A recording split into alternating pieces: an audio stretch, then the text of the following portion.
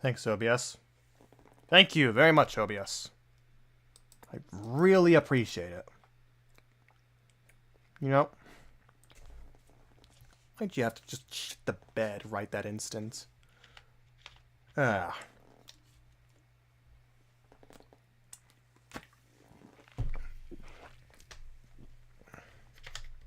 Fucking hell. Okay.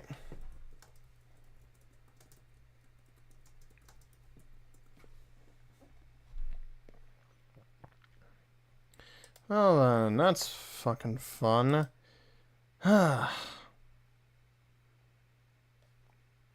Didn't do this last time, but no, it decided today of all times. It didn't. The miracle goddamn knew I was about to kill it, so it decided to crash my internet like a bitch.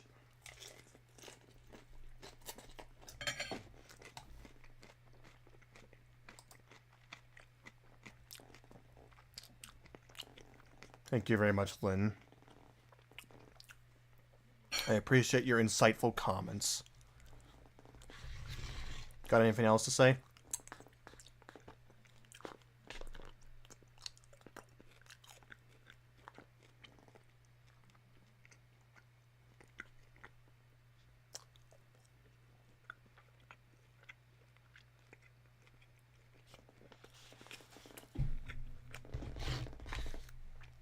Ah. All right.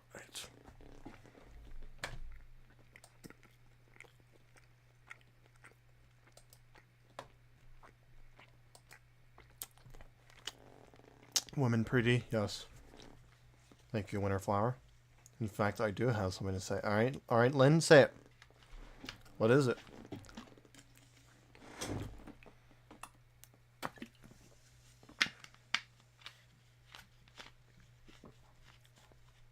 Of course, play all kind of backfired.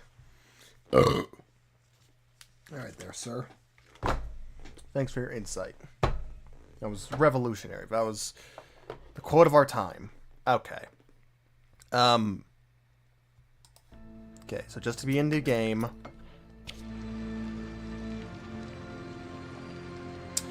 Alright. Oh.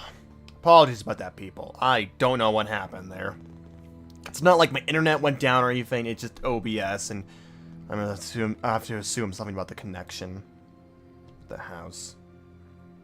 Welcome back. I lived and showered in the time it took for the internet to get fixed. Oh, nice. Good shit. Welcome back, good sir. And you're just in time, too, if, the stream can hold itself together with glue and sticks. Okay. I second Lynn's message. Of course you do. Okay. How much...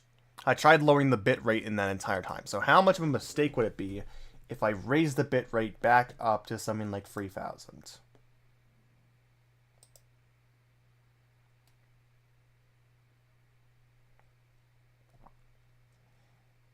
Okay, good so far. What about 3,500?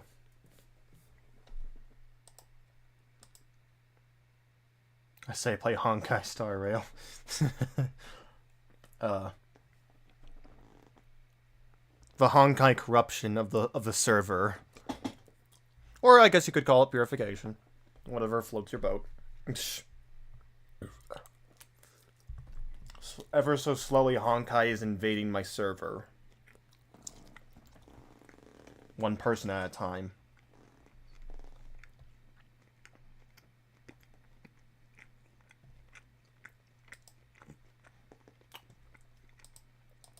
Okay, I am gonna bump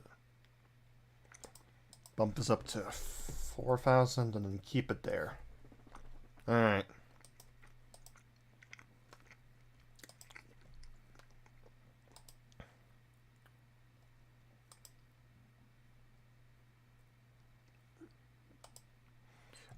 While technically corruption is the correct term in regards to Honkai, because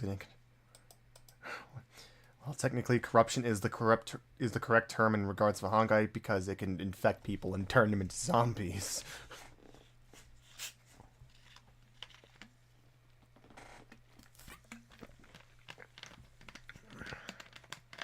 Okay. Whatever helpful insights do you have in terms of lore, Winterflower? Please give us the deep dive, the story explained of Honkai Impact 3. Speaking of the Honkai, where the fuck is the Honkai in Honkai Star Rail? You'll find out later. It'll probably be a thing where it's like you discover the Honkai later, or what it has to do with the Honkai verse. But alright. Okay. The entire story would not have happened if not for lesbians. This is a joke. This is 100%. Okay, but can we just agree that Genshin Impact is the Dragon Ball GT of Hoyoverse at this point? We don't like to involve ourselves with it directly, but then it can be cool. But there can be cool stuff in there. I could see that, yeah. Yeah. They just... Can they just not fuck the pooch on Genshin Impact? Can they just not? Can they not fuck over characters like Dea? Can they just do better? Can they just do better in terms of the systems? Not fall behind? Can they actually listen to their players? No, of course not. Also, it's been really funny, because now apparently there is a bug going on in this game, or a cheat that some people are using, involving Kaveh fucking deleting actual parts of other players' worlds. Like, people are joined up into other worlds and using Kaveh or Nahida and straight up deleting parts of the game.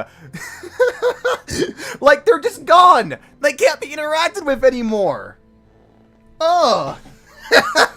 What the fuck? And they made an announcement post earlier that basically was the equivalent of like, please don't play Kaveh. Please don't use Kaveh in other people's servers. Please don't. Oh, they just, yeah, I know. Yeah. Like, essentially, it was one big-ass apology tweet, and then also saying, please don't play as Kaveh, please. We can't do anything about it. Like, what the fuck? How does this happen? How does this happen? This didn't happen when Kaveh first came out. Why is it happening now?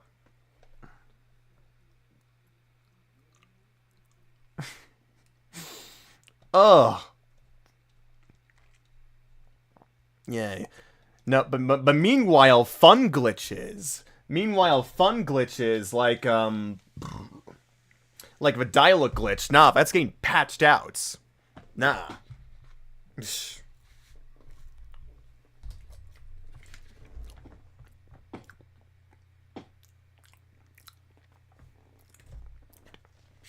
Ugh.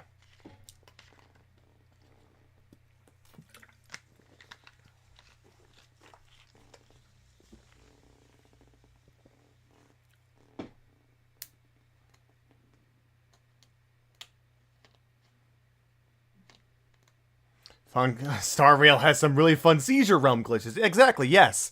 Yes, I can vouch for that. It does, in fact, have some fun seizure realm glitches in which we let the demons out of their prison inside the game, and it starts messing with everything. The fabric of reality is torn apart.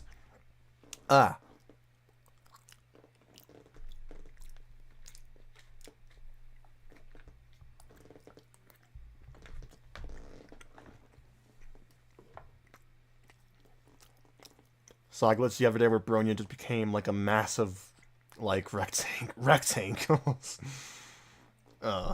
Geometry. Screams in geometry. Okay. But just be sure that everyone, everything sound good, everything look good in the stream.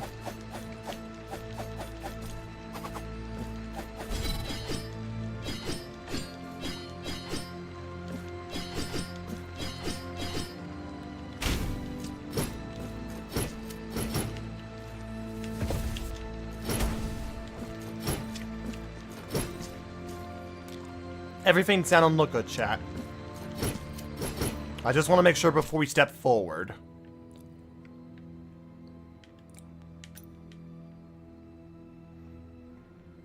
I can now semi-regularly remove the characters' faces for a brief instance. Makes for fun screen caps. Yeah. Terrifying power you have at your disposal. Also, yes, audio still sounds good. Alright, good to hear. And the quality, I assume the stream looks good in general at the moment, so... Alrighty. Let's continue onwards and upwards.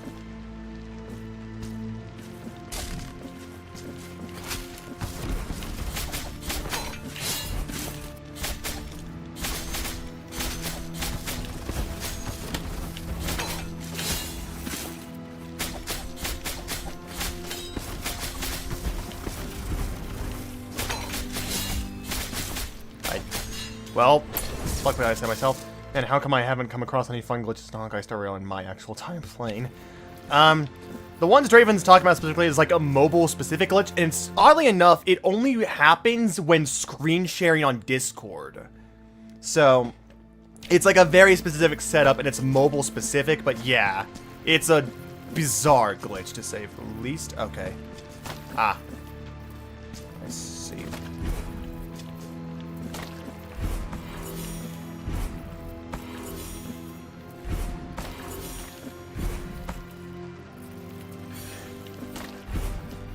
Oh, okay. 5,000 Tears of Atonement. The fuck? Yeah. It's specifically mobile and when screen sharing with another person. I don't know why. It just happens. And it results in all sorts of weird epileptic flashes. With, like, particle effects, character animations, and now people's faces disappearing. I guess the PC port is just pretty fucking ironed out then. Yeah, and who knows, we'll see about the PlayStation port, because I did actually sign up for the PS5 testing that's going to be happening at the beginning of next month, so I'll see if I actually get into that. So, yeah, hopefully that port is good. Now, if you want my take from left field, go play Punishing Grey Raven and prep for a Blackrock Shooter collab. Yeah, that is an official collab, yes. Good luck with getting accepted for that. Hey, Green. No, I did not end it for the night. No. If I ended it for the night, it would not be that abrupt. It would not. No, that was just internet's being a shit to me. It was just... Ugh. So I had to manually reboot the stream. In order to, get it back up and running again. This, arena. Yep, knew it.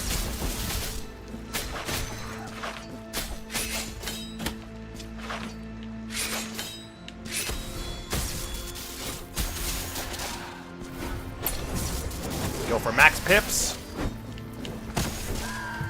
Okay, Abade, let's go.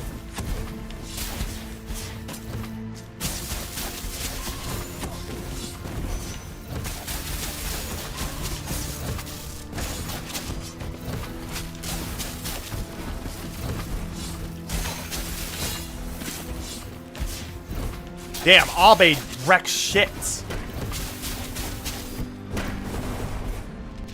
Also, that's not the most efficient. Bleeding Crown. Let's go for that again.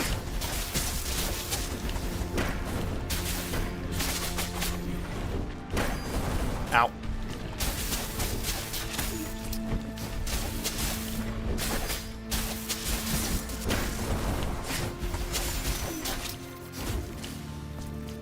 There we go. I've not seen a single Punishing Grey Raven ad, and I know nothing about the game other than the music Maxor has used. Yeah, music is top notch, better than some Hoyoverse stuff. If you like tech music.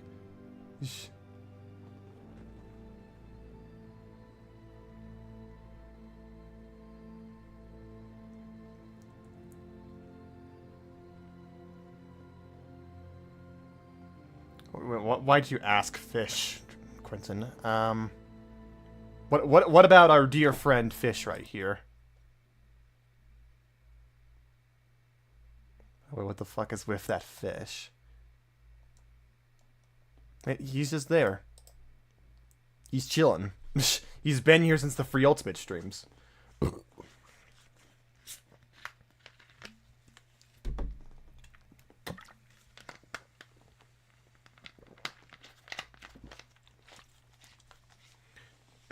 It's friend. Yes, he is friend, and he protects us from the YouTube copyright or striking system because the visuals in this game can be very interesting, and YouTube might not like it. Like, for example, the track Max are used for Morgon, only part of it I actually like. Try listening to the rest of the song, but Huh. I have not listened to much of Punishing Grey Raven. Ooh.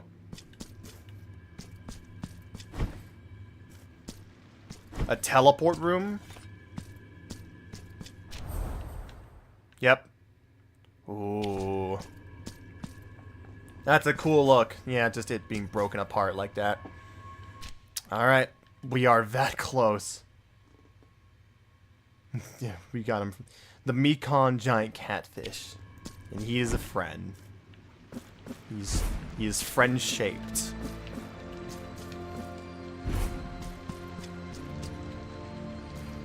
Pray, yeah, I was gonna be like, there's probably another Pray to You up ahead. Yep. Alright. Let's go.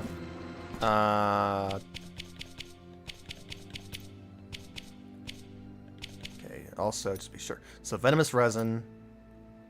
Second Wind. Storm Rage.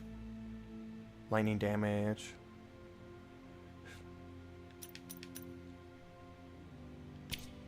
Elemental damage when fervor is at its maximum. One hit. Improves the effects of Bioflask.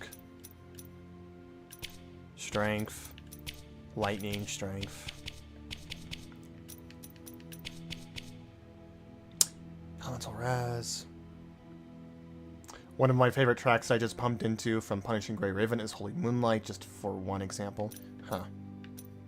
I'll try and check those tracks out later. Sounds good from what snippets Maxor used in his videos, so... yeah.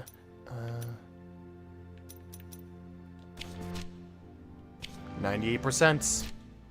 Good, I think we are good in terms of our setup.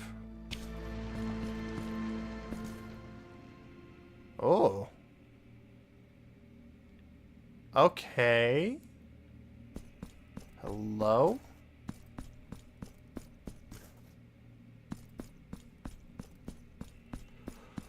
Oh. This waiting. Oh. This endless waiting has been my penance. The original penance, as old as the miracle itself. It appointed me first among penitents, perpetual by its grace, perpetual in awaiting you an eternity. My miracle, heed my prayer. Grant me thine blessing to fulfill thine holy command. Dress my body in wounds, lacerate the tattered parchment that clothes my flesh.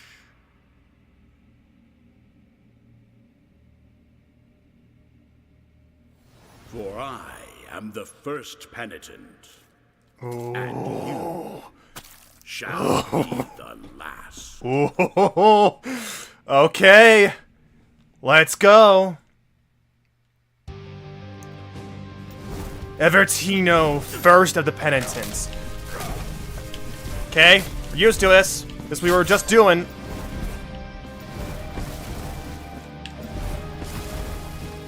Ah, classic Dracula.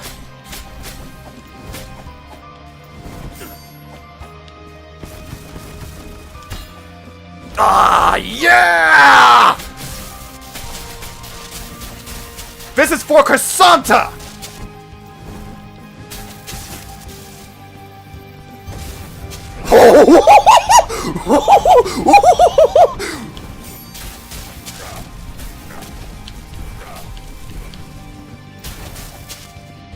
So... oh, fuck.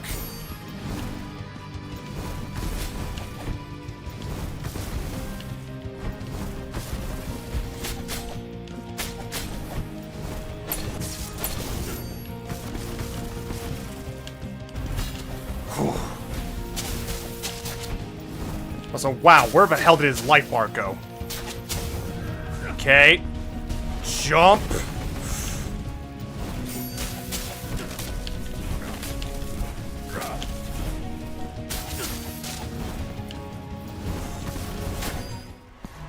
All right.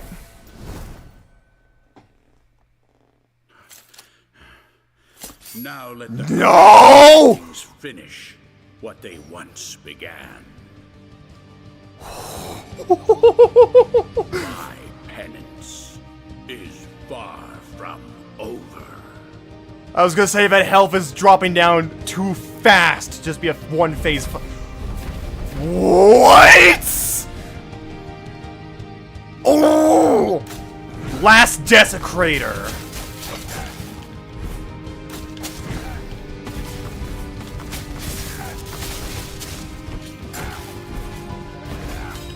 Ooh. Okay. Damn it. Okay, I should try and start parrying more. Damn it. No, you don't. Fuck. Damn it, these moves. Nope. Damn, okay, so from behind.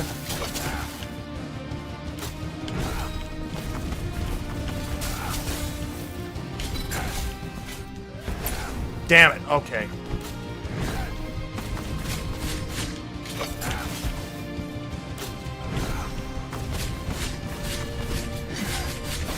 Oh, that gets me from above. Last Bile Flask.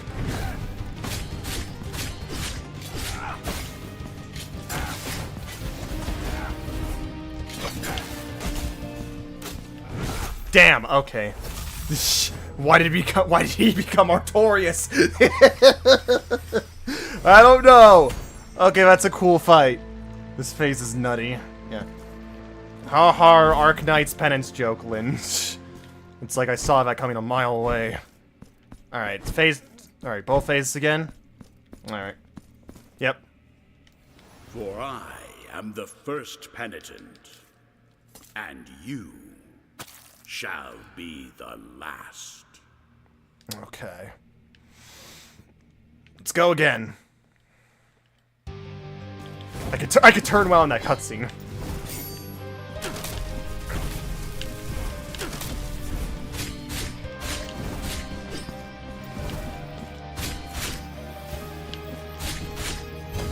Okay. Jump. Good timing with that.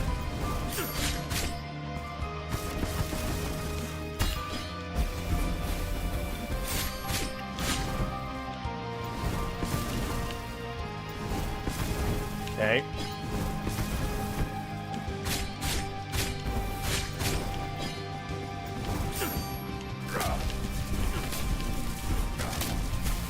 I didn't time that well enough.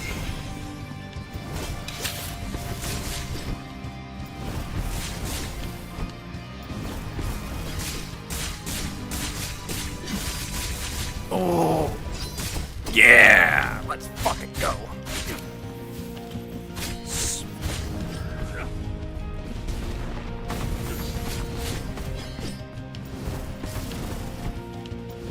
God. This guy's pulling double duty, being both a better Escobar in terms of Dracula treatment, as well as just borrowing from Chrysanta with being like a knight fight, essentially.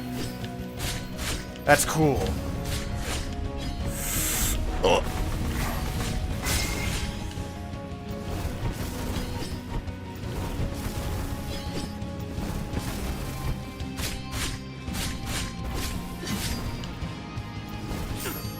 Waves? Yep. I dodged the wrong direction.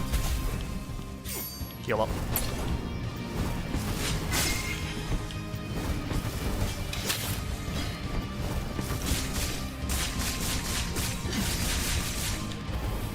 Die! That's cool. Alright, that's cool. And then into phase 2 we go. Now let the crimson bindings finish what they once began. What's the deal with that sword? My penance is far from from over. Oh, that's fucking Subezzo de Plata. I am for sure that's Subezzo de Plata in the music. That is for sure Subezzo de Plata. Okay. No. Be on the lookout for parries. Fucking hell. God. He doesn't stop. Nope. Okay, so free hit combo. I thought he was gonna close the gap there. And he could trick you up by side swapping.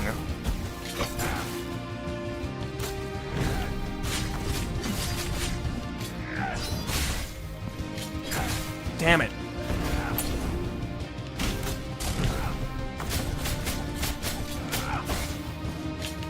Nope. Okay. Also, he has a lot of health for this phase. Makes sense, because they want you to fight it!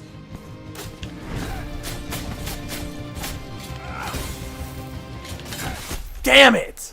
Okay, so I have to be reactive, not preactive. I have to wait and see which side he's going to before I can even try parrying. If I had a nickel for every time a recent Metroidvania final boss pulled out a sun-like ball of fire for one of its attacks, I'd have 2 nickels, which isn't much, but you get how this meme goes. Yeah. Funny coincidence. For I am the first penitent, and you shall be the last.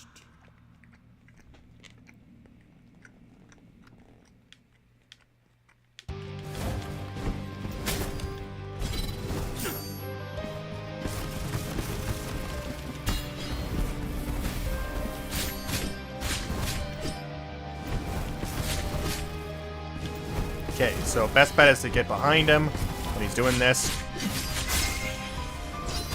Oh, that takes up so much health!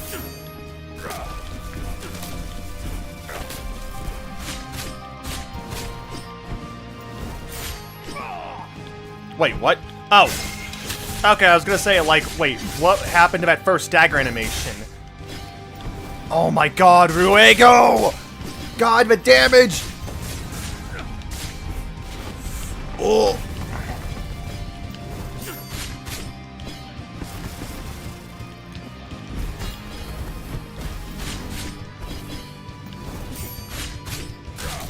Nice.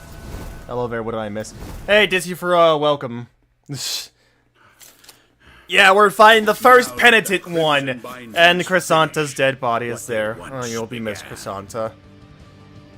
Oh. This is most likely the penultimate final boss, like what Chrysanta was for, Escobar.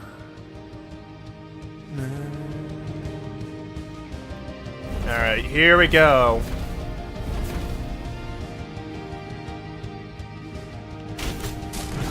Damn it! Okay, I need to be quick. Oh. Fucking hell! What the hell? No mercy just cornered me like that. Why was that sword stuck in there? Intro cutscene of Blasphemous 2. That is the sword belonging to previous arch enemy of the Penitent One, Chrysanta, from Blasphemous 1. And at the beginning of this game, I think she offed herself for whatever reason. The sword's just there. I am the first penitent, and you shall be the last. Alright. Do the song and dance again. Okay, so phase 1 is not a problem. It's phase 2 I need to learn. Well, of course.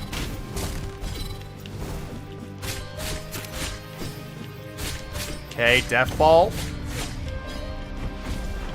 Oh.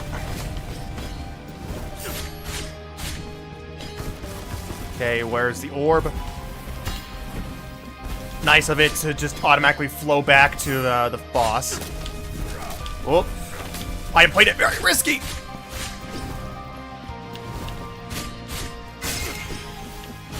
Another Death Ball. Alright.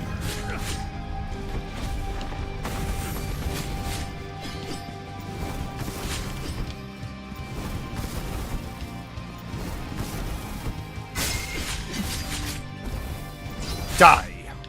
That takes up so much health. Delayed, yep.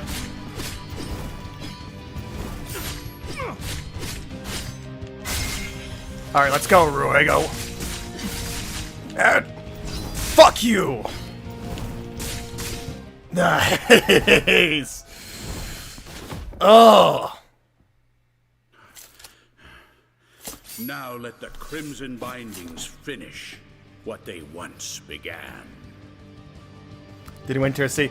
I visited that NPC in this stream, but I covered it up with the fish. But I gave her a description of what I was seeing. This game's lore is cool. The Blasphemous lore is really cool. The world is cool. The setting is cool. The inspiration is cool. All right.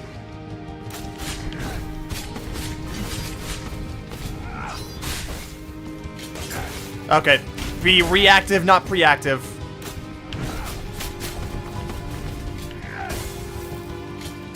Gotcha.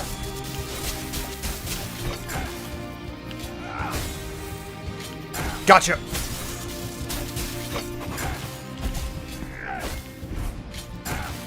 Let me heal, please.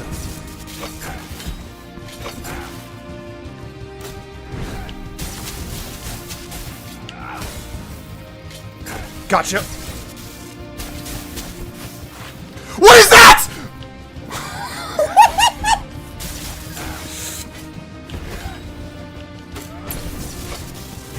Oh my god.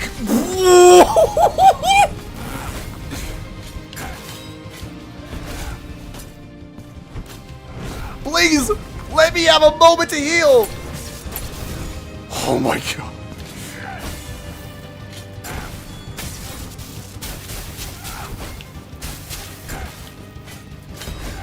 Nope. I should not. Okay, so I shouldn't try to block that. Okay, you could dodge out of it.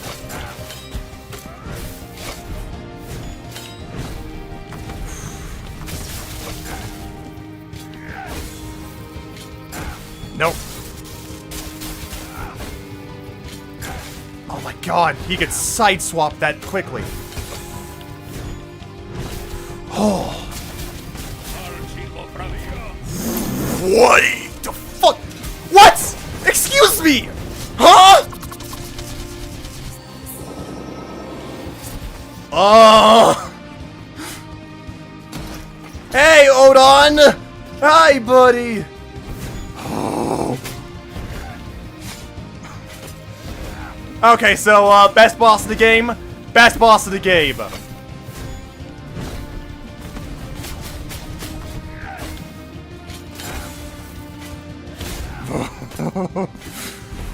Oh my god.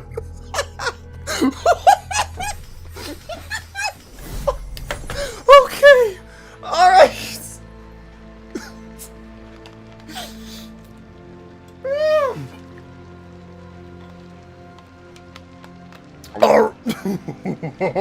All right. All right. All right. I see you. I see you.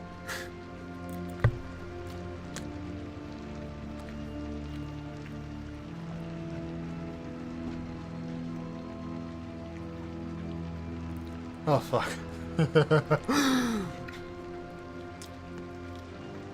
Sorry, I'm just taking a breather to eat.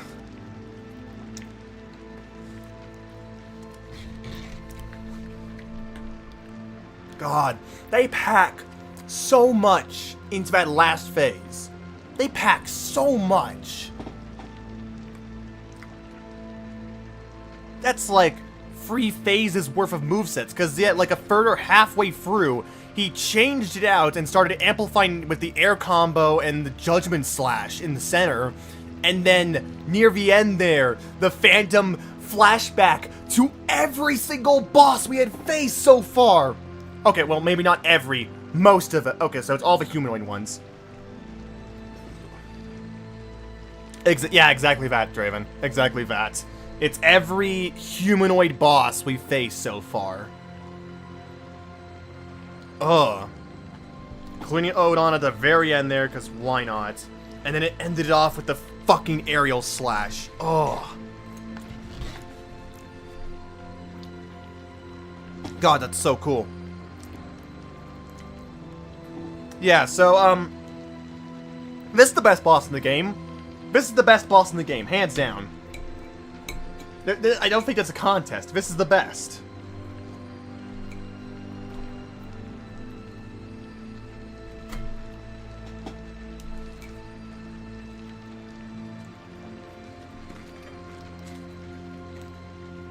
Oh.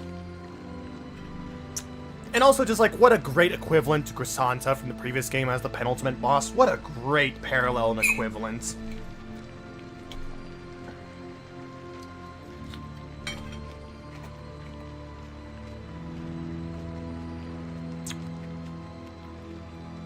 Alright.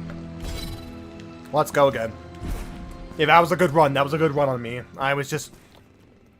It's... The tricky part is second phase and the fact that he gives so little time to heal.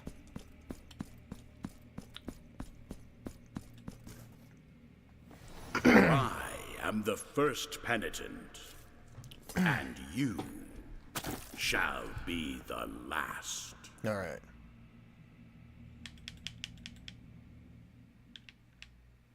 Excuse me, sir. I'm gonna pick up my guilt here. Off with the, okay, already doing this move. That's waves. Wrong direction.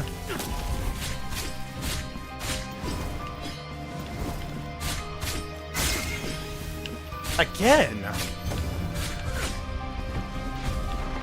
I have to know what this track is later on. Like, once I finish the stream, I have to know what this track is called.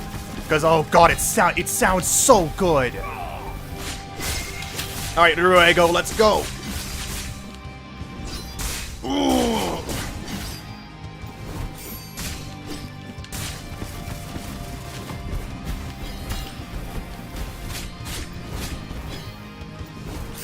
Lightning. Yep.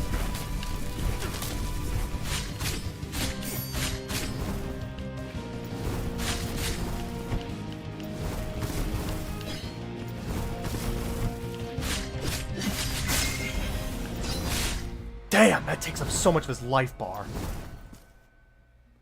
Padre de los Penitentes. Alright. Great. Now let the crimson bindings. Alright, I'll add this to my list. Because I already added the, De Blanca, the elevator boss's theme to my, liked list on Spotify, so yeah.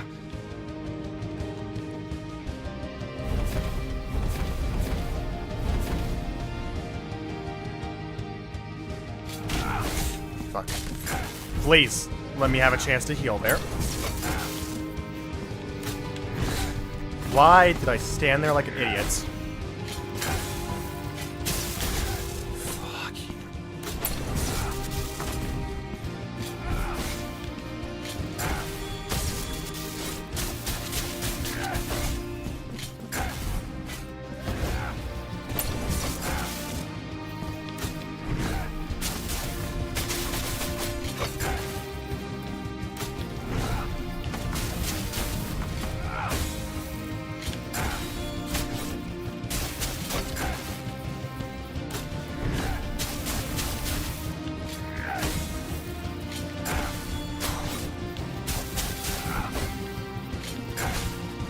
I shouldn't have tried to dodge that.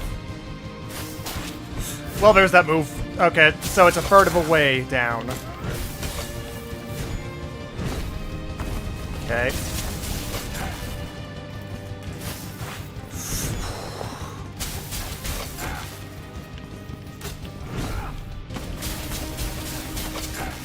Damn it. Greed. Fuck, I got that. I got that parry off.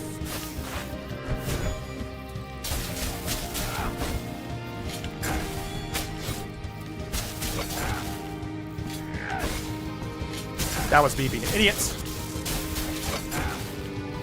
Alright, it's about time for you to do the super. Yep, it is. Alright, here we go.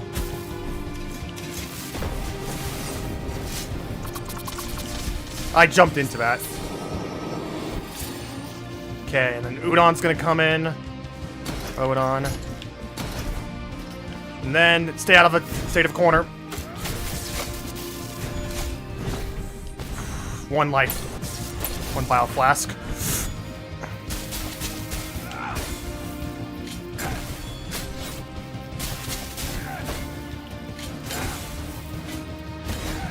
Damn it. No, no, no, no, no, no, no, no, no, no. Oh, it tracks you. That's sneaky.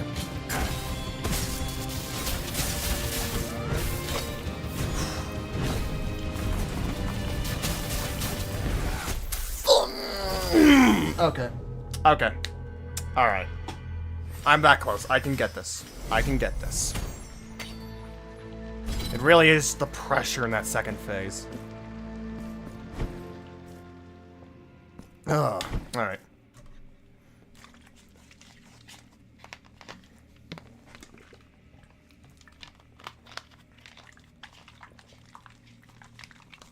Bad chat. No, I'm getting called out by my own chats. Oh. For I am the first penitent, and you shall be the last. Alright.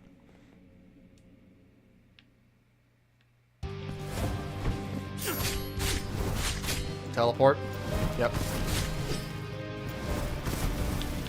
Because not many moves in phase 1, and that's fine. It doesn't need to be like that, because it's a pretty short phase.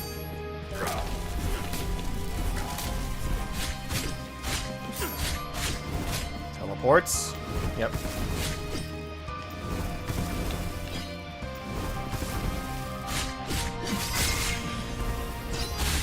Nice.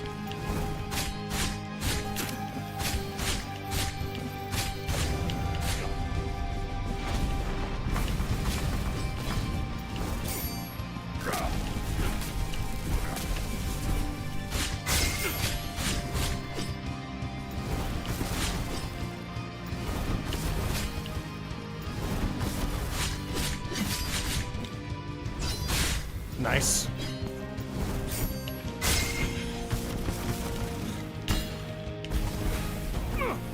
Alright. Time to kill you. Good die, sir. Alright. It's always the Excuse me?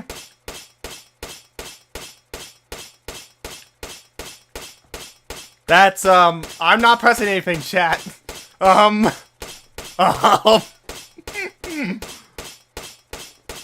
did.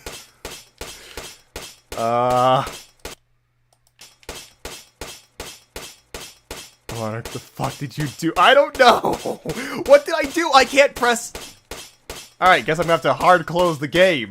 Alright, so, Blasphemous devs. I found a bug. That's the first proper glitch? Yeah. Yeah, for sure. Huh.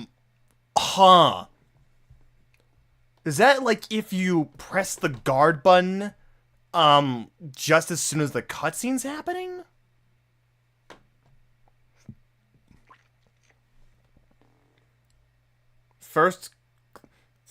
Well, that's the first major glitch I've seen so far. Like, all of the other glitches have been minute and also small ones. Like, they've been small and not too frequent.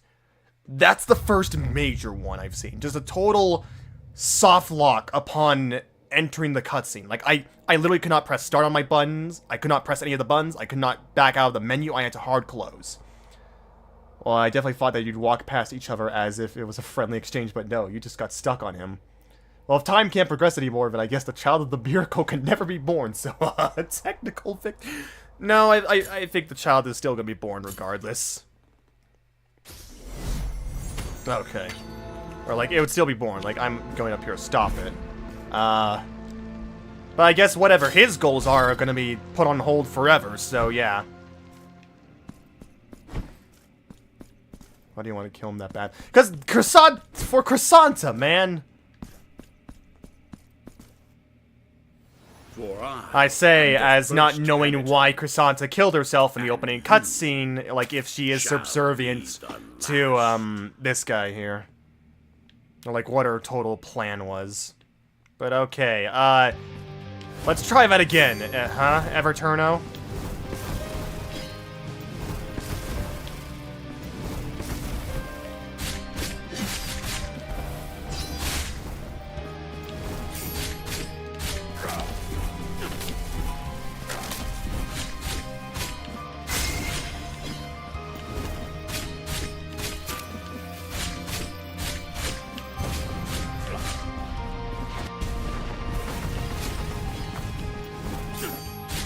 Lightning.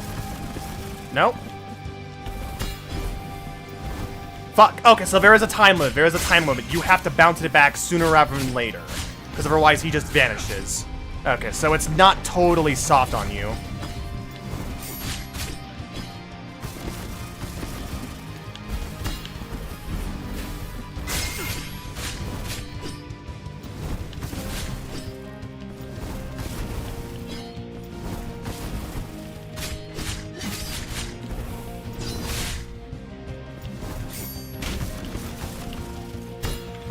Well, that's an easy solution.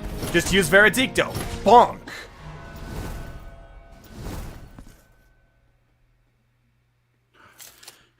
Well, his goal is literally Now waiting let forever the so crimson nothing bindings happens. finish what they once began. Well, I mean, clearly time just stopped for everything other than you, so I don't think the miracle could be born. Penance Not true. is We'll call it far draw. from over. Does the miracle even follow the law of time itself? Trying to figure if there's actually been any time distortion messery or fuckery with Miracle in these games. Damn it. Not gonna lie, the glitch threw me off. The glitch threw me off from last time with this attempt. Okay, Everturno.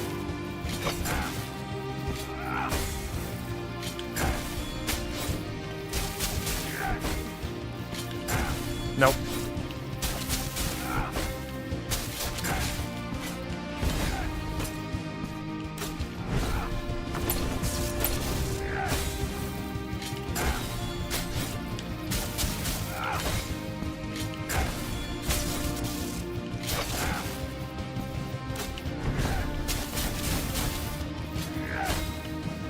You missed, sir! How'd you miss? I was right there!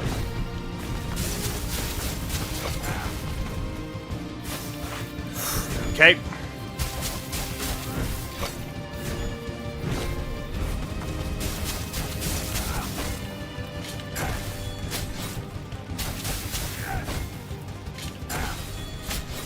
Okay, we're approaching the point where you should be doing your ultimate move.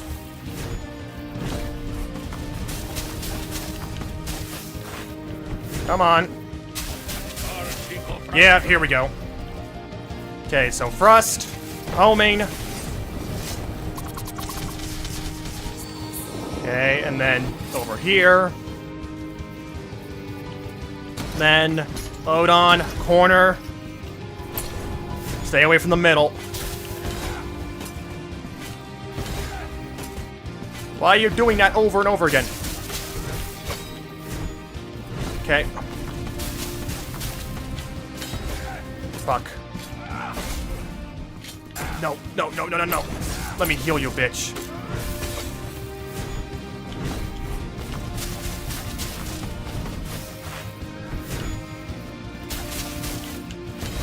Fuck. I was expecting you to side swap, you bitch!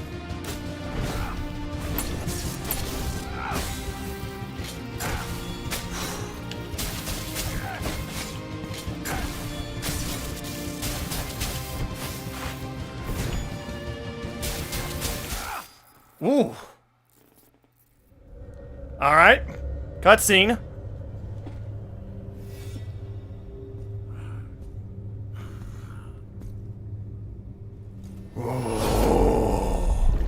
Oh no.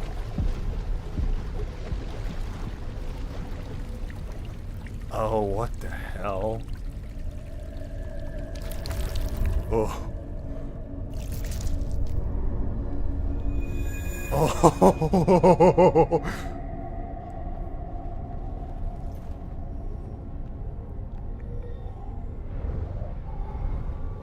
Oh, that's cool. There was never a blade to begin with.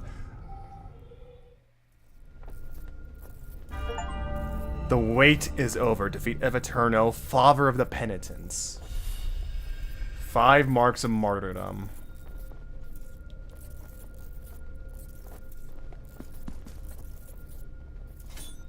Oh. Remembrance of Chrysanta. The child is born. The clouds open up before thee and shed crimson tears.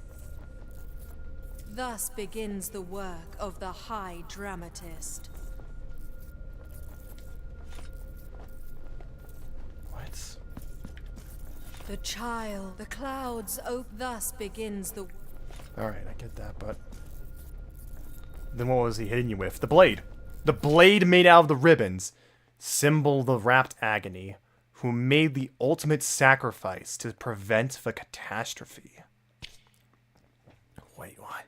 Once Chrysanta saw the blood flowing from her gashing wound, she realized she could never stop the miracle from taking flesh. She had been fighting the arch-confraternity of penitents in a long, cruel conflict, but defeat was now inevitable. Evaturno led the congregation, a peerless foe whose impossible power was fed by the endless sources of his divine eternity. The miracle had chosen him protector of its new work, after bestowed upon him the original penitence, that of perpetual contemplation, to wait endlessly until the miracle required so. And so was he called to arms, in the vigil of a new celestial icon birth, the great divine work that would join the hearts of a devout and bring together their faith. And Evaturno, father of the penitents, heeded the call and fought in that decisive battle, where Chrysanta met defeat. Exhausted, Chrysanta fell to the cold slates of that temple, knowing she was living through what she knew would be her last moments, and resignated as that magnificent creation ripped through the bloodied skies above them all. That ancient sacred ground would be her tomb, but also where her fiery legacy would persist. Her sword. In that very moment, she held her steel up, wrapped as it was in crimson, and plunged it fearlessly into her chest. In her very blood, she bathed it, a final sacrifice that she bestowed to its future wielder.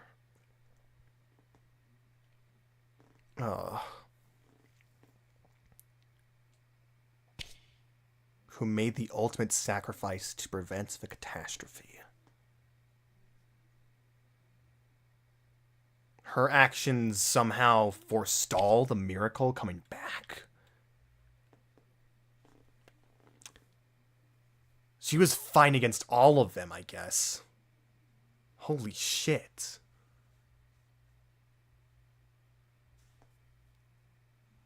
Chosen a new protector.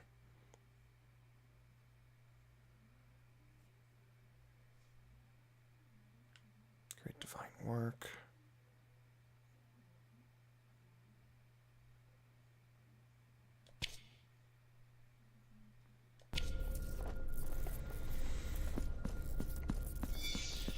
We are not going there immediately. I am seeing what this remembrance is about. I am turning it into the sculptor.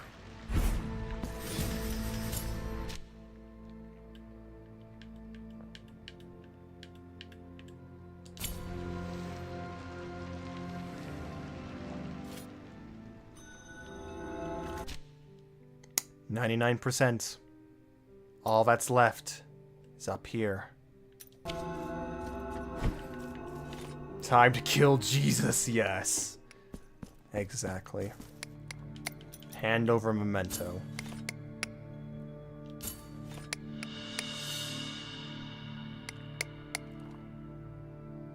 Chrysanta. Allow me to present you Alter piece of favors.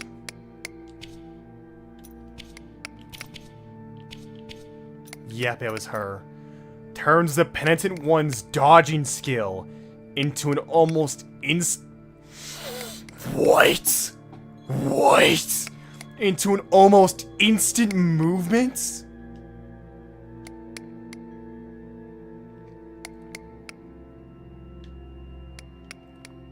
Wait. There's new dialogue. There's new text of us. Okay, it isn't the same.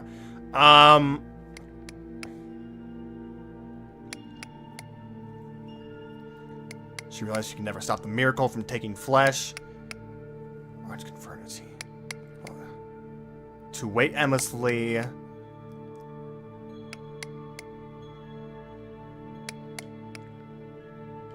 Her sword. In that very moment, she held her steel up, wrapped as it was in crimson, and plunged it fearlessly in her chest. In her very blood, she bathed it, a final sacrifice bestowed to its future wielder. Only then did Chrysanta allow her eyelids to fall, concealed by the metallic severity of her helmet. And only then did those eyes, that had always remained vigilant within their own darkness, shut forever, submerged in the night of her blind, unshakable faith.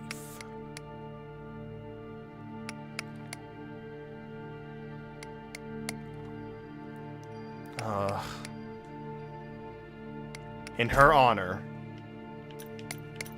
Oh, fuck. Now, is there a,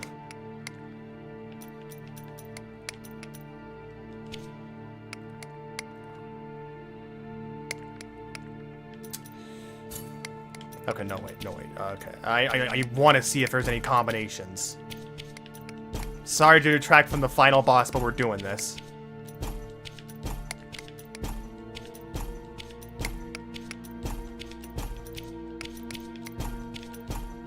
No.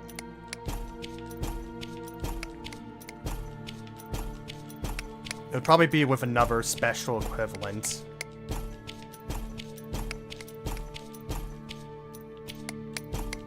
Wait! Gregel's favor increases Veredicto's strength. Okay, no, wait. Okay. So that's just with any. That's just with any. Okay. Well, never mind. No special combination for the moment.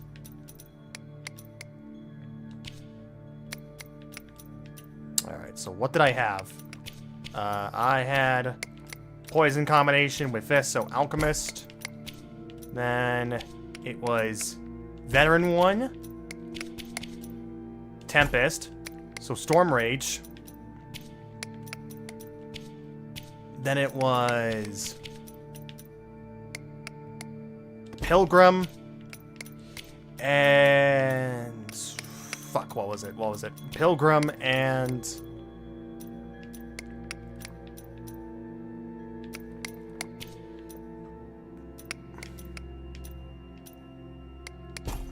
no.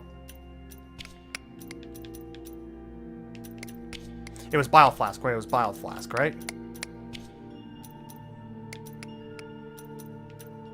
Yes, it was. Okay. And then Chrysanta. May the hands of the...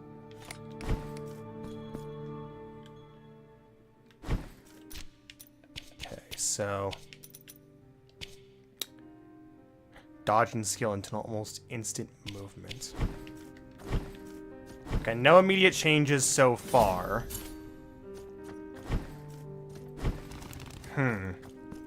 Oh. Oh.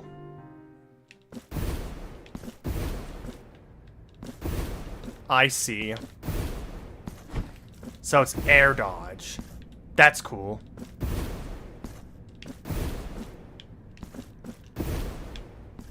That's a cool effect. How big is the miracle in size? Define big. It's a godly, unseeable, unknowable force that just kind of exudes its force over the lands.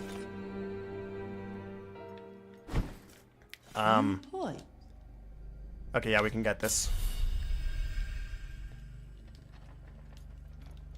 Is it just purely a visual thing? Maybe. You have acquired the last of my wares. I offer you my deepest respects. There are no more items. Empty-handed. Purchase all available items in the shop in the city of the blessed My name. apologies. Alright. So that's an achievement.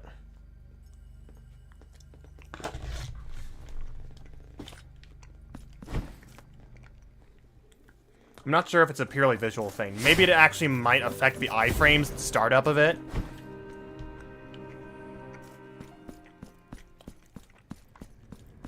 Because, okay, the heart itself and the child out of it isn't actually the miracle itself. It's instead an icon, a new figure for people to pray to. Because the miracle requires faith and strength after all these years in hibernation. So it's creating the child and the heart in order to create a new figurehead, essentially, for people to believe in.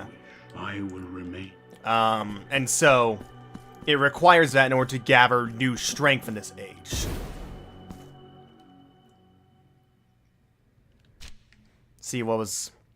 No, it didn't open up yet. That said, this is probably just like Blasphemous 1, in which I can return this save file anytime I want after defeating the final boss. So, I'm not going to delay it any longer.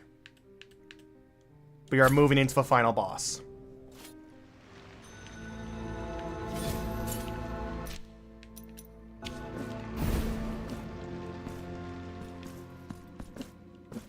It might have a hitbox. Dashes with hitbox can be convenient. Perhaps, yeah. Whoa.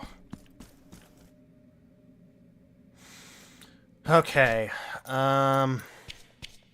Okay. Chanson versus...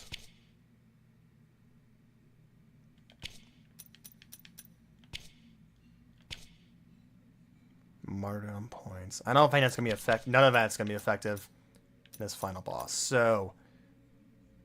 let's swap some things out. So, we've already got elemental resistance. So I'm going to do lightning, and it's probably going to do mystical.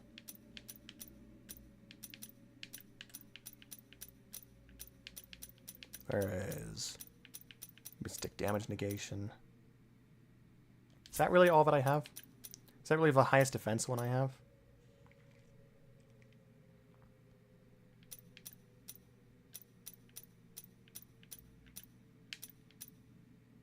Miasma, fire.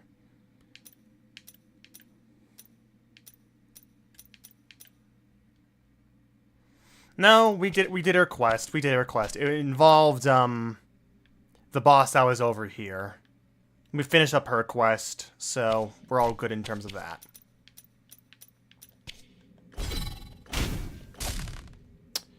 Alright.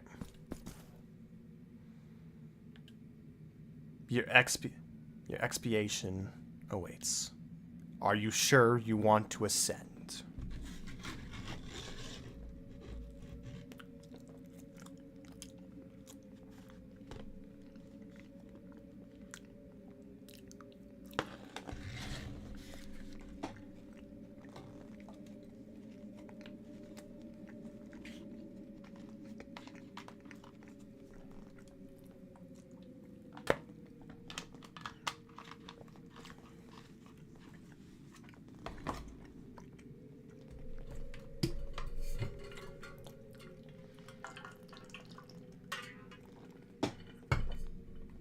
Alright.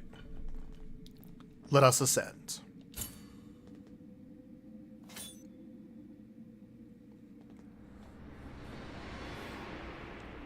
The Radiance. Actually, though...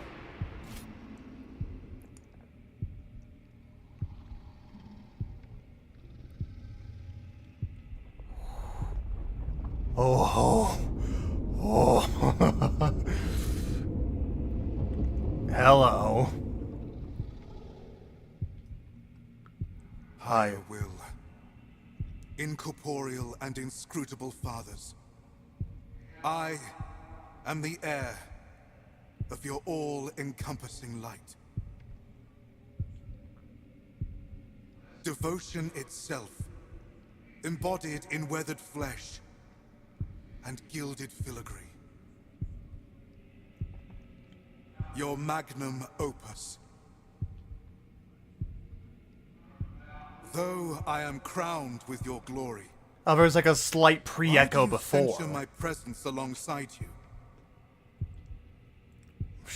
What is this obscure darkness of unanswered cries that prevents me from understanding the purpose of my birth? Oh.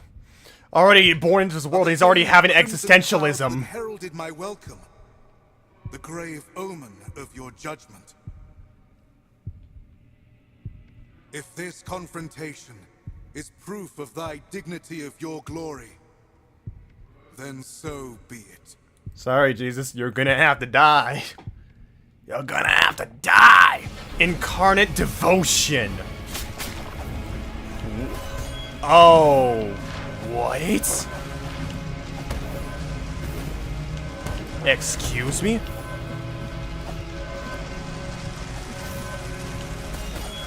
Huh? Ah. Ah, I see. That dash does a lot of damage. That dash does a lot of damage. It has a hitbox. It has a hitbox.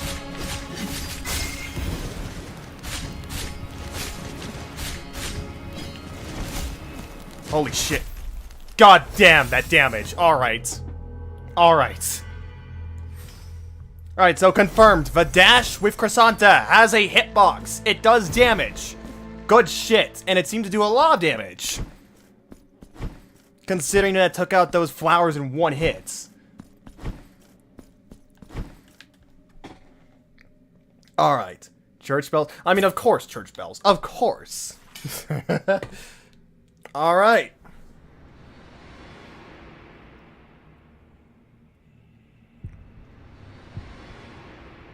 I was joking about the Radiance joke, but, I'll take it. The Radiance comparison. Okay. How much of it is it just me of us rising up? Also, what's it, the fucking pixel? Look at this! Look at the pixel art! Look at the gold behind it! The halo! The heart. Higher will. Ah, okay, we can skip the dialogue. Nice. Incarnate devotion. Okay. Okay.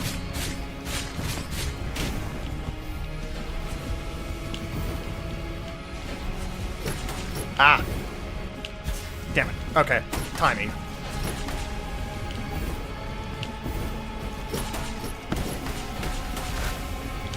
Whew. Ah.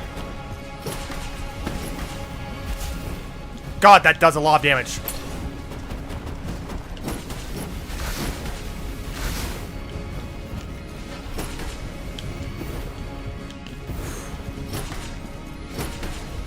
Okay, I get it. You're using lights of judgment a lot. I get it.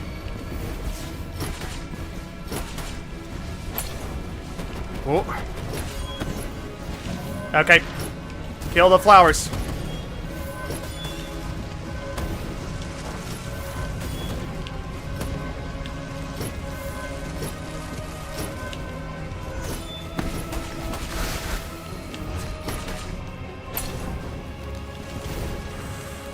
Whoop. Whoop.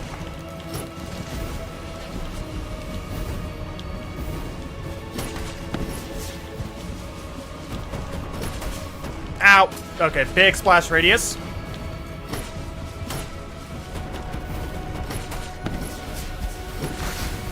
Whoop. Ah, why am I not on the platform? Fuck. Oh, oh.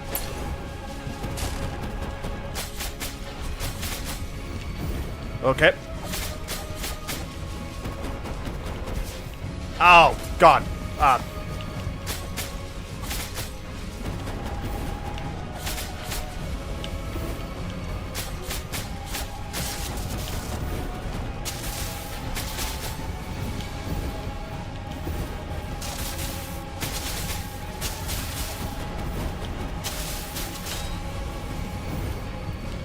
Damn it, okay, so I need to land on the platform. I need to land on the platform reliably.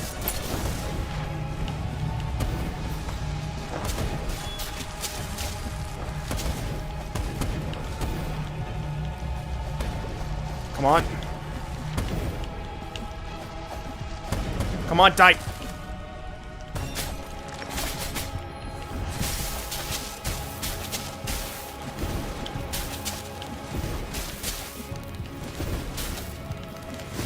Damn it.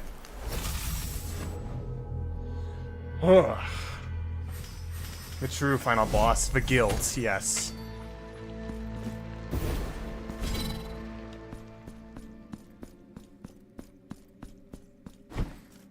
Alright. That seems solid enough, though. That's not bad at all. I'm going to say right now, this is nowhere near as bad as Last Son of the Miracle. This is not even close. It feels like I can actually try, and there's consistent, like there's consistency in this so far.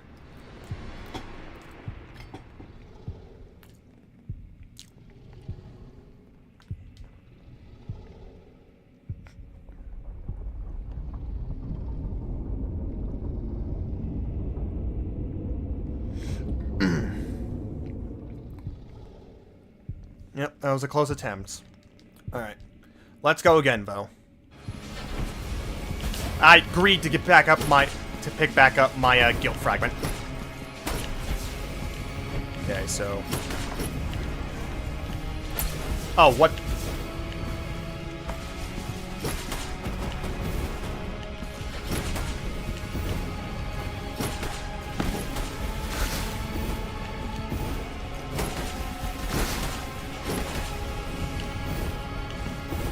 Okay, so cycle between these two platforms. Gotcha.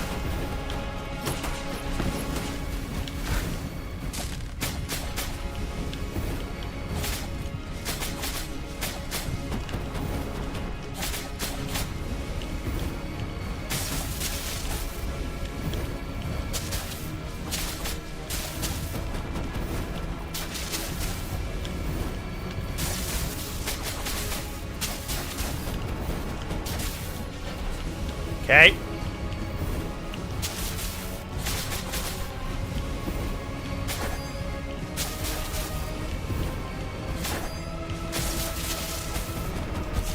Oh no, oh no, oh no.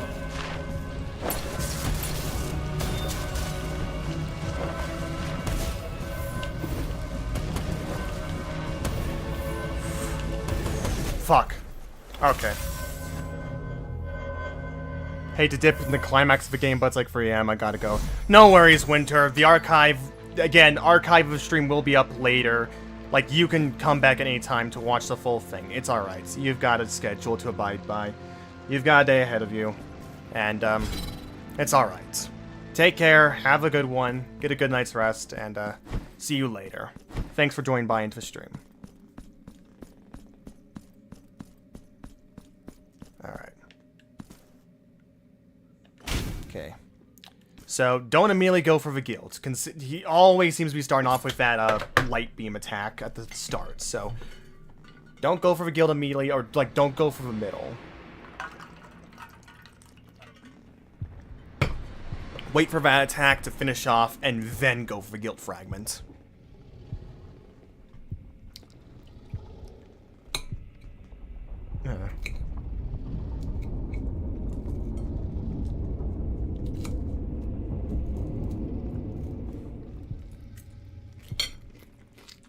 Higher will. Incorporeal and inscrutable. Not exactly 3 days, it's more like, I am the 6 heir altogether, but yes, of 3 your days of all actual game encompassing time. light. 3 days of me actually playing the game. Yeah. Devote your... What is this? Alright. Wait it out. Wait. There we go.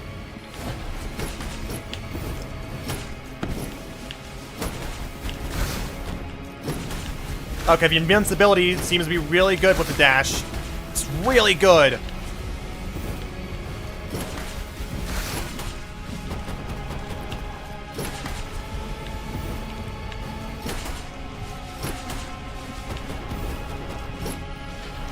There's not enough time to do the charge attack. Why did I try doing that?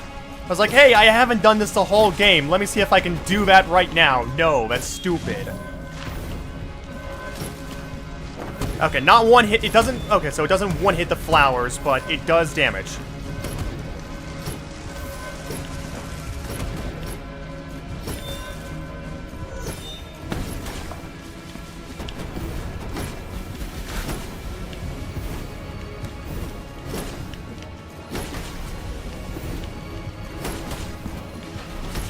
Can I stand in the middle? I could stand in the middle. No, wait, I got hit. I got hit. I was gonna say, can I stand in the middle and be safe, considering the tight space? Okay, platforms. Platforms again.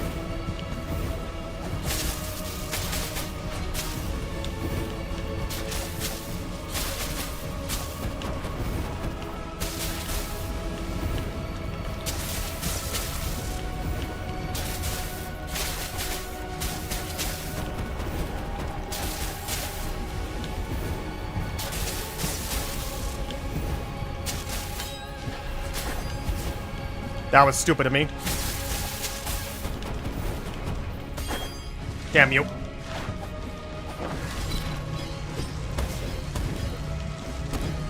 It's good that you can negate the orbs. Ow! The damage! Okay. Okay. God. So, very simple attacks, technically speaking. Like, they're nothing too complicated so far, but if you get hit, holy shit, the damage. Lightning, mystical, elemental.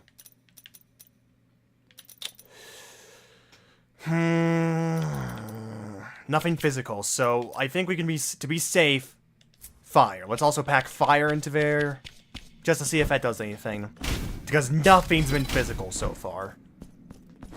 It's all been a cast or magic-based boss.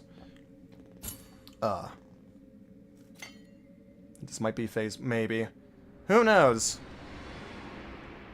I mean, that'd be weird for a penultimate boss to have 2 phases, and the final boss to have only 1. I don't know, depends on if it can do anything else. Also, the health doesn't seem like it's going down all too fast, so I'm not sure. Whereas, like, if the health's gone down really fast previously, it's like, oh yeah, then it's a multi-phase boss. Higher will. That said, there could be multiple phases within a same health bar. Your Alright. Let's... Oh! Starting out with a different way of light, of, rays.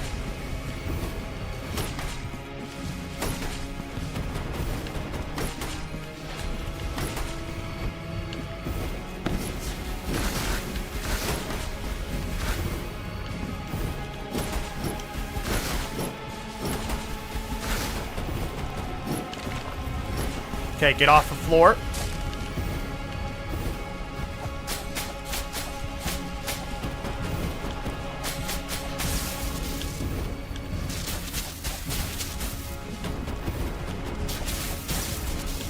Okay, platforms. Too late, too early, too early. That was too early.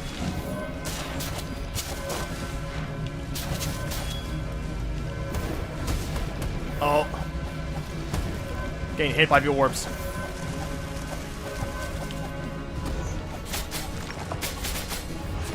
Okay. Careful. Timing.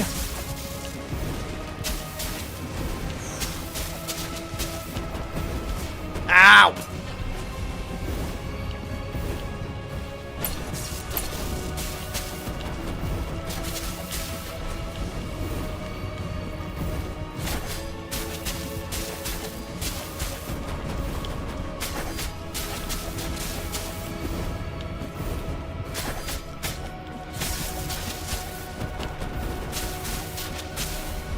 Yes, you can okay, you can space it out. Nice.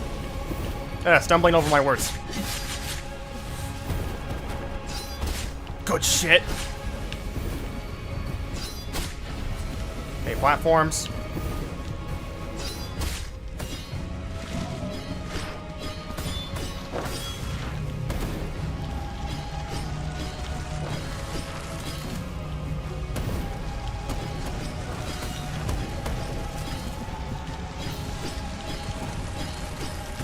Nice.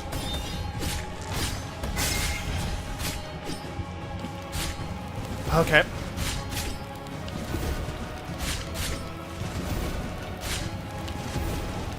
Oh, okay, that's a new set of patterns. Oh, okay, combination of attacks.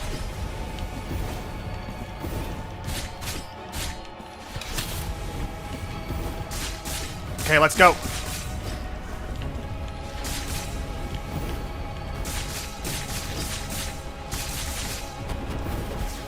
Nope. Oh. There we go. Summa Blasphemia, a heart of gold. Defeat the devotion incarnate, the last child of the miracle.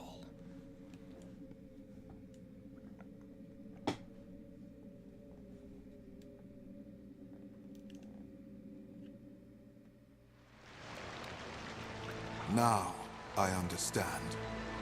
And for this, I offer thee my humble thanks. This pain is my baptismal sacrament that will unite us in communion to make it flesh. Thus, we will be reborn as a new symbol incarnate, overflowing with devotion. The beginning of a new era for the miracle. What? The second Psalm.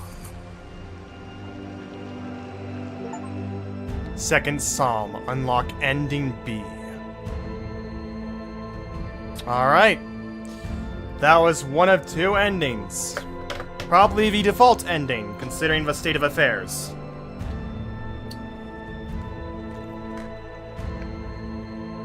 I think you're really being overdramatic about the cutscenes. I don't mind it. Like, I don't get it. Honestly. Alright. But that was, I think, every boss in the game. Most of the major feats I could do. That was Blasphemous 2. I think, altogether, with these 3 days worth of gameplay, contender for favorite game of the year. This basically fixes up everything that I had a problem with in Blasphemous 1, primarily in regards to the boss roster and the platforming. The platforming was the biggest problem of that game by far. Because, I mean, it nailed, like, the heavy, weighty, chunky combat. It nailed, like, the movement. But in return, it suffered and did worse than its contemporaries when it came to that platforming and movement aspects. So it was kind of like a trade-off, essentially. Like, in return for this kind of different feel that made it stand out, it unfortunately suffered in arguably the most important area for a Metroidvania, which is the platforming. Which is why bosses like Triangustias, Last Son of the Miracle, and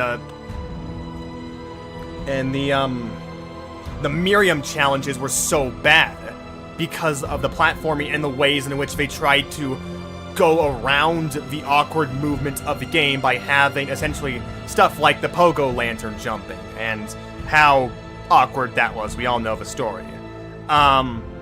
Wait, what was bad about that from an outside perspective? These guys look great in their cutscenes. So I want to start.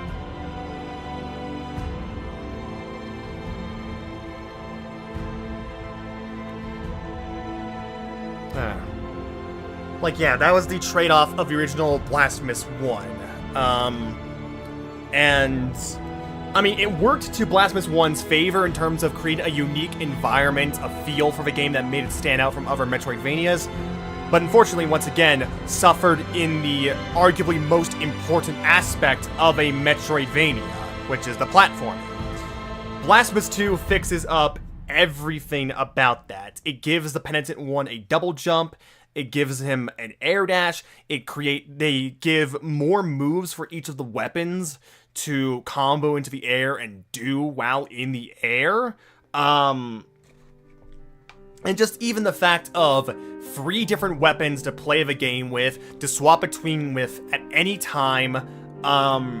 And it adds a whole lot of diversity in terms of the game, with approaching the bosses, quick swapping between the two, or between all 3, figuring out what works best for the situation.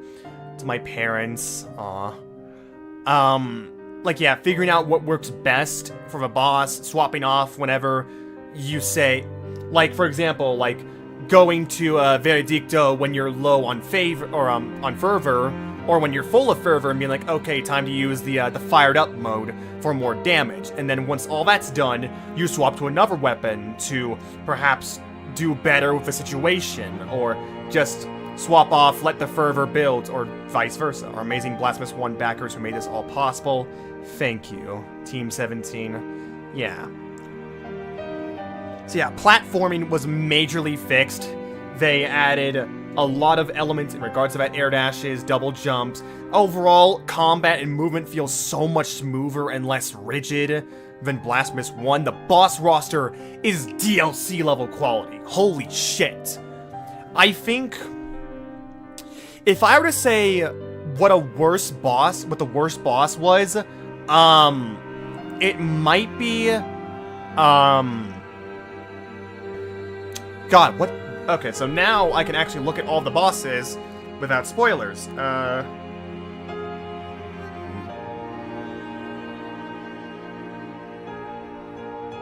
Because I'm not gonna tab out, because that would just pause this whole credit sequence. Like, okay, first boss. It's the first boss. It's the Warden of a Silent Sorrow. Like, it's that kind of level where it's not supposed to be complicated. It has a few attacks to teach you the basic. It's whatever. It's fine. It's fine for a tutorial boss, essentially. It's not bad. It's not great, but whatever. Ospina was great. Like a good human duelist fight. I think Radames was fine. I had a little bit of confusion with Radames when it came to the second phase, but that was just my own problem, essentially, with like rationalizing what to do. Lesmis was a nice surprise with a 3-phase boss fight out of the beginning 3 bosses that you could fight. Athalar, Sentinel of the Emery, was neat. It was definitely a different soundscape and intent they were going with the boss, trying to make it more creepy than epic with the sound effects and the music. So that was neat.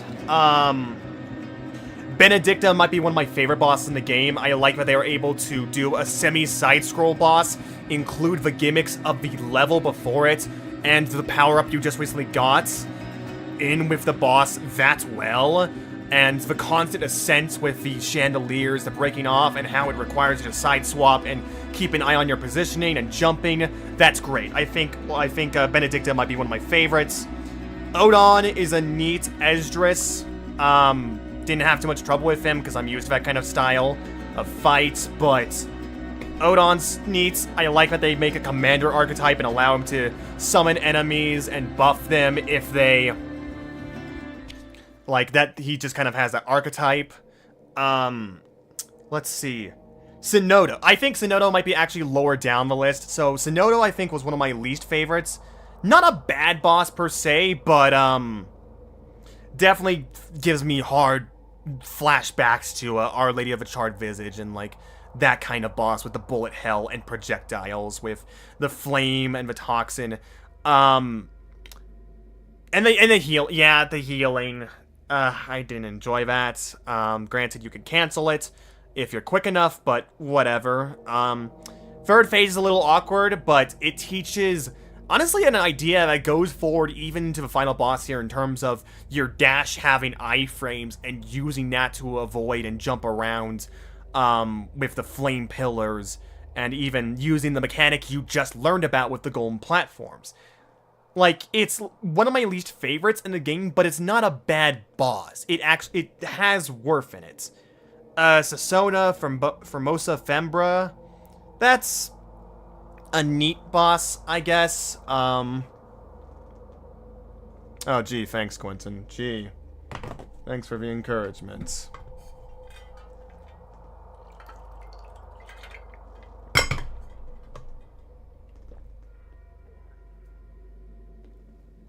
Like, Sasona...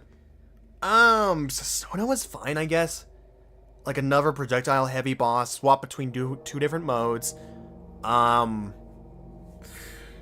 There's some platforming and managing with the air dashes when it came to some of the bullet hell, but other than that, it's fine, I guess. Evaturno, best boss in the game. I think Evaturno is the best boss in the game. they not only managed to do a better Escobar with the spell casting and the Dracula homage, with the teleporting, the spells he can cast, and being able to redirect one of the attacks back at him, that he has a stagger state, but also being a parallel to Chrysanta from the first game as this penultimate boss, with picking up the sword and swapping up from a cast-based mage fight into a close quarters combat style fight that requires you to pay attention to his positioning, his tells, to not react preemptively, but instead react accordingly, like the instant he sideswaps. I like how long that second phase is. It lasts for a while. He's got a ton of moves in that. I like the ultimates he has. Best boss in the game. And then Devotion Incarnate, the Last Child of the Miracle. A better Escobar and the Last Child of the Miracle in every way. Every way. Doesn't have too much bullshit RNG in the way. It gives you time to heal. The patterns are understandable. They are readable. They are dodgeable considering the tools you're given in the game. It gives you breathing room with the tools you have, but punishes you greatly if you fail. It's a better Last Son of the Miracle in every way.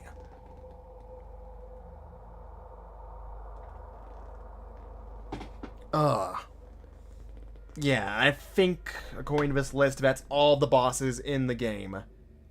Yeah, God. What a great selection of bosses. Again, so many of these are DLC quality, or like they are on an average of DLC quality. And if this game is getting DLC in the future, like Stir of Dawn, or anything that big, which probably considering they haven't included New Game Plus yet, or a boss rush, then, oh God, where does it go from here? Because that whole roster was so good. Like, even the worst of this game, like my least favorites, they don't reach they don't compare to the worst of Blasphemous 1.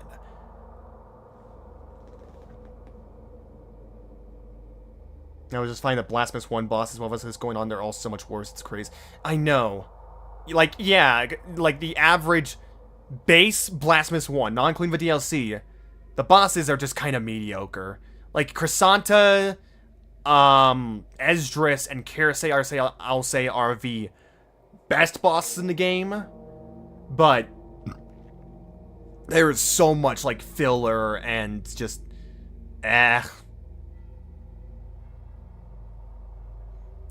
We'll say I'm disappointed there are basically 0 beast bosses or horrific bosses. Yeah. That was a complaint I had with the first game, and there didn't seem to be any. I mean, I guess you could call something like, you could call something like Sonodo a beast boss, or like monstrous, but like, that doesn't exactly count. That's not in the same vein as like Serpez, or Exposito with the snake. Like, it's not exactly the same thing. Who knows? Again, if they're gonna do DLC though, then they might have a chance.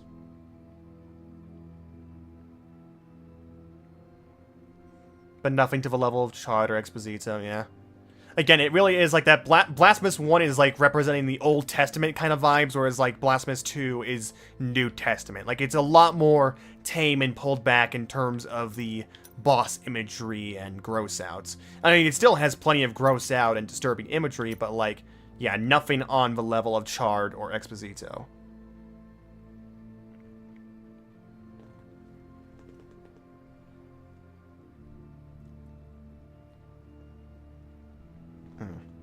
Like, I was gonna say, like, the cutscene style here is straight up like the DLC trailer, and I didn't hear you complain about that, at all before. Then again, it is a trailer, but, I don't know. I do not agree with your sentiment. I don't. You can say it clashes with the art style and all that, but it's like, it's not the same art style, if you will. If this was like Blasphemous 1 art style, like base Blasphemous 1, then I could agree with you there, but there's clearly a difference between the two games, even in terms of the pixel arts.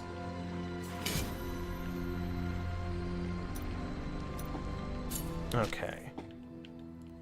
Wait, that's 99%. Okay, so it's probably this one square down here, if I'm gonna have to take a guess.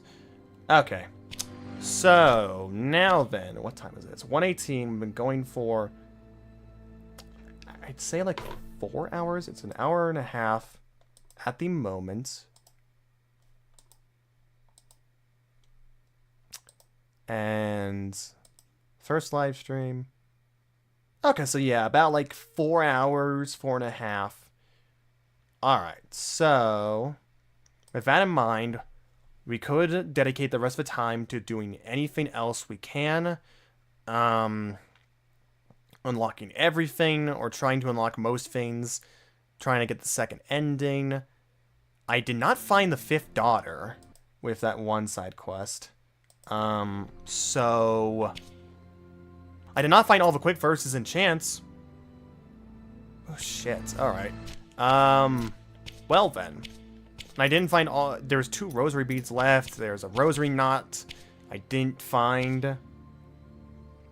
That's part of the issue. The art style of the cutscenes just look like 80% of indie games, anime trailers, and is almost antithetical to the very unique, detailed, and macabre pixel art and tone.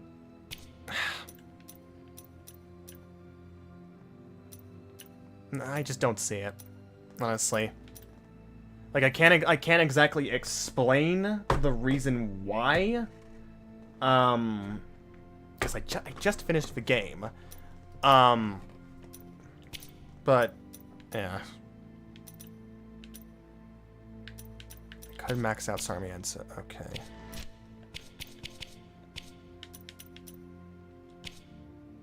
Great Pits. What did I miss? You missed it. You missed the final boss. You missed defeating the final boss and the first ending and credit sequence.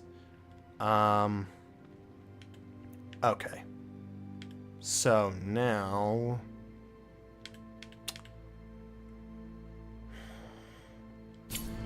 yes, I killed Jesus. I killed the Jesus, essentially. Is this door open now?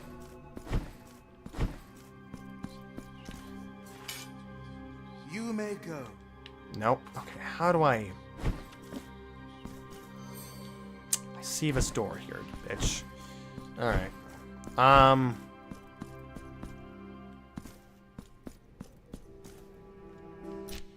Also, artistically, like I said, I wanted more gruesome and horrific imagery the first game reveled in, as well as a few other tone things. I don't know. I mean, sure, like, yeah, of course, yeah, that's a core idea of Blasphemous, and especially the first game. And I kind of understand it, but I see that, like, this game's, like, it's carrying on the ideas, but also transforming them very much.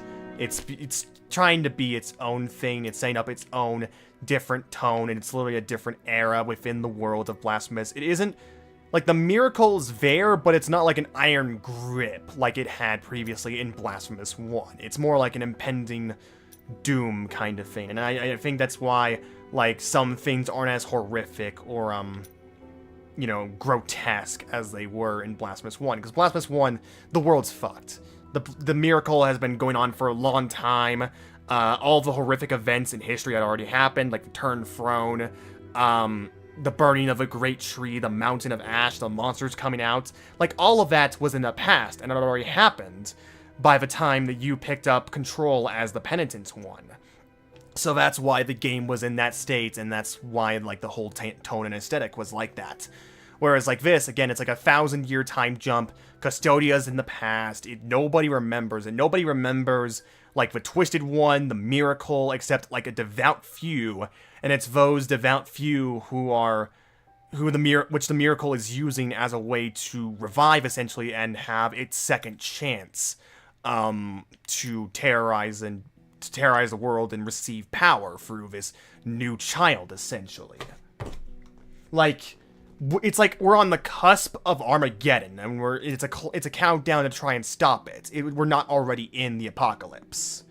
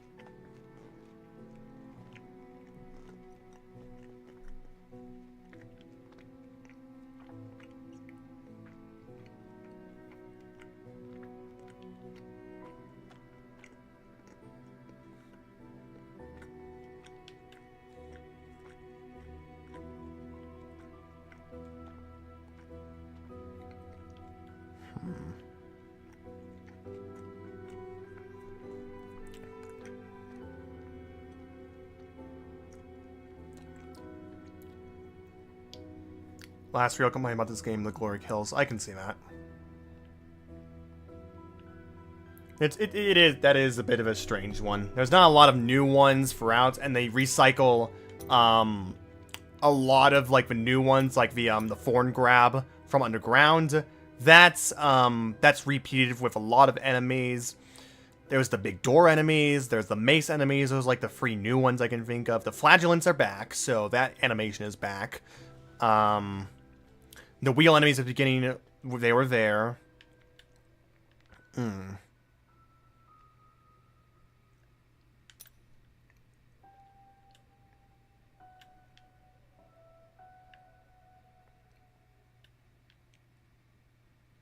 Apparently I looked this up. Apparently cactus can die in Arizona because it's too hot. I mean, yeah, heat will do that.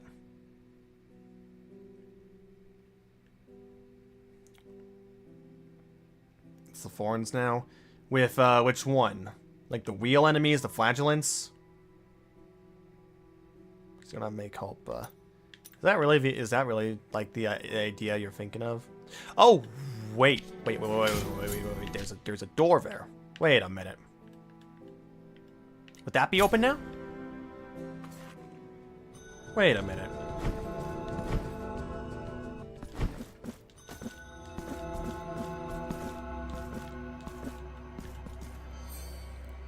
Four envoys. No? I was thinking the whip. Yeah, so the flagellants. Huh. Okay, so this door is not open.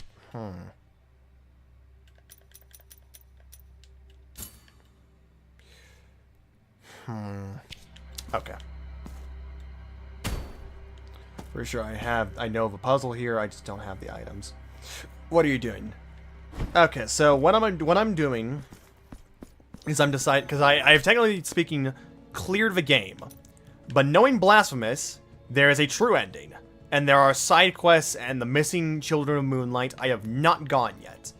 So I'm thinking that I can dedicate the rest of the stream time to finishing up as many of the side quests as possible and gain the requirements for the second ending, which I am going to I might actually have to look up, honestly, because, oh god, navigating over this entire map to find 5 more Children of Moonlight. You have a super fucking cool animation of you hacking their head off is gone. Yeah. I mean, okay, like, yeah, the fact that there are 3 different weapons to account for in terms of executing a mission, I can see why they use the thorn one then a lot. Because otherwise, it's like, yeah, with the giant mace dudes, the penitent one picks up the hammer anyways, so it's like they don't really need to worry about what weapon you have at that precise moment. There's another ending, yes. It was like this in Blasphemous 1, where there is a second quote-unquote true ending, and to do that, you need to do some stupid bullshit. So I'm gonna assume something of a similar level of bullshit is required here. Maybe it requires the challenges that I've been doing, which there is one more daughter, I think, and there's also this cursed letter. A great pit lay before me. Okay, so where is a great pit? 1 to 10 how bullshit?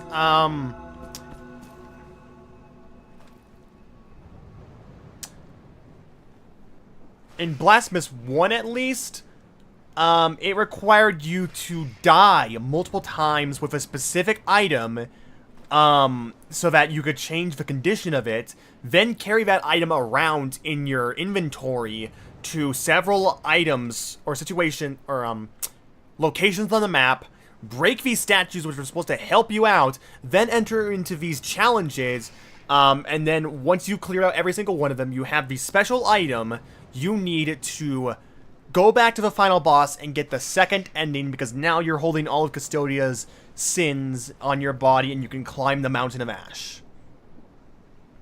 Bullshit, I think, is less bullshit, but I haven't found that last piece. It's more clear here, but it's hard to find everything. Huh. Yeah.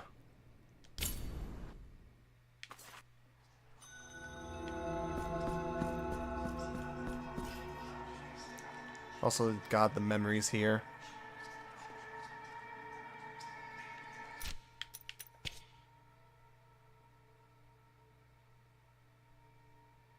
Reflect upon my sacred place. This could be ancient abandoned sacred place. It could be here. It could be the pit. My great guilt. Well, I just got an achievement for that. What is this? This was a central lore piece of the previous game. This is essentially where the first act of the miracle happened in recorded history with Custodia.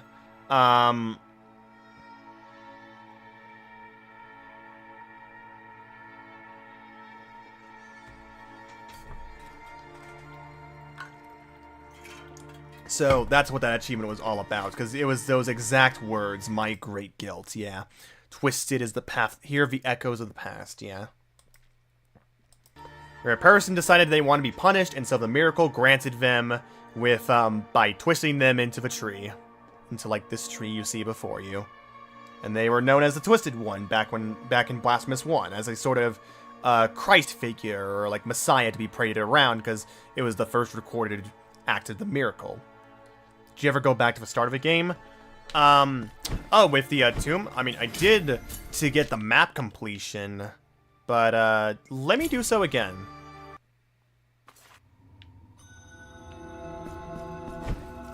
Who just spoke? It was Dio Gracias, if I have to take a guess. Maybe it was the person, maybe it was the Twisted One themselves speaking that, but no, that sounded like Dio Gracias' voice. Okay. The tree with the golden face. The golden face was below it in the DLC. Because that was where the traitor was kept.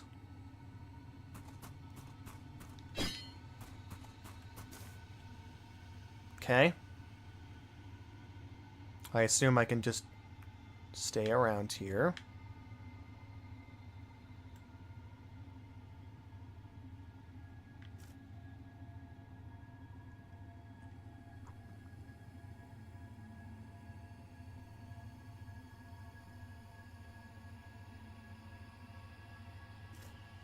Oh.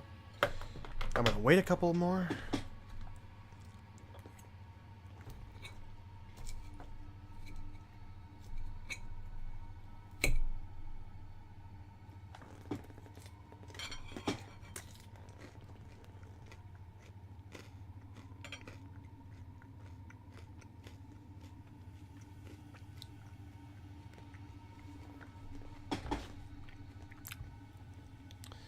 Did you ever see the thing when I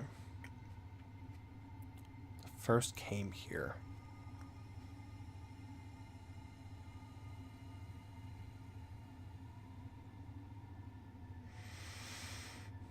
When I first came here. You're saying vague words about it. Might be random then. Huh. Leave and enter a few times. Okay.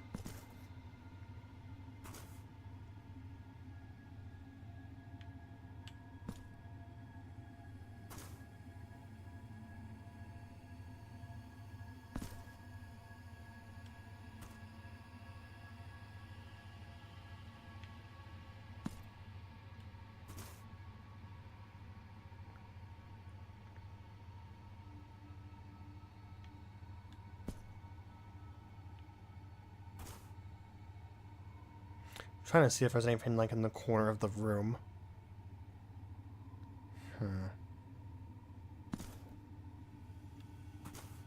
Oh!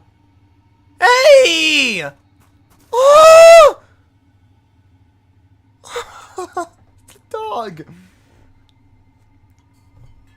It's a dog that was around. Oh. It's the Albero dog. Oh. Oh, come on, game. Good boy. That's neat. That's neat. So it's just random chance then, where you can just find the dog here.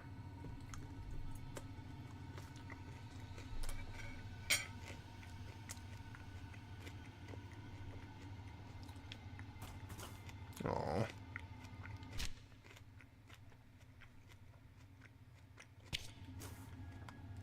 I don't see a dog. I had that happen when I was looking for side quest secrets. Oh, neat. Okay. Okay, so it just... There it is again! Look at it! Oh, it just stays there if you stay at the entrance. Oh.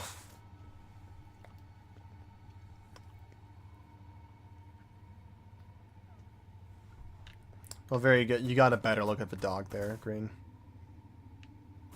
So it is just random chance upon entering and leaving the room. There's a dog ghost. It's a callback to Blasphemous 1, because in the central hub, in the central city of Blasphemous 1, there would sometimes be a chance of a dog to appear. I think this was from the Stir of Dawn update onwards, for a dog to appear in Albero, and when that dog appeared, you could pet it. So, that's just a neat callback with it's the same exact dog that could appear in Albero. Aww. It was right here with us as we slept, alongside Dio Gracias and everybody else. That's neat. That's really neat. That's a really neat secret. Okay. Well, oh,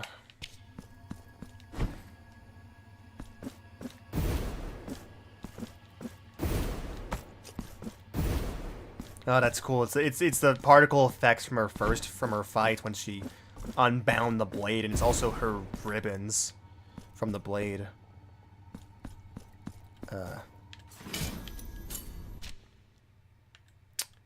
Great pit. I'm gonna say old desecrated place, pits, so probably back here. True good boy. I mean, that is accurate. Like, there is, of course, that famous story of, like, what, that one dog that, stayed behind at, like, a train station or so, isn't there? That, just waited for its owner.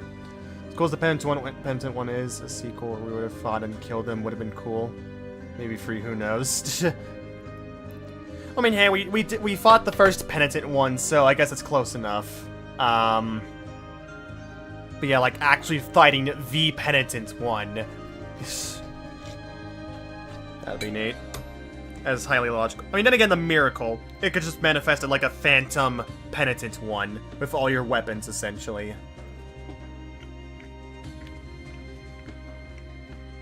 I don't know, we're gonna have to see. We're really gonna have to see what the DLC of this game is like, if there is gonna be DLC.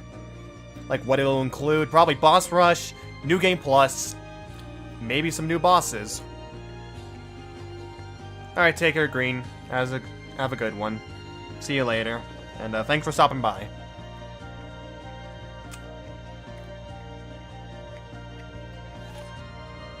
As in play as a different character fully, maybe a free does happen. I could see that. Yeah.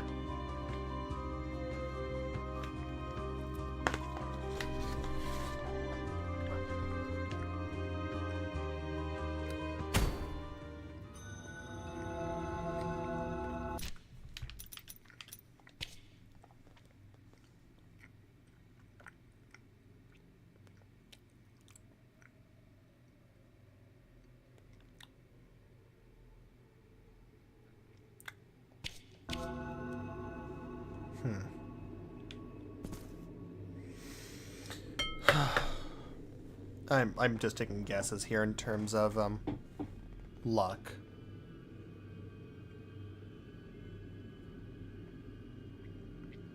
Name of the final boss OST. Yeah,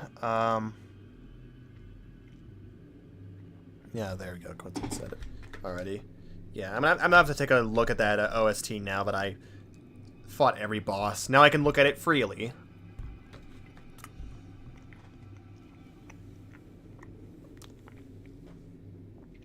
Why not Google at this point? Not really any spoilers in it.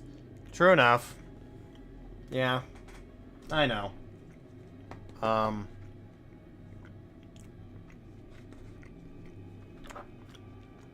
I'm trying to look for Curse Letter Part 2 or like the solution to it.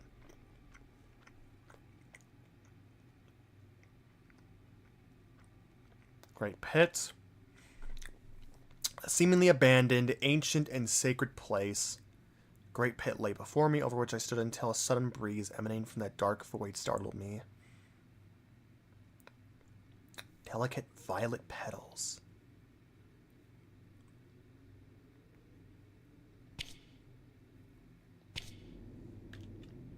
The big hole that screamed at you.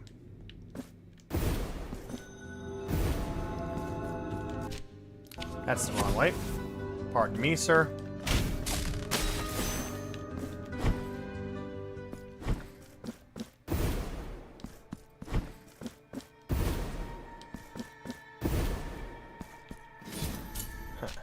I was just thinking because, like, this place was also abandoned.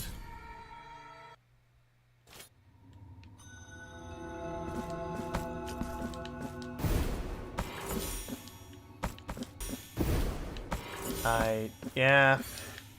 You know, this doesn't lead anywhere.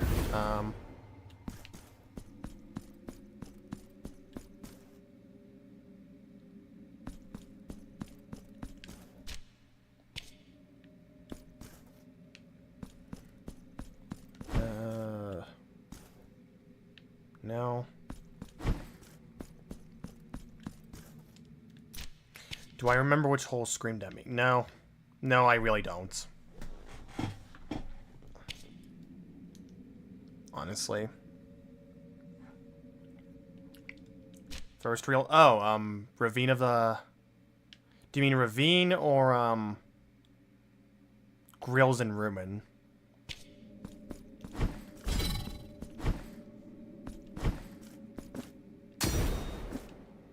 I'm just gonna go forward.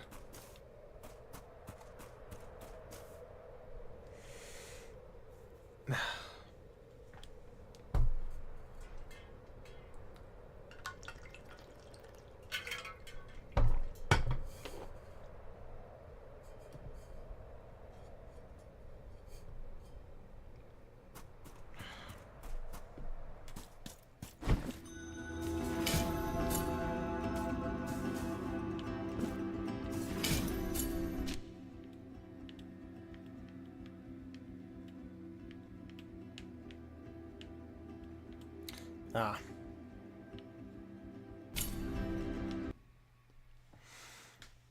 Yeah, that's right, that was placed directly below. I was just thinking left to right. Ah, okay, now it's coming back to me.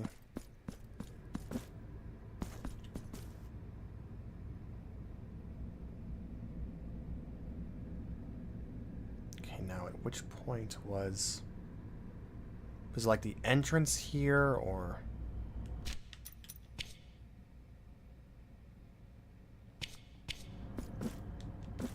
Probably back here.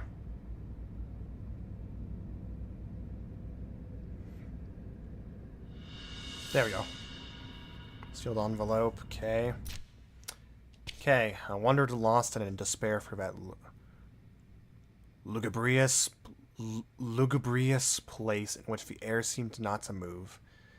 Eventually I stumbled across an old bell lying broken on the ground, next to one of the many walls I encountered on my travels. Walls that friend there would be no way out of his place. Born of frustration, my stick dealt many a blow. I do not know how it happened, but those dull sounds that once would have been music to my ears suddenly made me feel more awake, more alive and attentive. I was able to discern a passageway behind the shadow of the bell. A way out at last.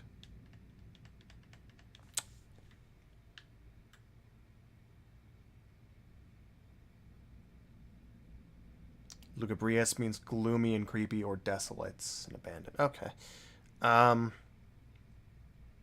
Old bell line broken on the ground. That sounds like that one hallway in Mother of Mothers.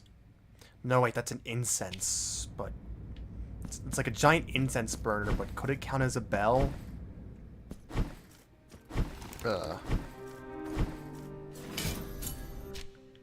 Can't think of any other place that has a giant bell in the background. No.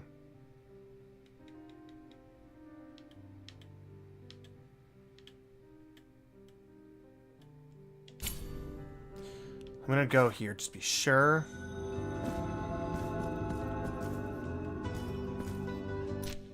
Tell you it's not giant.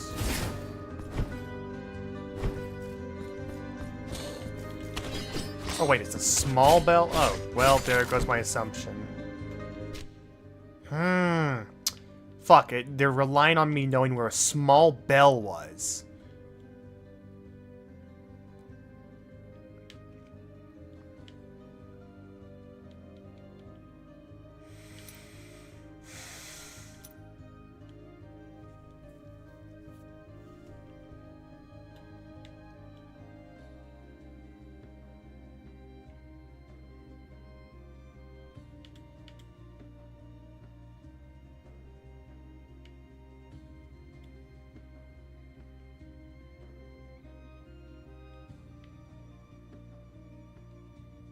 Fourth one is bullshit in my opinion.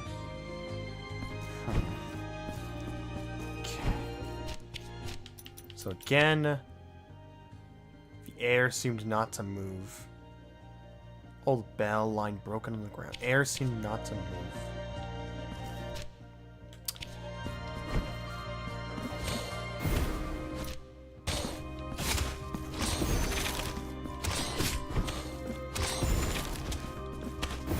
That's fun.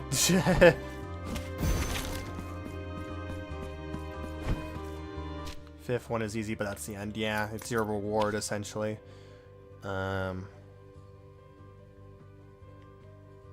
Abandoned place. Where the air didn't move.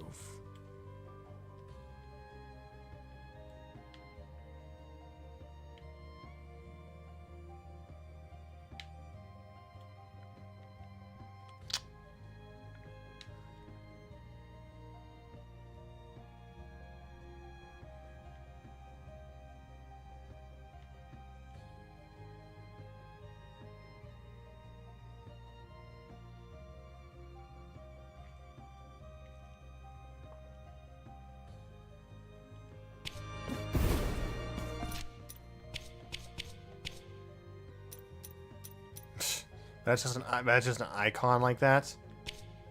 I mean, it does have a description, but it's not exactly. You could assume probably from the burst flame. Also, if you know.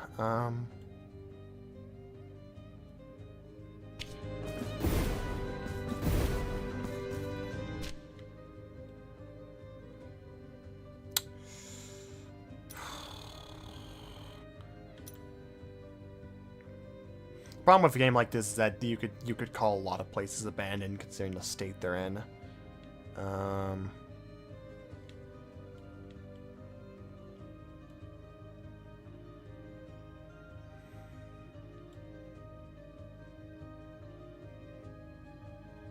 Also, again, there's one last daughter I'm missing out of that puzzle.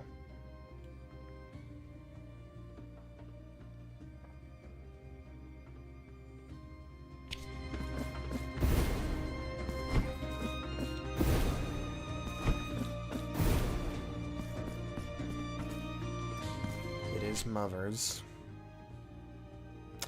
Okay, then we'll just have to make our make our way through. We're gonna revisit every single square.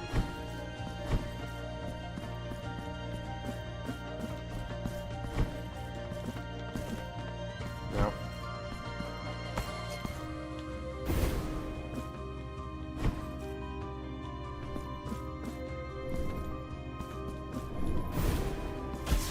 about like half their health. Neat.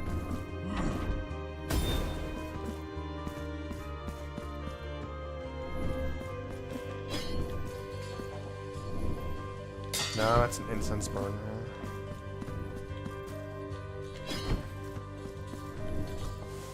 Small bell.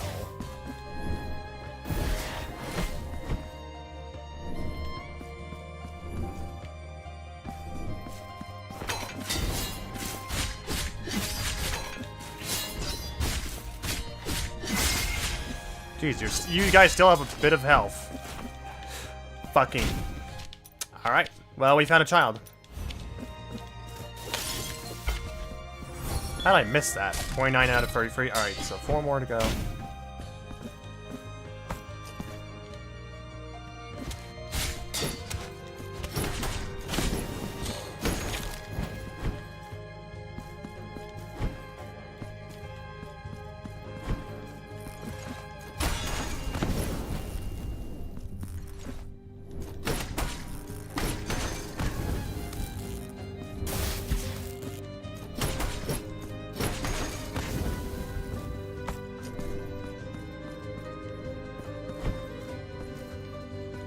Oh, in comparison to a giant fucking sensor.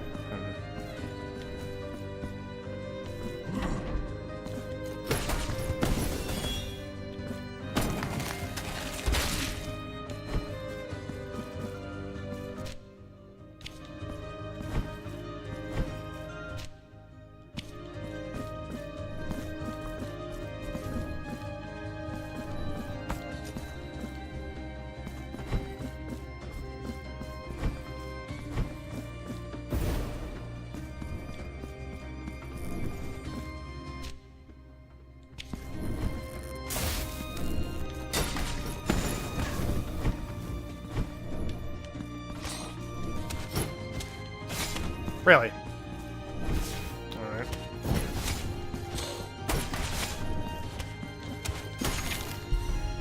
A mark of martyrdom from the enemy. Alright.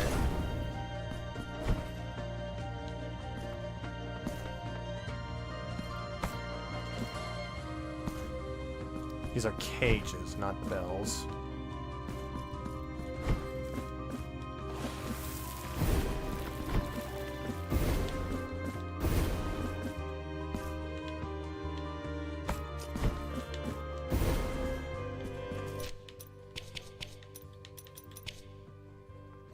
It's on the ground. Okay.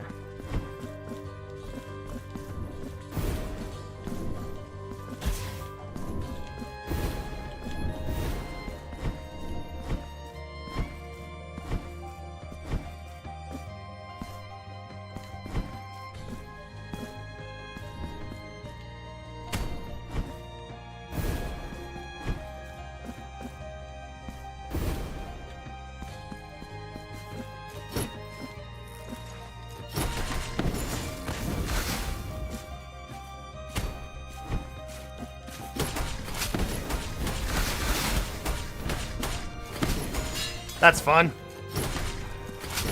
Burns through fervor really quickly, but boy, is that fun.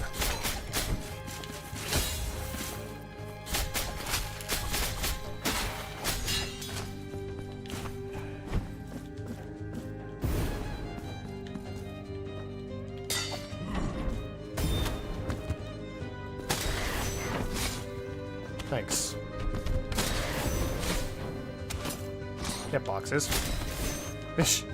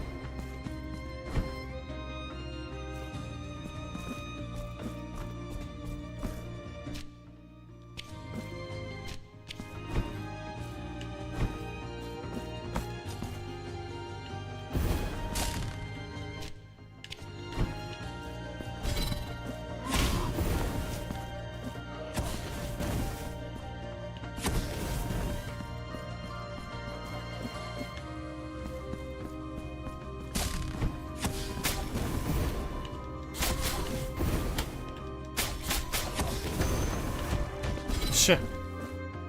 Needs. Okay, dead end. Alright, keep searching.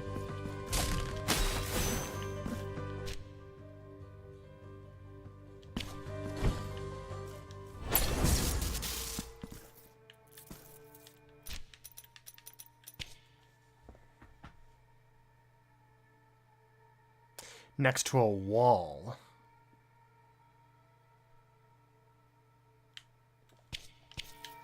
Okay, so it's gonna be in the corner of a room. Maybe?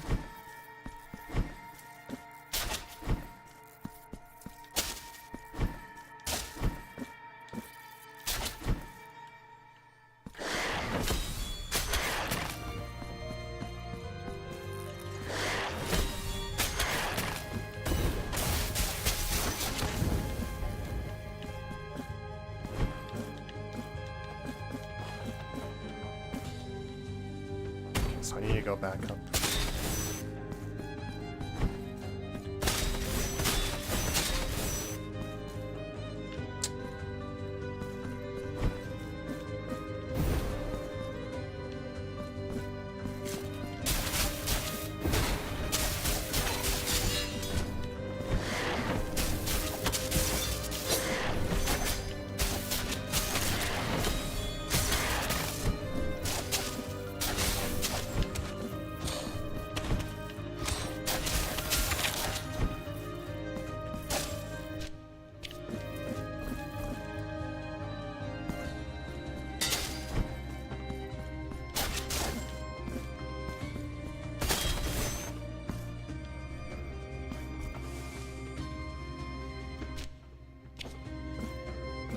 Didn't mean to.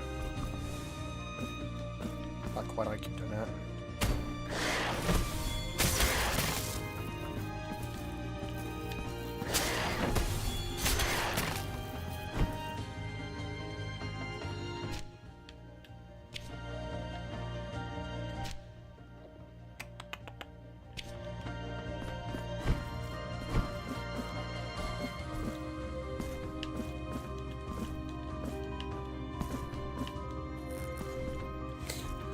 I guess I'm going around. Okay.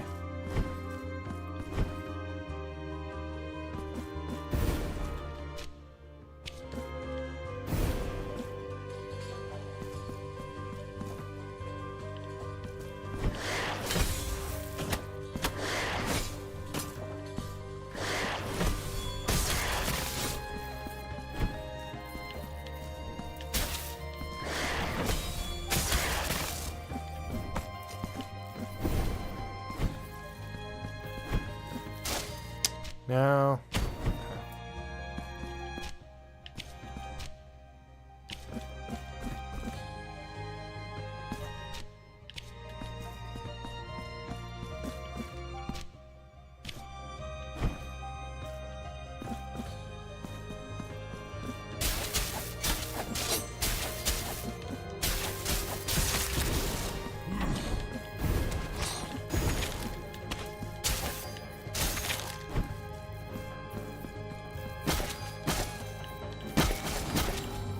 Ah!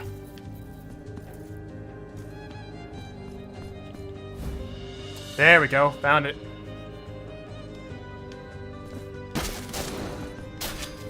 Alright.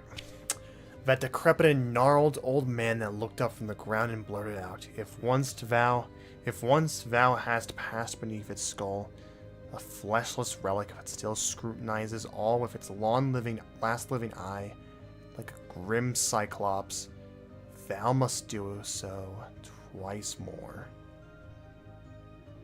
Decrepit and gnarled old man, Finn looked up from the ground and blurted. From the ground. So that's sounding like sacred entombments? From the grounds.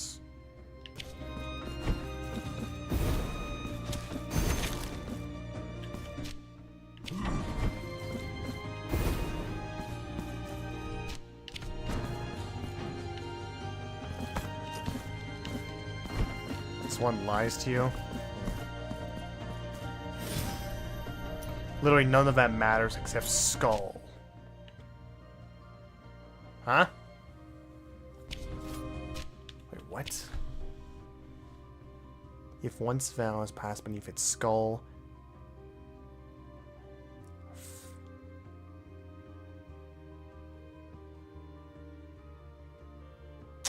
Skull...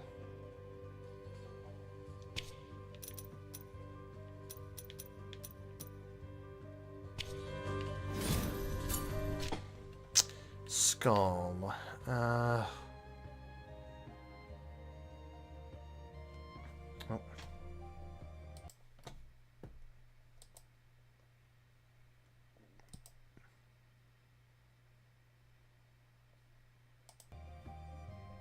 Okay.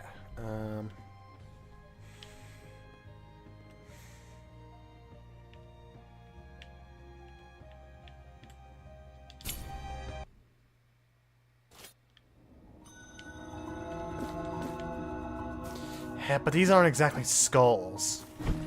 They're sand figures, yes, but they're not skulls.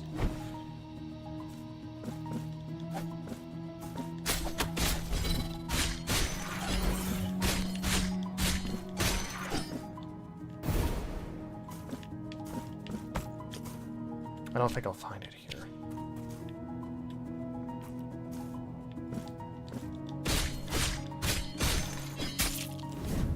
What?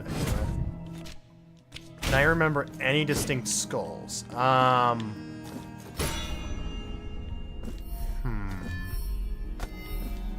even giant or large. Still sand figures. Sand. Just a skull.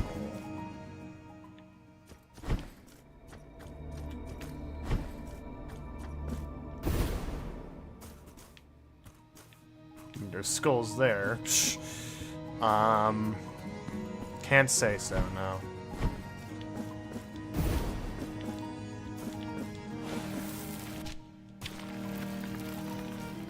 Dead end, yeah.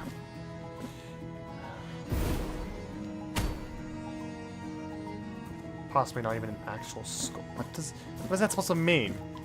Is it saying skull as in, like, metaphorically a skull?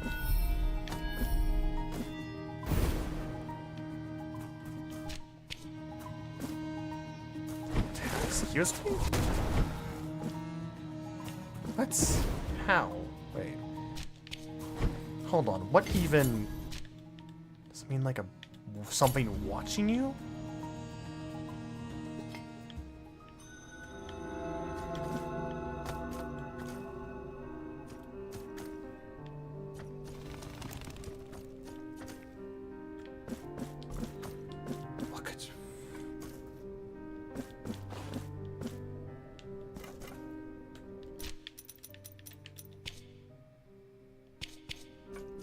Passed beneath its skull.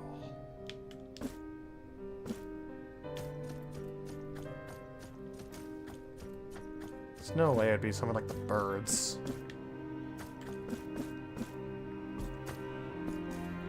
Let's see. Okay, bell.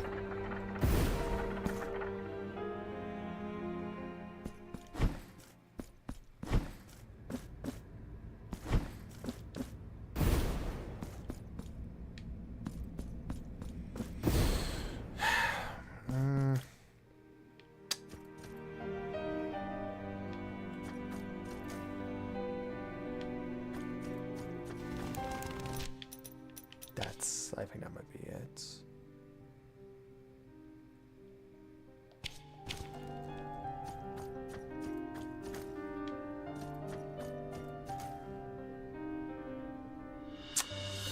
Wow. Okay, it's the shop front. I mean, yeah, it's a skull on the icon. The shop. Huh. Okay.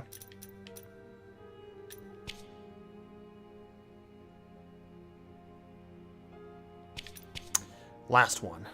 My redemption, my forgiveness, all is useless. This pilgrimage without end no longer matters. The sacrifices, the prayers, the supplications are of no account. Now I understand. The miracle will not listen to one such as I, for I am nothing. VI? It's that little pixel there. Like, right there. That little single pixel in the... From the TV's perspective, it's the left, but like it's the skull's right eyeball. That single pixel there.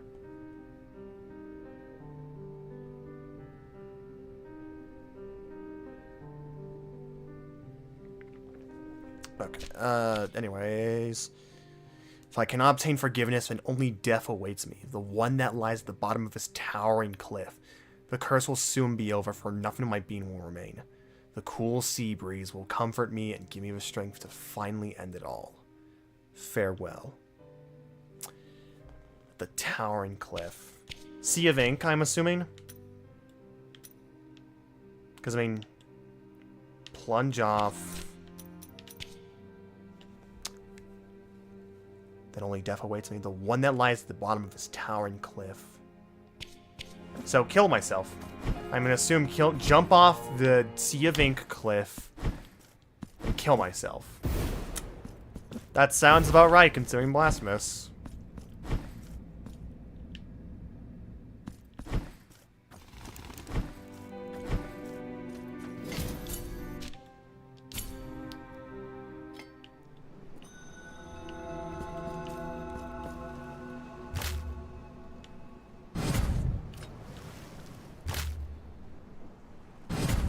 This is what we're doing. Or maybe it's this cliff specifically.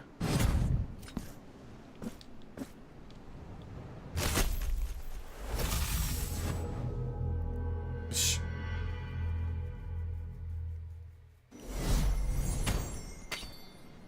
Towering cliff, jumps off bridge. I was thinking more so on the cool sea breeze. Wait.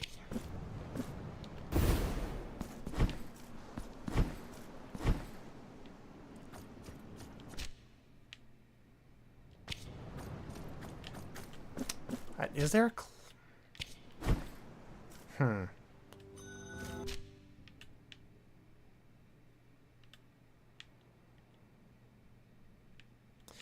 I think it has to be around this area. There's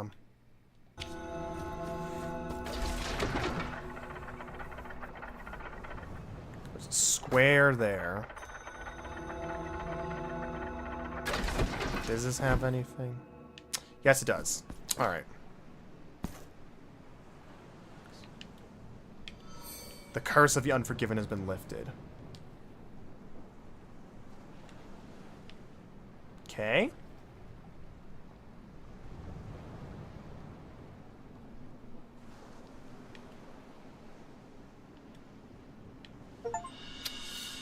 Find all the prayers. Lift the curse of the unforgiven. Halts the passage of time for a few seconds. What? Seguiria to the memory of your eyes. I'm going to assume that's how it's spelled. Chance that severs both essence and memory, freezing the very air in perpetuity. Okay. Best spell in the game. How much does it... Curious now. A lot... Okay, so okay. Yeah, makes sense. It's a time stop spell. It's going to require a lot. Okay. Wait, that's really... Huh, that's really all the chance in this game? That's all. Huh. Okay. Wait, does that count the quick verses as well? Let me check the achievement. No, it's just find all of the prayers. Okay. No, that counts both quick verses and chance, I'm going to assume. Because it's just the prayers. Okay. So that counts. It's both. That's the last one. Huh.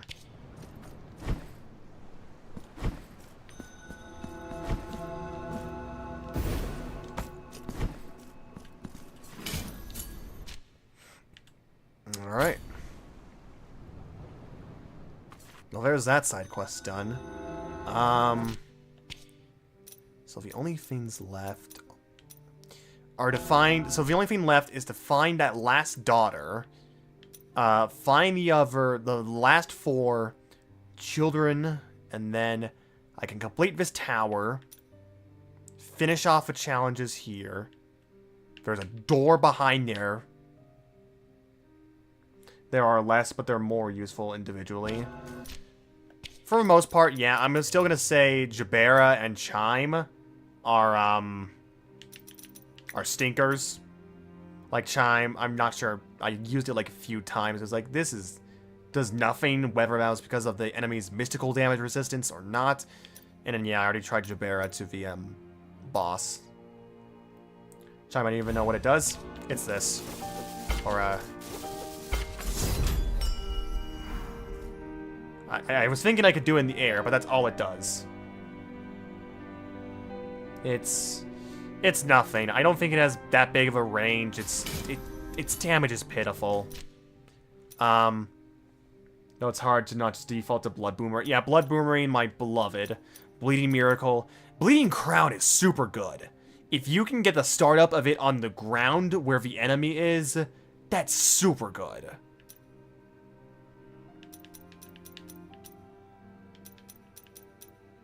So 2 lightning, 2 mysticals, 2 fires, 2 poisons. Alright. That's about fair.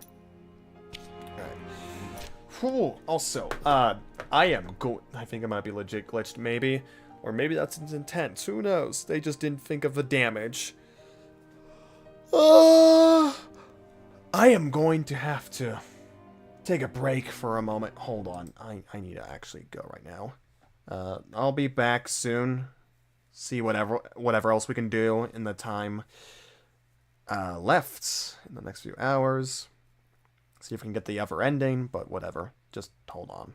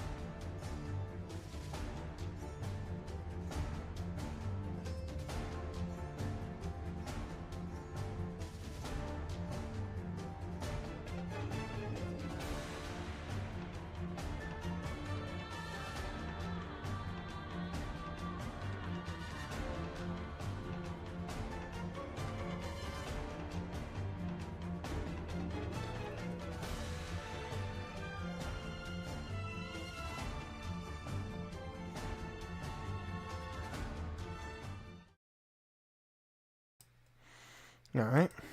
There we go. I'm back.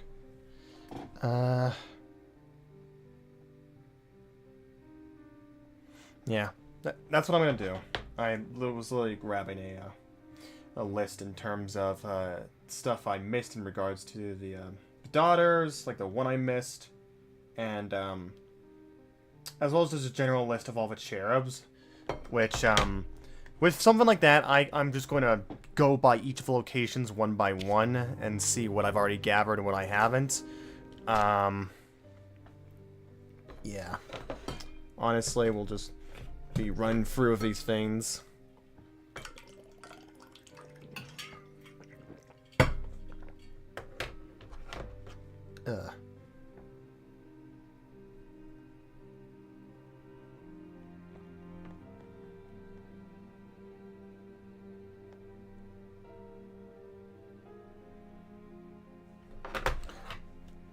There was one on each corner of the city, which I'm pretty sure I got those already.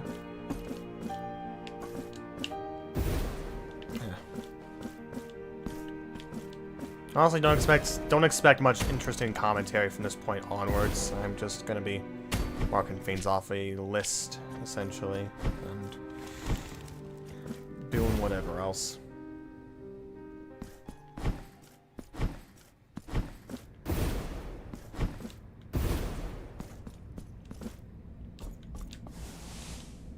Yeah, that's alright. Got that cherub. So then there's one more.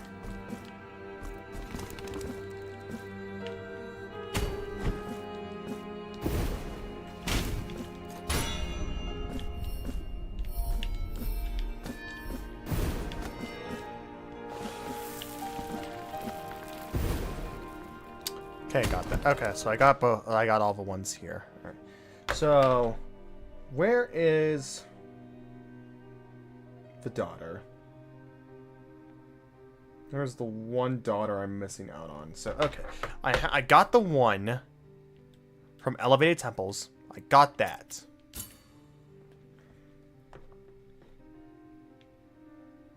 Crown of the Towers. Ah. Alright. Well, there we go. Okay, so, let's head to Crown of the Towers, get that last daughter, so we can do all of the challenges, and see what that gives us. Probably the rest of the figures, because the 2 challenges I've done so far gave a figure each time. So, yeah. It's probably gonna be it. Radio. Silica of Absent Faces.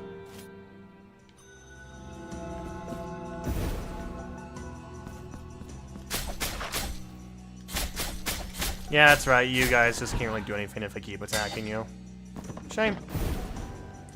May not be here for the end again, and I'm even debating on taking melatonin now because I got a whole work week ahead of me. I mean, if you want, you can back out of the stream right now, Draven. I don't mind. I did all that I set out to do. I did the main things, which was just final boss and all that.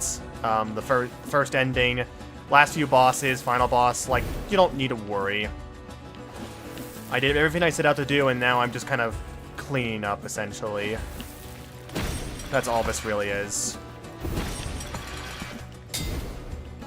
Also, God, can August just be over already? You're really waiting for that Liza P, huh? Yeah. The wait for one game can seem arduous at times. How did I never walk over here? How? That's baffling. It was just right here this whole time. And I would have had to have activated this figure right here anyways for a puzzle. And the days are going to keep getting slower and fucking slower. That's what happens in the inevitable wait and hype of something. It's a fun feeling, is it not? Okay, but there's the daughter. Found that. Okay, so that's all the daughters, I'm pretty sure.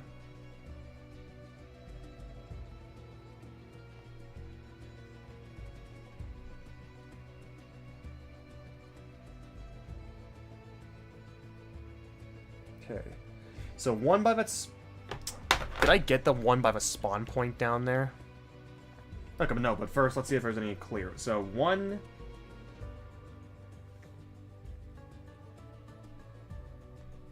Two... Okay, it's 2 in Crown of Towers, so... It would be to the right of me? Okay, no, it would literally be in this spot. Alright, I've got it. Or...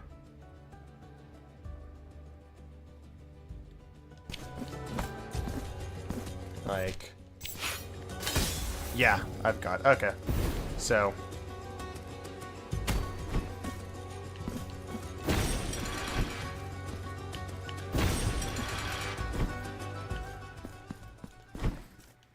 Then while I'm up here, so down there. What about Basilica of Absent Faces? All right. So fuck off, bug. You're not a cool bug.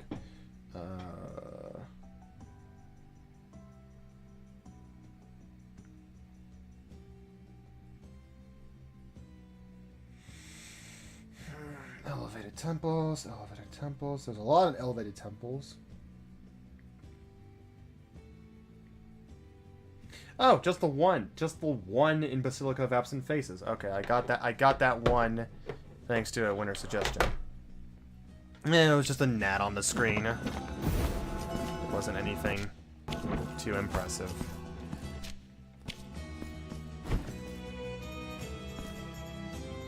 No, it wasn't a moth, no. Did I never get this? I never got... Really? Oh, that's cool! Huh! I didn't actually notice that before.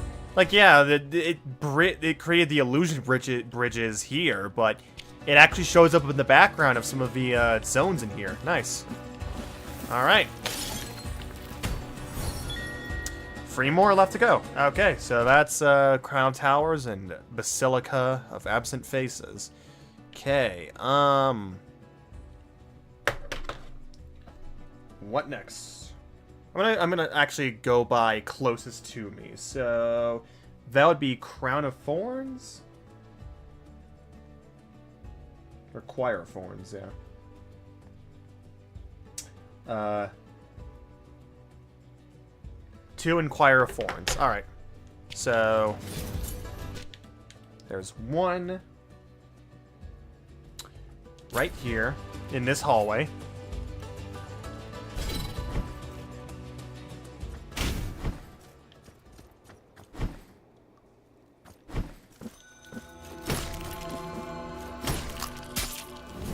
Really? I think it's this hallway right here. That's cool. That's always cool.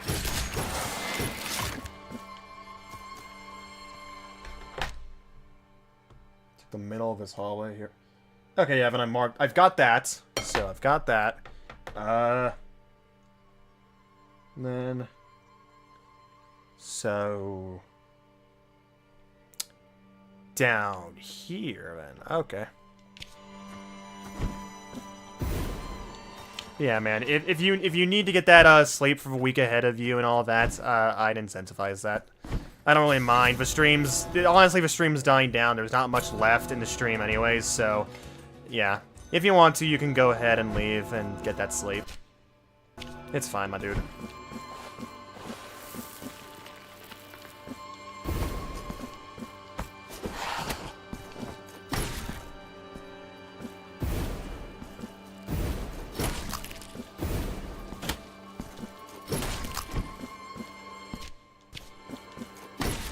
Bonk.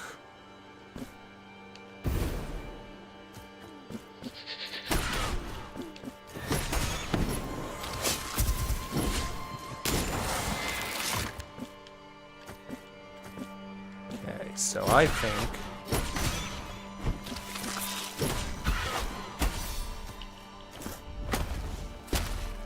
Another vine one.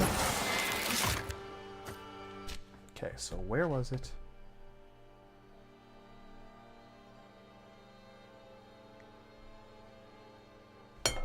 Okay, so another square over.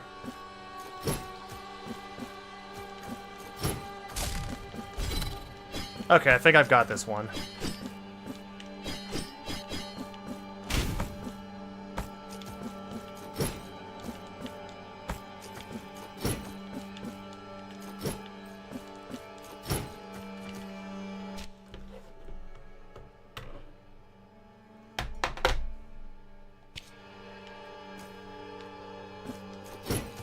Okay, yeah, so I've got the 2 Inquire Thorns, alright. So that's these 3 down. How about Palace of the Embroideries?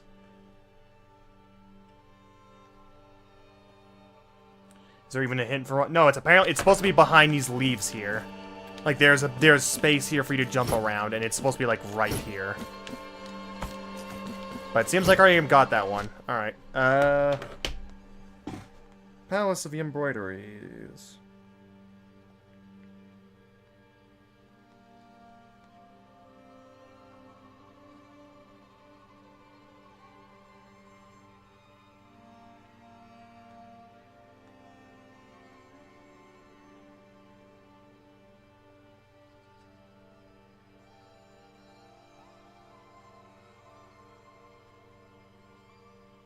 Okay, so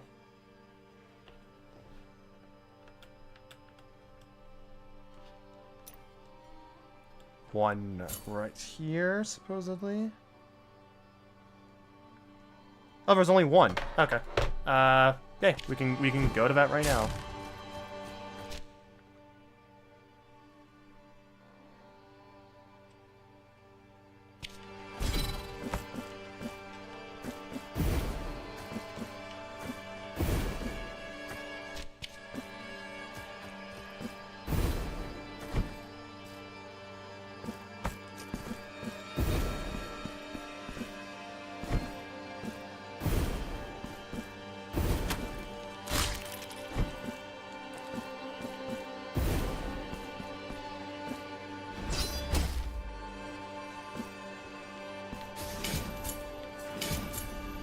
I didn't mean to press that, but whatever. It's not like it matters. I can say I've marked off the city, so I don't need to worry about that. Okay.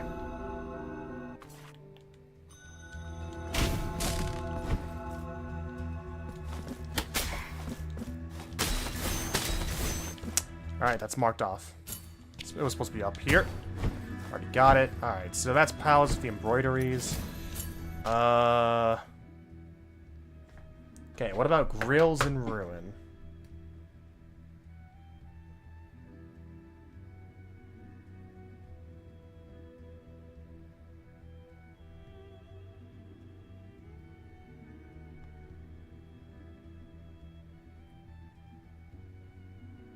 One. Single one. Okay, so that is the, so this first hallway. It would be about right there. Yeah, okay. Let's check to make sure. I mean, I probably ran across it. Probably found it, but whatever.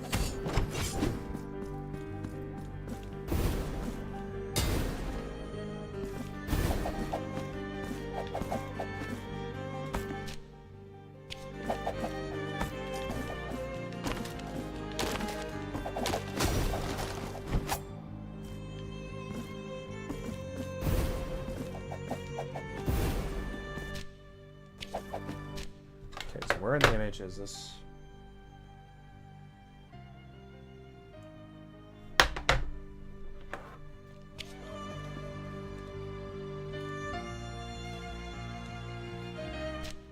Okay, well that's marked off. Okay, so Grills, Choir of Thorns, Palace of the Embroideries, Crown of Towers, Basilica of Absent Faces, that's all cleared off. Streets of Wake now. Apparently it's been 5 years since GU, which is weird because that technically... Yeah. I mean, the Western release, yeah, after Worlds. Strange.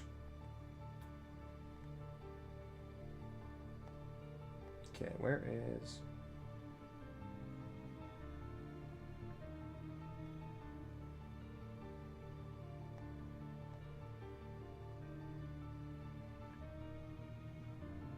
One in Streets Quake. Okay, so that's...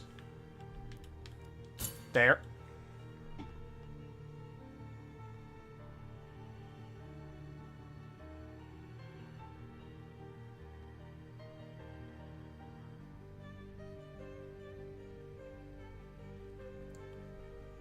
Okay, there's one in Sea of Ink.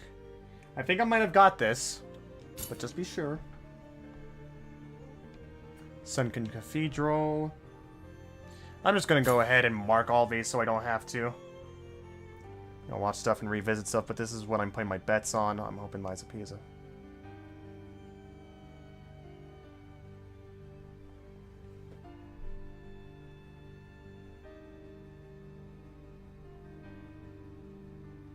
Okay, Sunken Cathedral.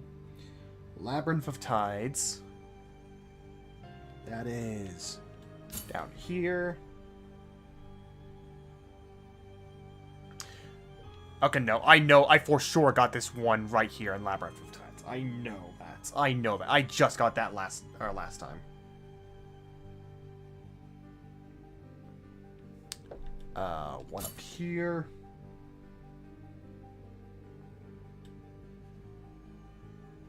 And considering I already have it marked down, seems I've already got it.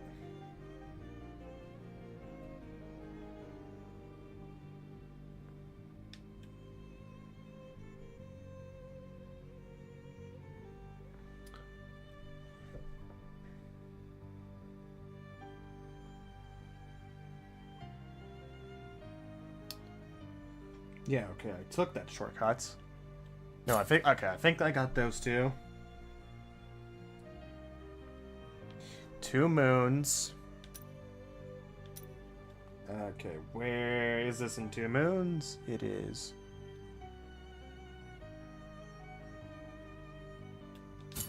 There. Okay, yeah.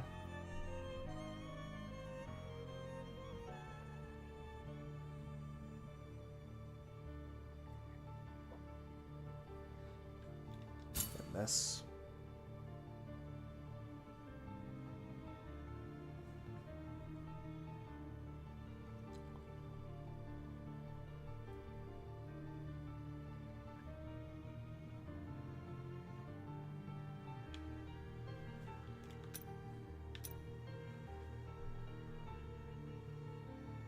Apologies, I'm just making sure that I have all this. Right there?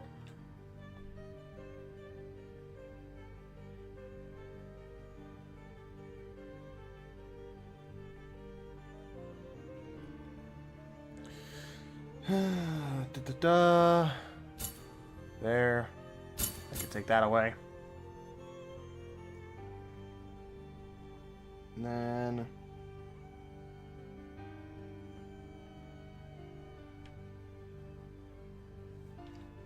I think I got that. Just be sure. Elevated temples. There's one right there.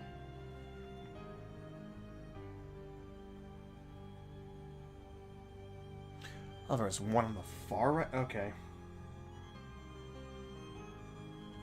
Beneath her sacred grounds.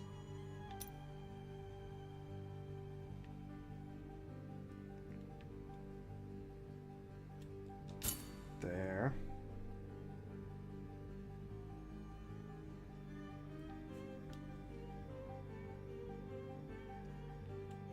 Mother of Mothers.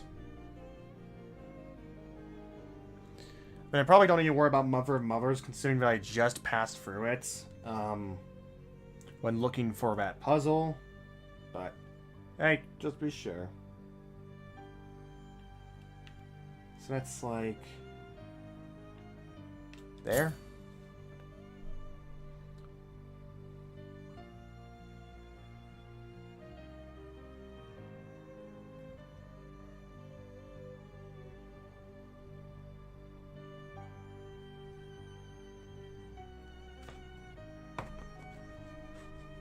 I mean, sure, it's a different experience knowing knowledge and, like, what people have said in time since the game's released, but, I mean, enjoyment is enjoyment. Like, I don't know. Like, yeah, you cheesed it, but, I don't know. Considering Godskin Duo, fuck Godskin Duo. Like, yeah, he's not, considering the fact that it's been a year, he can't exactly avoid that information and just what people have said.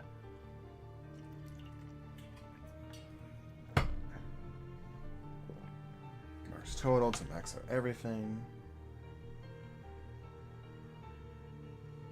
Close down the page. Can the page refresh, please? It's gonna have to refresh.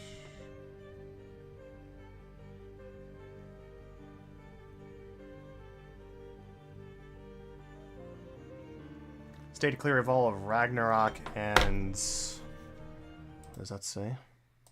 Damn it, hard. Gunvolt free, spoilers. Ah! Huh. Alright. That's neat. Good on you. Fuck.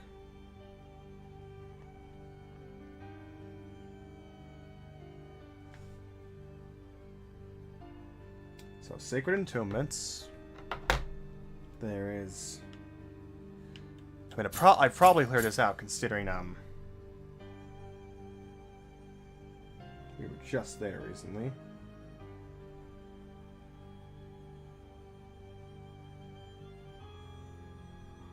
Aqueduct of Coastals. So that's bottommost square.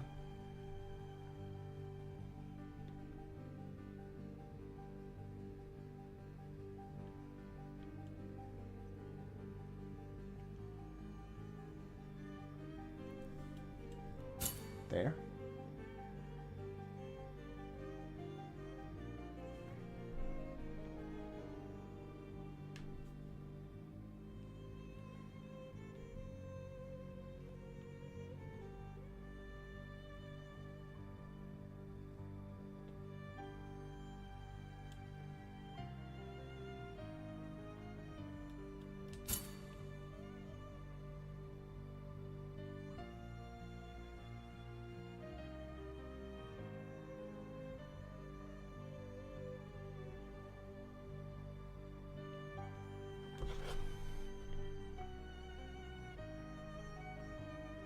I've cleared out Crown of Towers, so don't you worry about that. Choir of Thorns, yep. City of the Blessed Name, I've done that. I am sure I've cleared out Profundo Lament. Okay. Okay, with all that in mind, I am going to...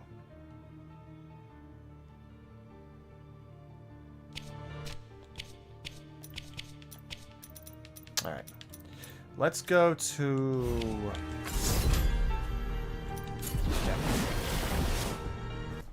Okay.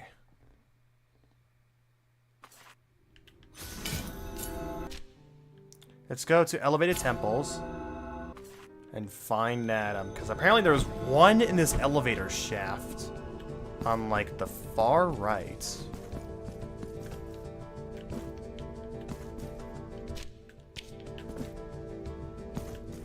That sneaky. Okay. That's one. Alright. So there's two more left to go.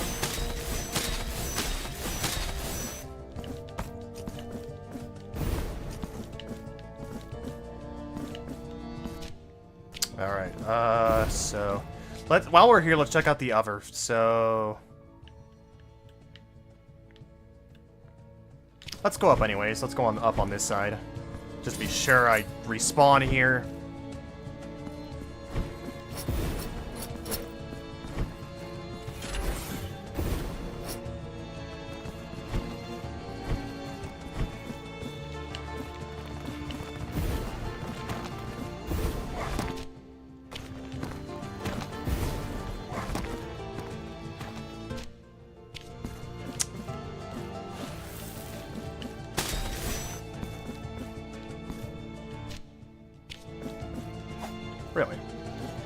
Thinking these biggest sellers and most popular games are still Bloodstained, so not as much as them, I think.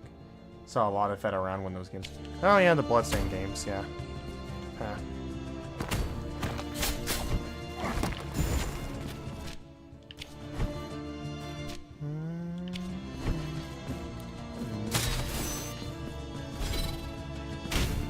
Wait.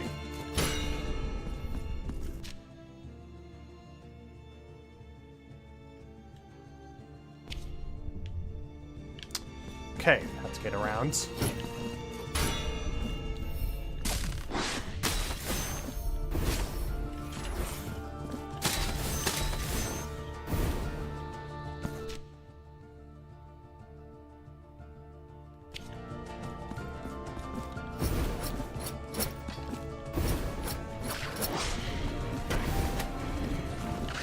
Alright, I'll jump over you.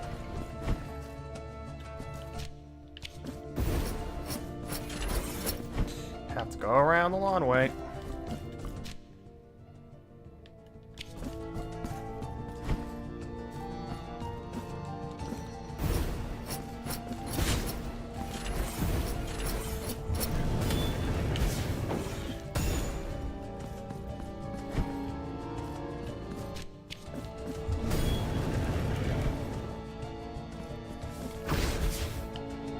Oh, God.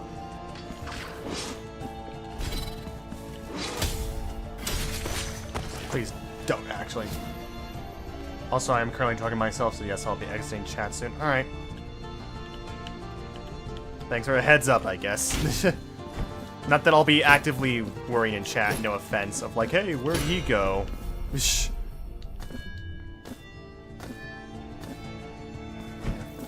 At least before Bloodstained 2 and Ritual.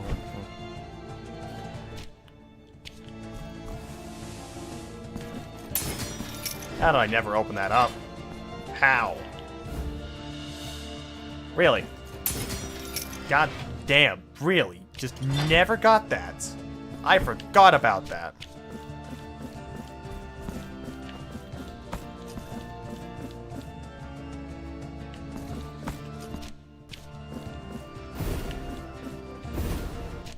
Okay, wait, so what did it say with this one?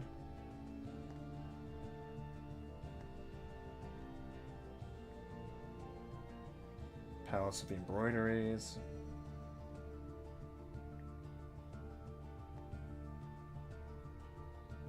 Mother of Mothers. Okay. It's, you chose a large square. Make your way to the lower section of this room and look for a wall on a middle pillar that you can climb.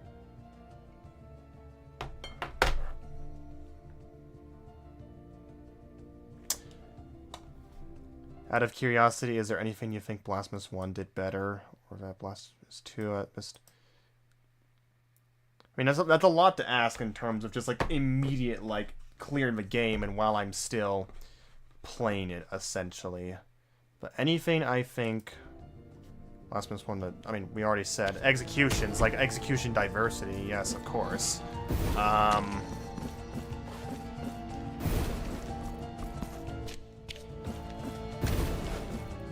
For the most part, maybe chunkier combat. I'm gonna say maybe, because there are definitely some things in this game that feel chunkier, that still feel chunky regardless. Like the incense, like Veredicto here, like that's still chunky and weighty. But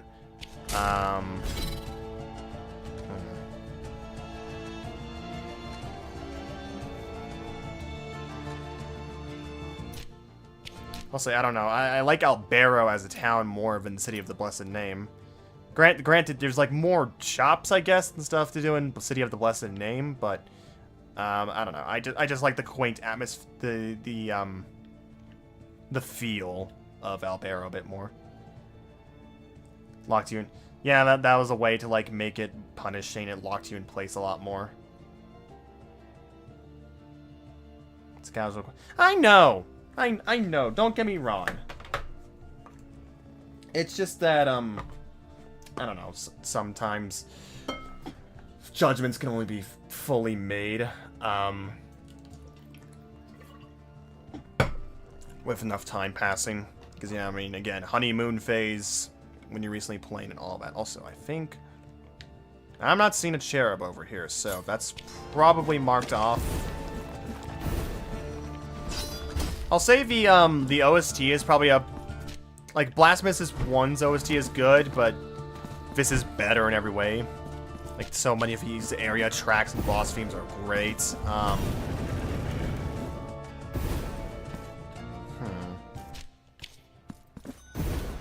Trying to compare the two. Let's animate NPC. Okay, so let's check over here. So what does this one say?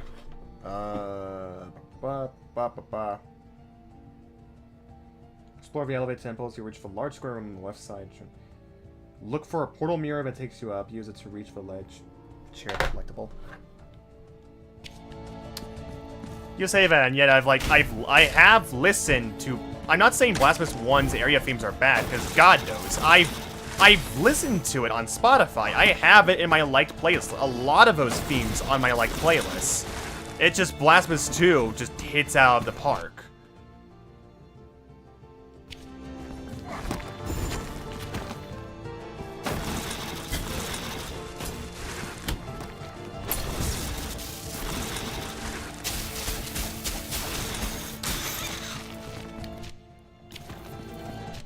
Okay, wait.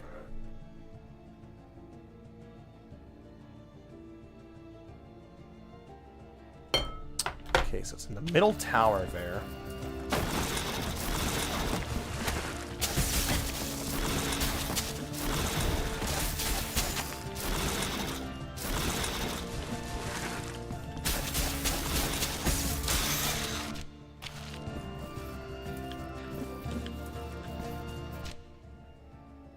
It's supposed to be this tower, in which case...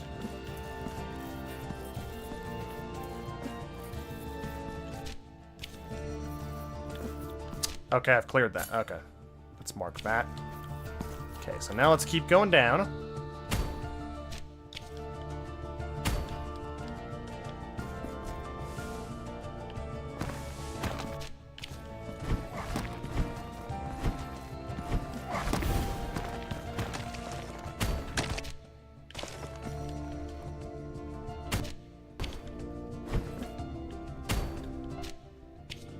So what does the one over here say?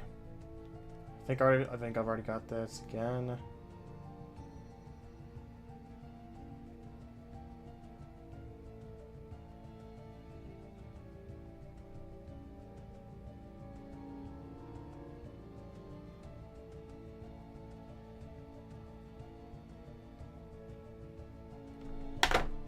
Drop down, bottom left.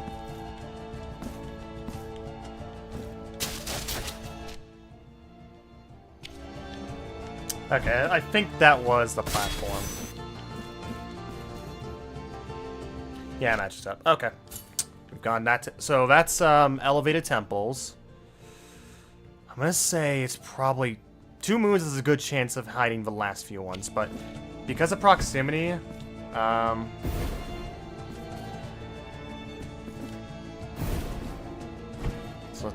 because of proximity, let's go into aqueducts.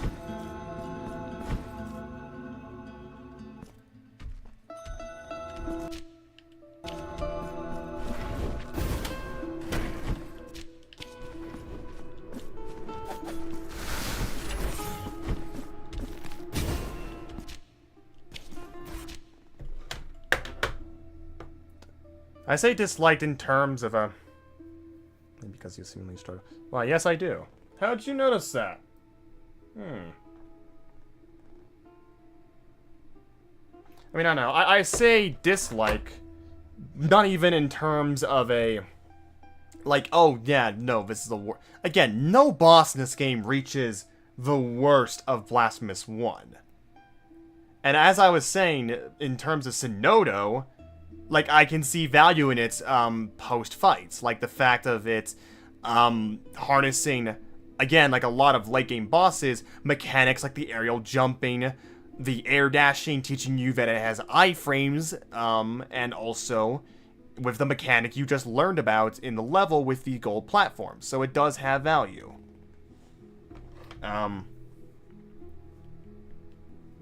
It was mainly just a first-time reaction kind of thing.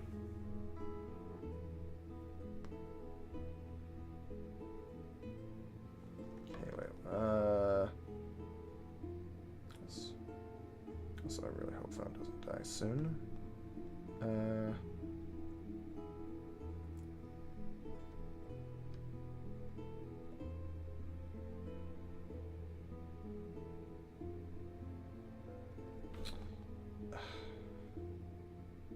Okay. So aqueducts, if it can fucking load. Should watch Hunter x Hunter at some point. I am aware. I have been asked that, even by Draven here. So that is something. That isn't something I have an idea on what to watch.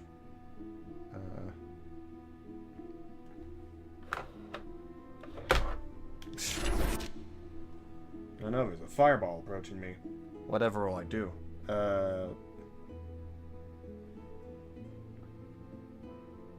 Okay, no, I've marked this. Okay, so this is one's down.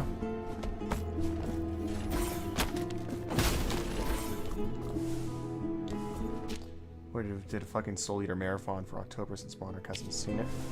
That'd be neat. That'd be very much in the season. Anyways, I'm halfway through Green Island with my other friend. Hope to just finish that some night this week. Yeah, you're watching it with that friend, yeah. So, hope they're enjoying it.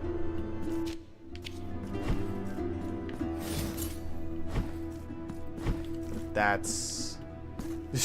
I would like that. Had to space out the sentences. It was supposed to be in this, I assume? Okay, so then yeah, I've cleared that out.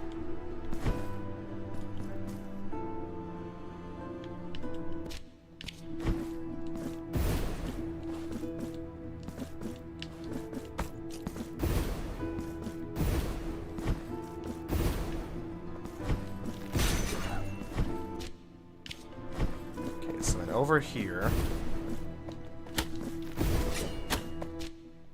Excuse me, sir. Okay, so keep going left. Okay, no, wait. So what does it say right here?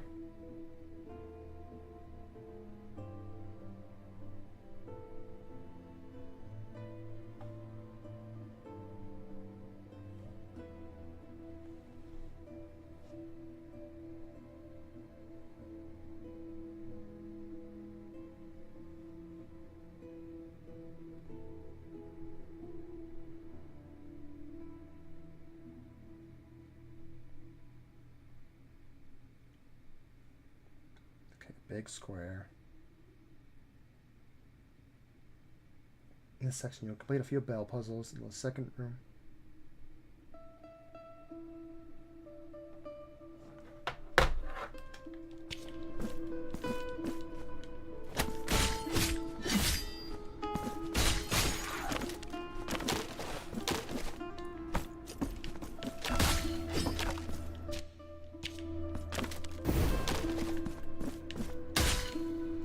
Did I do everything with Bloody Lady?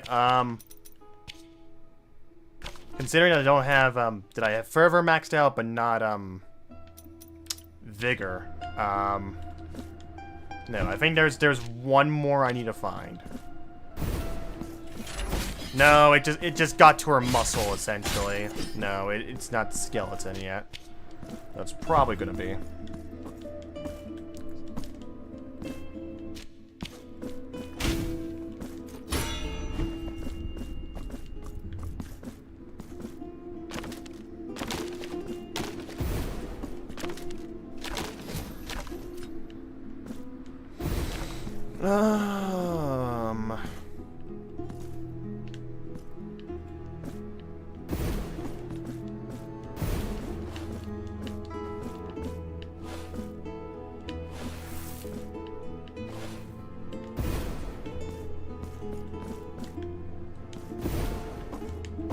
Okay, I think I've gotten everything.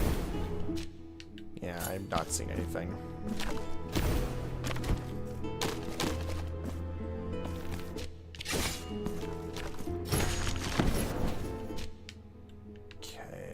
So...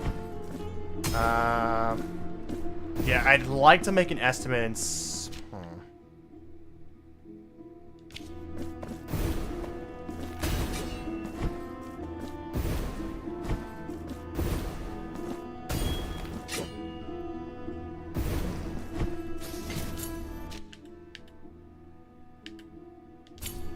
Okay.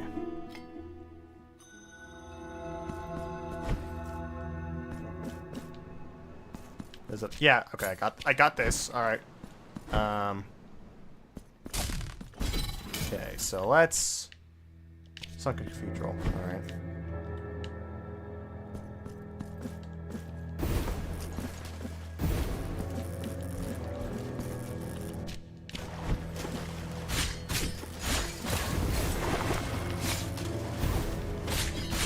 Aha! There it is. One left to go. Okay, so where could the last one be? Ooh, okay. Where could the last one be?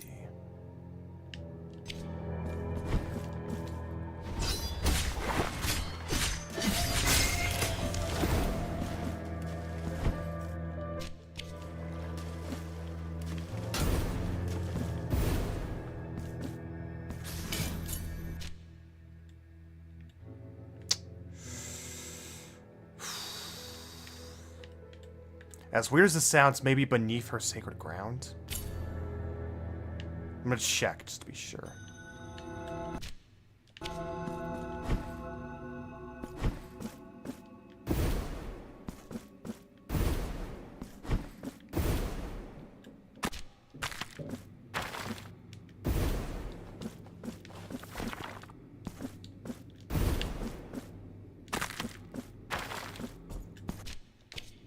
So in this upcoming room,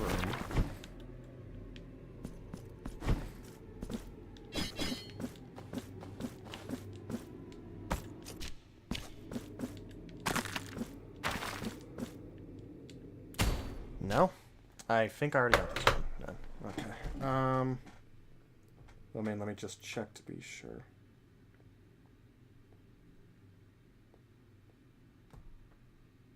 Also, fuck, 10% battery. Okay, I'm swapping to laptop. Swapping to desktop to do this. Cherub locations. Okay,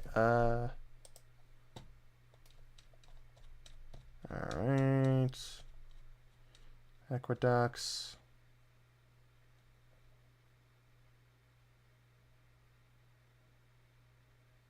Use wall climb.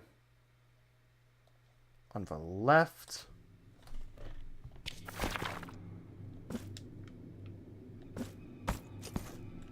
Okay, yeah, no, that's marked off. No, I got that one.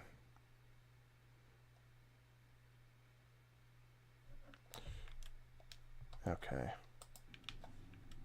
Well, in that case,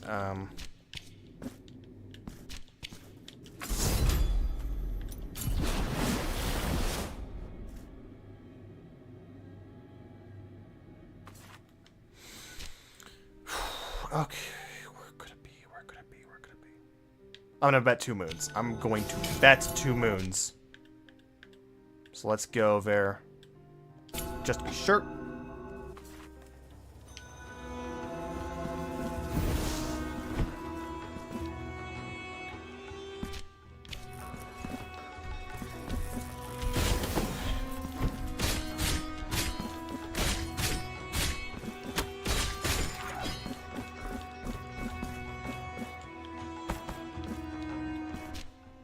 Okay, 2 moons, it would be about here.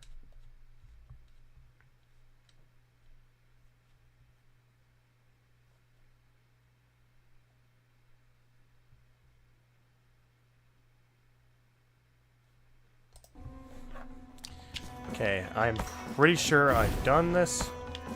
But just to be sure. Yep. Okay. So then...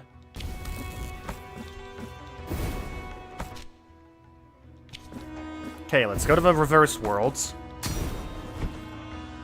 And then check that out.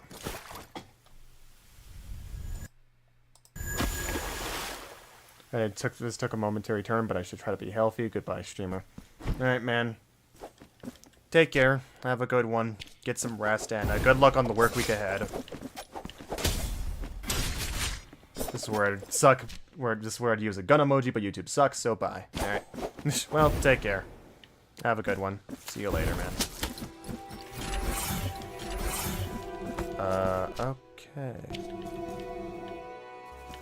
Oh, just you Furo, you're still here. Damn. Dedicated. Even though we're not really doing anything outside of me cleaning up with chores, essentially.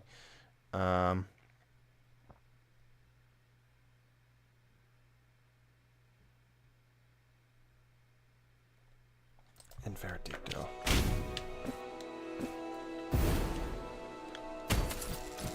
Really?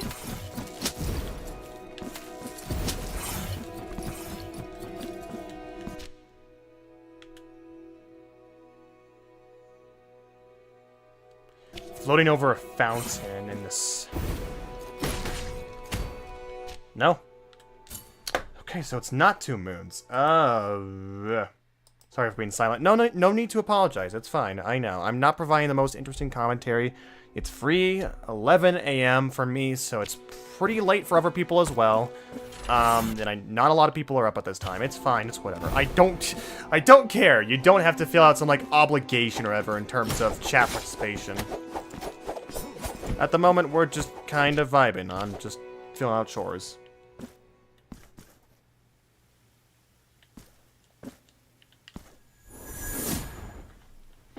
It's here for conversation, but one of them's gone. I'll just talk to you. Okay, so it's not 2 moons.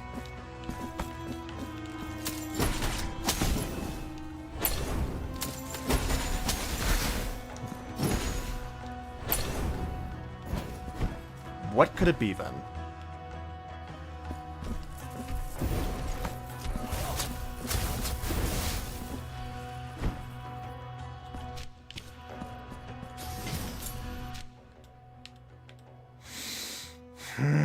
It's gonna be something super minor. Super small.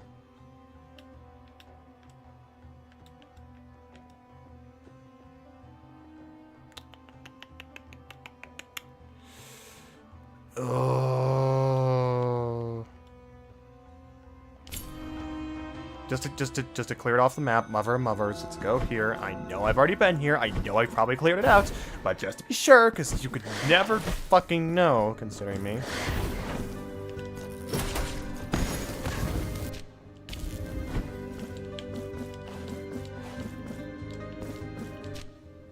And I assume it would have been behind this gates.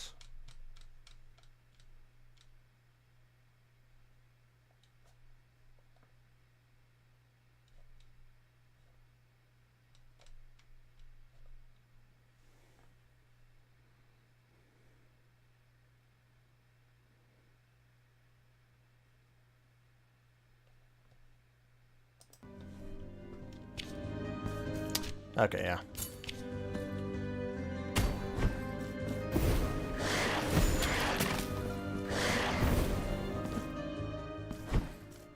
Okay, then, so...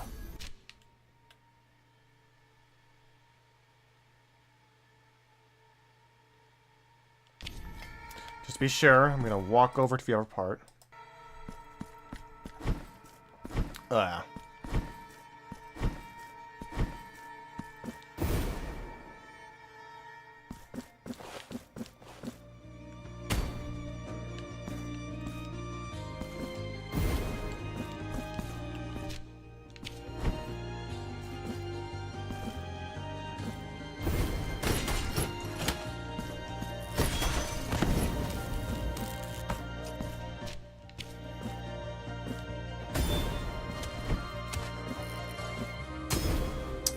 What's the HR5 in Frontier? Like, as in the Urgent? Urgent into HR6, if I recall, was in Odaba. maybe Supremacy Odie. But I know it was an Odeba. Okay, so it would have been here.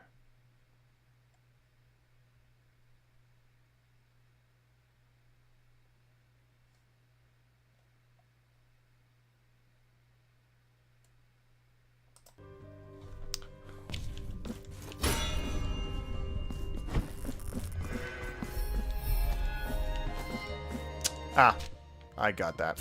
Alright. Okay.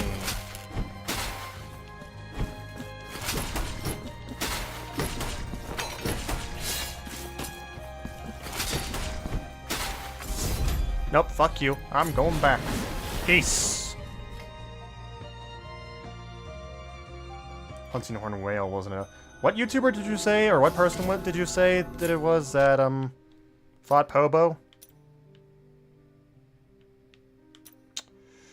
Oh, it's gonna be one of these. Scotch Skull. Who was that? I have a feeling I probably passed by their videos at some point. No. No, that's a new face to me. I have not seen them before. Nope. That's new to me.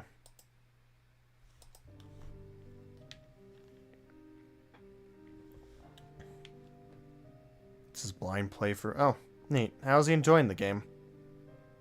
It's the weird experience that is Frontier and all of its MMO-ness.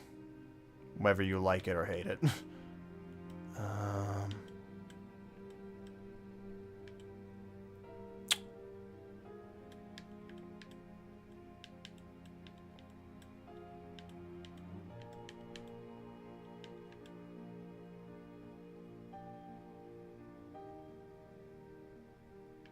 Pretty sure I've got Labyrinth of Tides, but just... Okay, let's go here. Loves it. Is like in terms of the gameplay, like the monsters.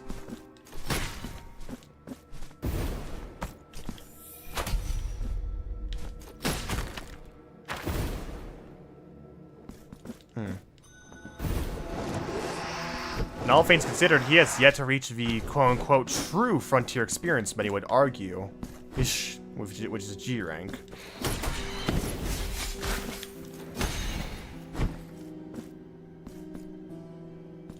Great Demosu.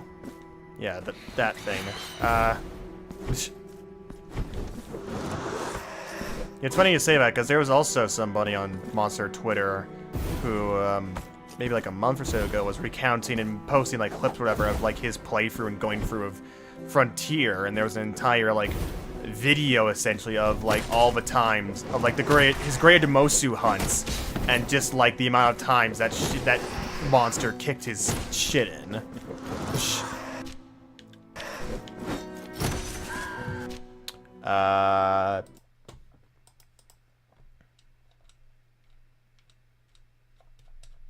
This would be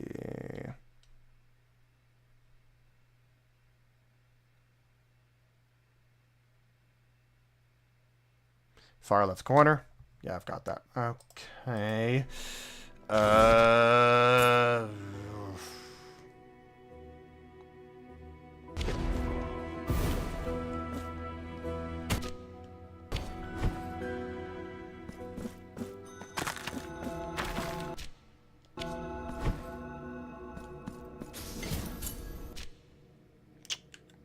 Is it doing all of this like solo or something, or is it like with is it with other players, or is it like NPC Rastas or like followers essentially? Fuck. Sacred Entombments.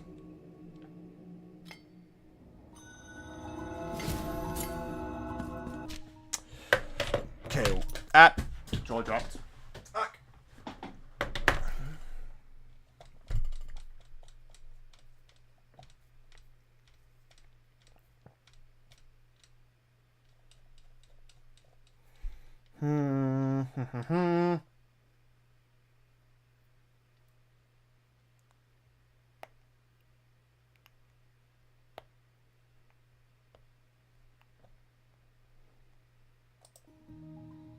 I think I have access. I think I have this.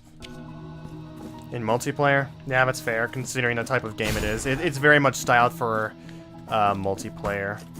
It is not balanced around a single person. Yeah, I have it. Okay.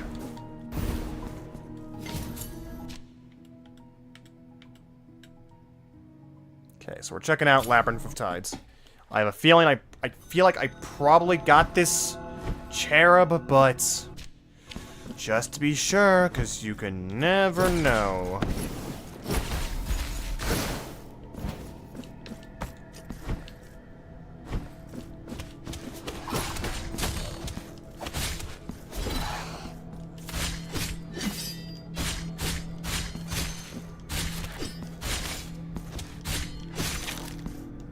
Told him not to read my chat out loud when he was live streaming. Told him that. Oh.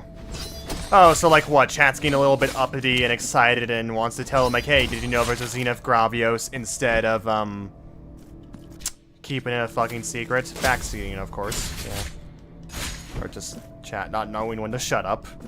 Gotta love it.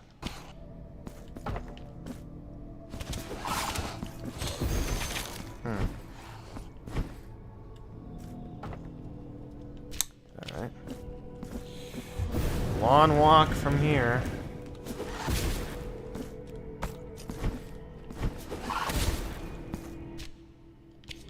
Okay, gotta go down. Down and around.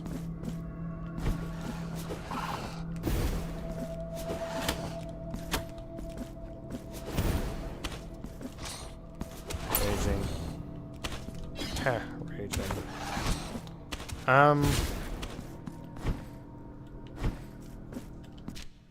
Okay, so...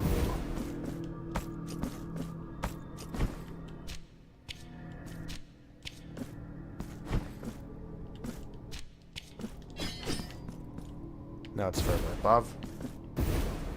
Chat wasn't spoiling.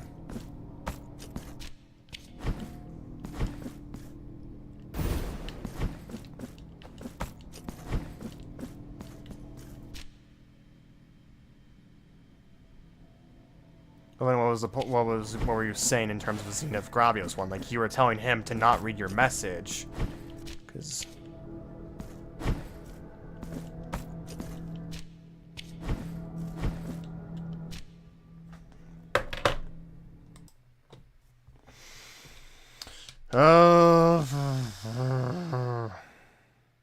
That's the location. Fuck.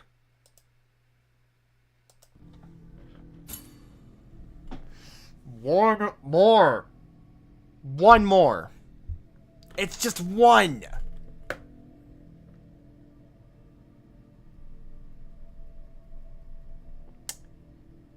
When does he gain access to Sky Corridor? The entirety of Sky Corridor was essentially, like, the mode Sky Corridor was replaced by Hunter's Road.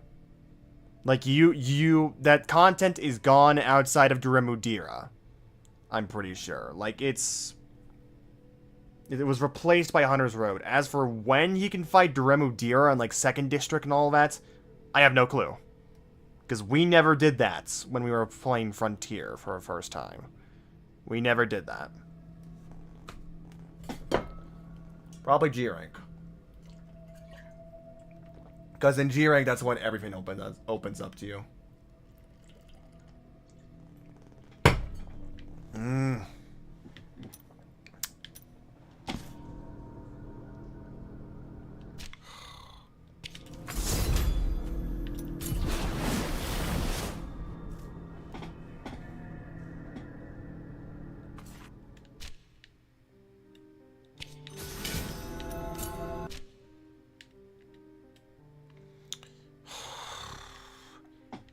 Where could it be? Okay, so just to make sure, I have cleared out City of the Blessed Name. I have cleared out Sunken Cathedral. Cleared out Labyrinth of Tides. I don't know why I'm marking. I've cleared out Sea of Ink. Mother of Mothers, Beneath Her Sacred Grounds, Streets of Wake, Grills and Ruin.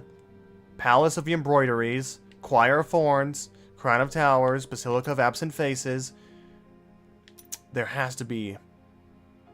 There's no way. It has to be, like, these free. It has to be something obvious I am missing. It has to be something stupid obvious. Like something I just glimpsed over.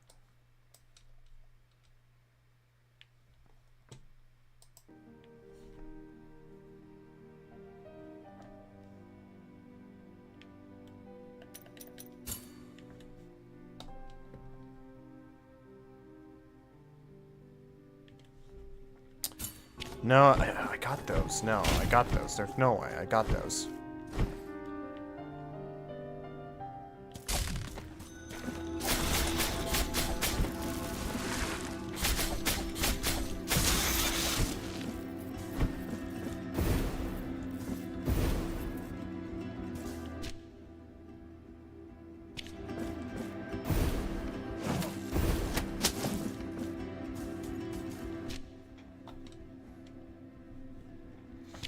Yeah, no, wait, yeah, this is like the first cherub that you see, yeah.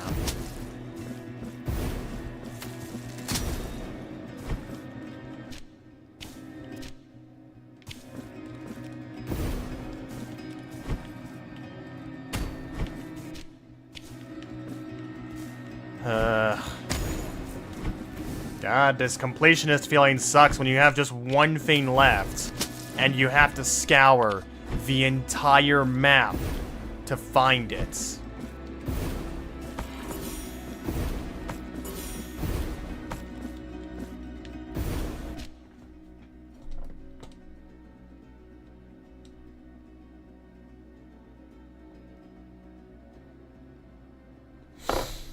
Okay, no, that's marked. I have these. Okay, I have those.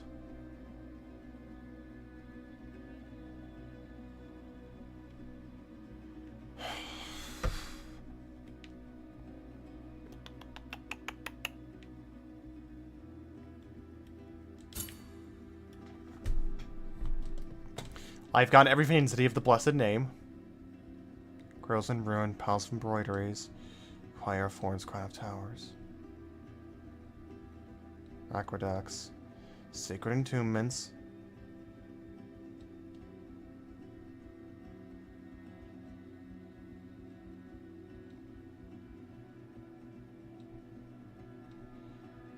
Mother.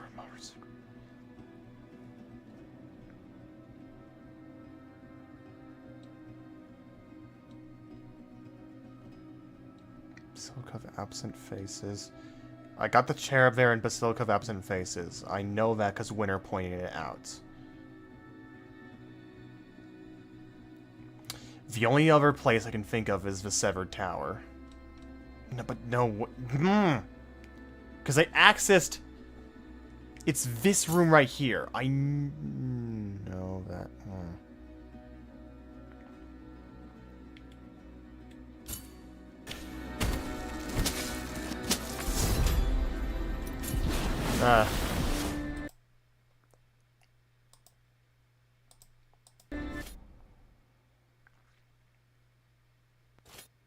Was fine with the name drops of the Zeniths. Then what was that? Oh, to not read it out loud. Okay, for like his girlfriend. Okay.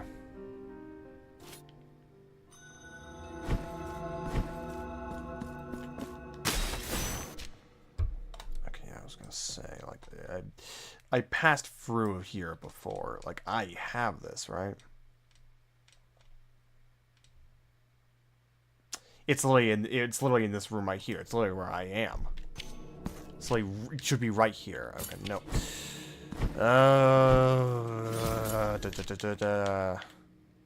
Sever Tower. I'm going there.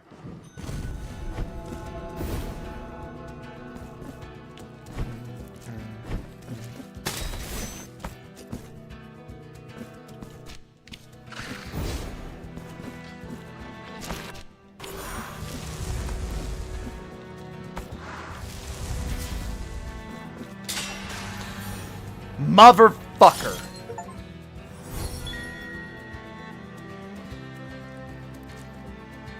There it is. There's the last one. That was the achievement for it. Okay, so it was there. I wasn't going insane. I was like, it has to be this location, even though I went down this path before. It just turns out there is a secret hidden wall that I did not consider. Always hit those damn walls if there's a lantern or object that can be destroyed. Always. That is like a golden rule of Blasphemous, because oftentimes there will be a hidden wall right next to where that destructible object is. Ugh. Now then, we can actually get to the very top of this tower at long last. As for the Sky Corridor, because my plan to immediately get him to fight Duru. Gotcha. Ooh, okay. I mean, Duramo Dira is very much like an endgame hunt. It is made to be endgame, even like all these updates later. Like, it's not an easy monster by any chance. Uncompromising will. My brothers and I are grateful to thee. But I mean, that first reaction of him just not knowing what is going on and the insanity of it would be nice. See how they rise, as if the weight of their bodies had been taken away from them, and with it, their sorrows. The road is now complete. The highest point of this garden awaits thee. Alright. The road is now complete. Let's see what's at the very top of this. Considering I've got all the chants and prayers, I'm really not sure what this is.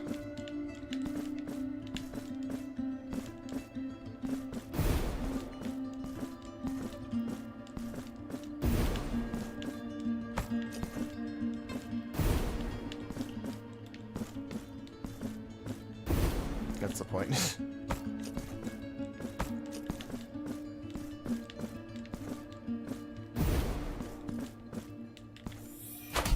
Free marks of martyrdom. Alright, nice. The music's muted out.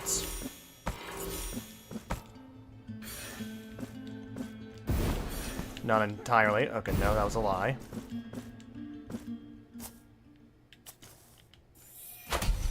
Four marks of martyrdom. And Giant's Rattle. An oversized toy from a purer, happier time. The guardian of the high gardens will rejoice in its return. When faith withers from people's hearts, that is when the holy brothers of the golden visage drift away. They vanish in the wind, fading like a dream in the morning light. As from hope they are born, and without it they wane. Proximo, as the eldest of them, watched over the children, but the designs of the miracle anchored him to the ground, condemning him to follow their departure with nothing but a longing gaze. He then raises the old rattle, his only memento left from his divine origin, and softly shakes it. Blech. A sweet tinkling resonates in the air and travels with the wind, a quiet beckoning. So the holy brothers know that they are never alone, that someone is waiting for them, and they feel a pain inside them, a longing call wherever they are, wherever the wind had taken them. Oh my god, how much left is of this 1%? Holy shit, it's edging me. It's fucking edging me, this last 1%. Hello, Gregor. I noticed out of the corner of my eyes, like, wait a minute, what is that? Automatically regenerates fervor. The heart above, second verse. When the child, after such an exhausting ordeal, finally reached the city, he felt his hopes crumbling to dust. For there he was greeted only by misery and desolation, by faces withered by pain and loss, starving bodies crawling down streets, and grieving souls that wept in near silence. The city was but a haven for the lost, a ruined maze where only hellish suffering could be found. Filled by despair, the child's eyes searched the sky in sorrow. There, just above the city, hovered a vast cloud, thicker than any other, dyed in pinks and orange shades by the twilight sun that was about to hide behind the distant mountains. Enraptured by the beauty of such vision, he observed as that the shape seemingly molded itself into a heart of colossal proportions. That sounds drawn. I mean, it's infinite. It's essentially magic generation. It's essentially constant magic generation. So, yeah.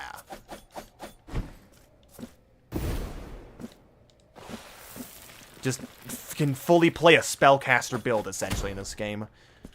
Alright. And Geronimo. Fuck. Geronimo. Geronimo. Nice. Giant rattle. Yes. Your deeds fill us with joy, penitent one. You shall always find a home in this garden. We surrender ourselves to your charity. Remembrance of Proximo. Your deeds fill us with joy. You shall always... We surrender... Okay, weird question, Monarch, weird question. Do you have the key quests as everyone else in Frontier or not? What do you mean by that? A symbol of the guardian of the high gardens, admired by all his brothers. Proximo felt his strength falter. He felt himself descend from the clouds like a dry leaf carried by a sudden gale. As he fell, confused and too weak to fly, he saw the light around him turn red and dark, as an abundance of clouds shadowed the sky with a sanguine, garnet color. The miracle had returned. Alright. That's that taken care of. And that is all of the cherubs taken care of. Now let's return to the city, get this remembrance delivered, get another figure. Then after that, okay, so now there's the challenges that I need to do, and there's that door, that godforsaken door.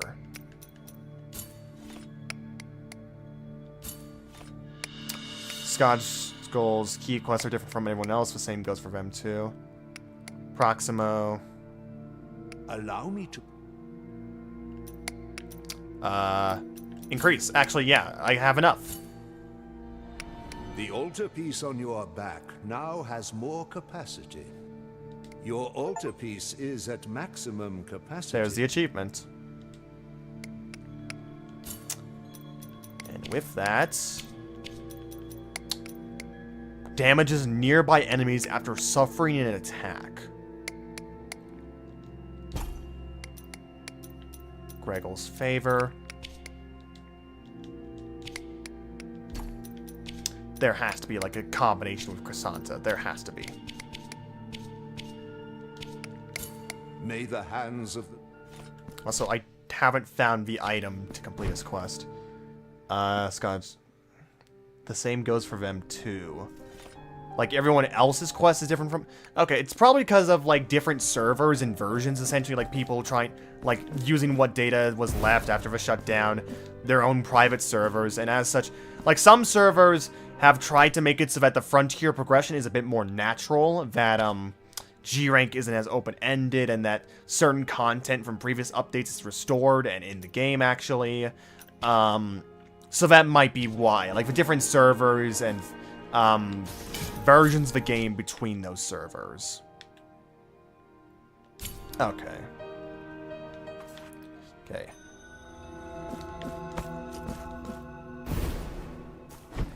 Let's max out rosary knots. Now. I mean, I appreciate all those questions, but I'm also gonna say I'm not an expert in Frontier. Like, we played a version of the game, we rushed through it. Now complete, penitent one. Like, we really rushed through Frontier. We didn't experience everything in it, and much less we played the compressed version, essentially, at the end of its lifespan. Like, I don't know much else, or, like, the intricacies of some features. You're better off asking, like, other people on Twitter, like, Odie or, Assalon for that. When you feel sorrow, and the sky bears no stars, press your rosary close to your breast. No, don't say sorry. It's fine. It will bring comfort It's just the discretion, of course, where it's like, I'm not an expert. I feel that it's very important to, say, because, you know, people can take, like, my experience with Frontier and say, like, oh, I'm an absolute master of the game, or, like, know-it-all, when, no, not really. Again, like, it was a very rushed playthrough of Frontier, and I didn't experience everything or every monster, so I have gaps in my knowledge, and that's just how it is. There's no need to say sorry for that.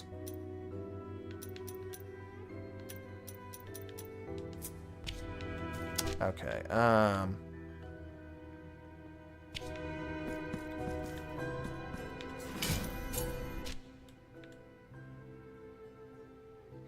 no, let's do these challenges right here and now. Even if I have less fervor, let's just do these challenges.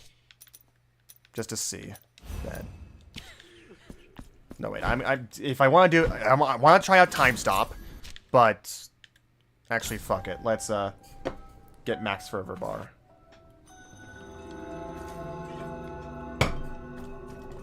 So how many fiends are left? I mean, okay, so there's these challenges I'm about to do. There is a door right behind here that I cannot access for whatever reason, that I need to figure out, which is probably hiding the last 1%. There are 2 items here in Rosary Beads I do not have. I do not have my Vigor maxed out, so I'll probably get all the remaining altar pieces from these challenges. I'm not aiming for 100% completion in terms of Steam achievements. I'm just trying to go for, like, true ending and stuff within this save file that I can reasonably get. The sacrament now go. Because one of the achievements, like, as we said, was, like, getting to a certain boss in under 30 minutes. And it's like, how does that happen? You have to be really quick with it, or, like, play the game in a specific way.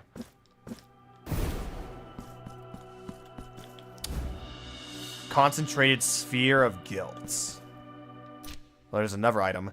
Significantly reduces the amount of guilt the penitent one drops upon death. Sphere shaped by a mixture of guilt and the confessor's corrupted blood. It slightly vibrates on touch, as if it contained a life of its own.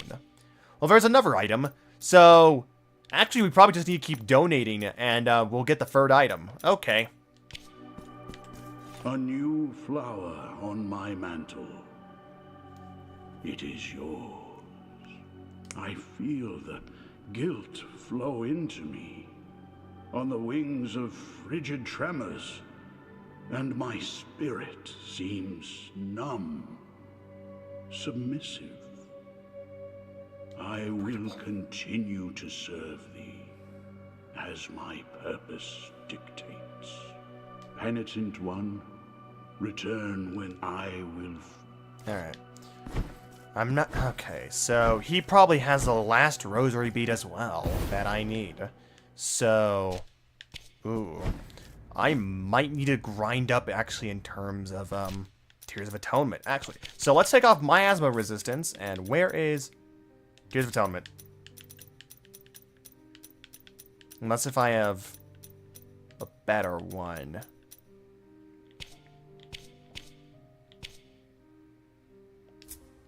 Let's stack both of those. I'm pretty sure they stack, so just so we can get more Tears of Atonement.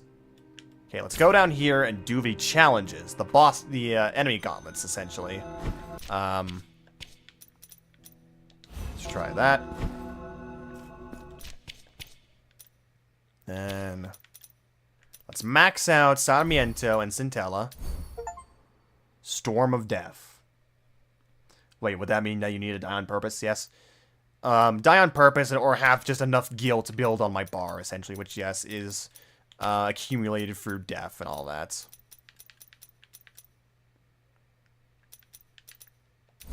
Weight of Justice. Alright.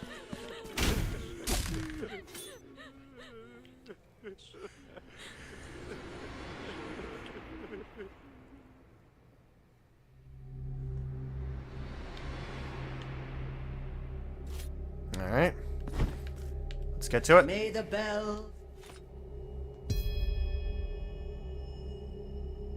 And we shall sink into a sea of mourning. Wait, what that? Yeah, I just said that. I don't know why I was trying to repeat the question. Ah.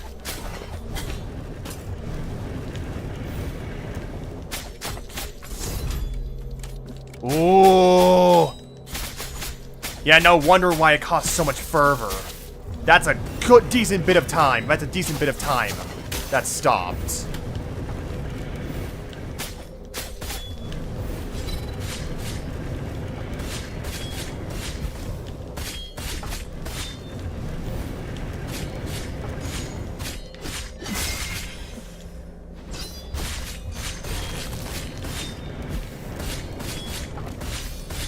Yes, obvious Zawarudo reference. Soki wo tomore.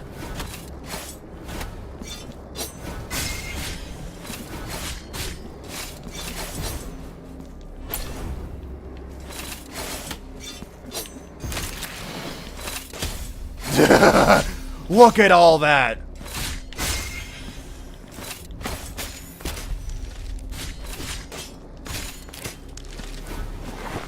Ah, no. Nope. Killing you first.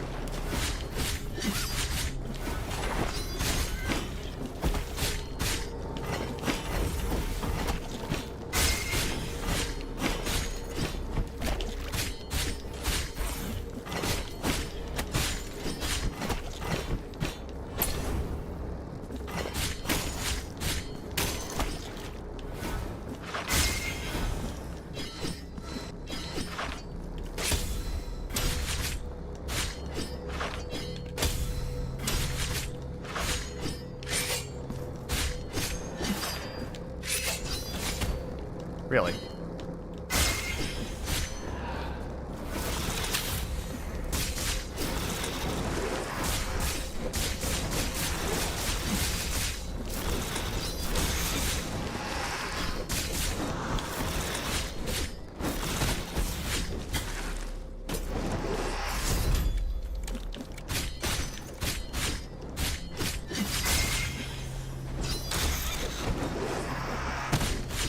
That's really good. God, that time stop is really good. That's a really good time stop.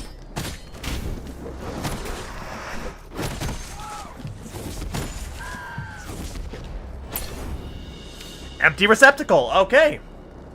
Well, there we go. That's one. That's okay. So that's another thing.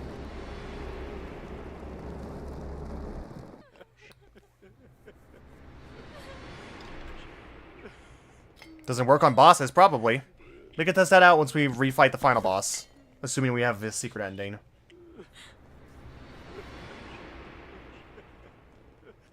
Alright. So that was the third trial. Let's go on to the fourth. May the bell and we shall...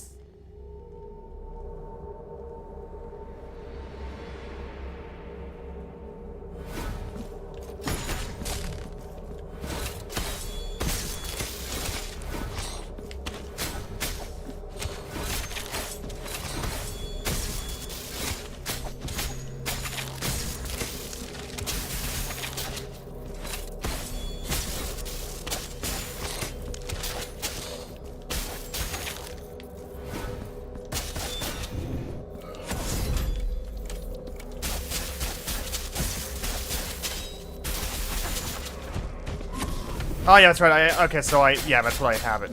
I have the upgraded version. Ow, bonk. Funny bonk sound. Please no, sir, don't funny bonk me.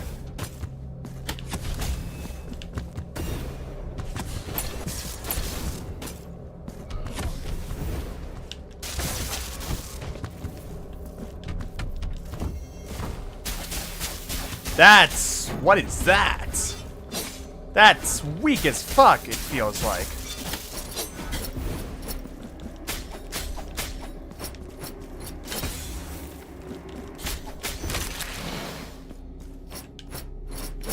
Thank you, Chrysantha spell.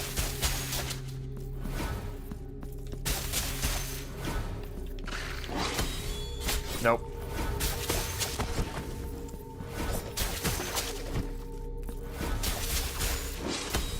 Nope.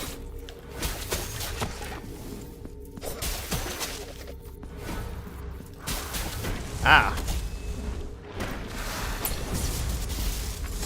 Toki wo tomore! Ish.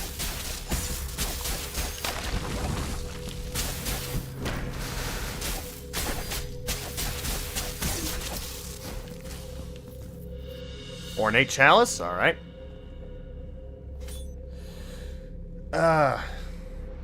Probably butchered it, but whatever.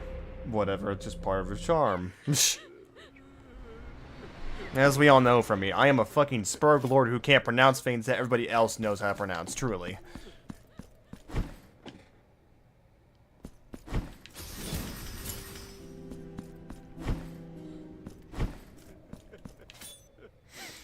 Alright, last one. Last of these challenges.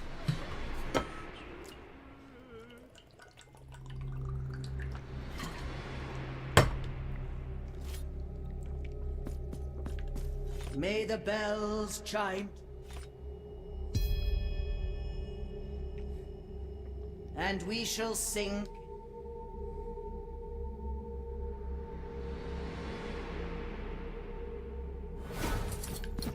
Ah. Wait, do they have like a...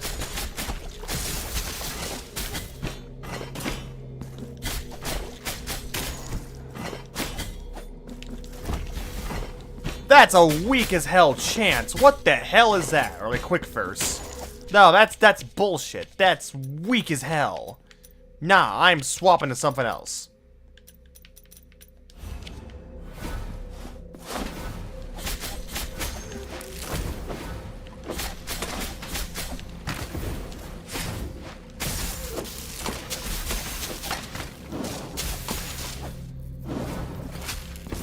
Hardest enemy is probably these fuckers right here. Or like they're up there in terms of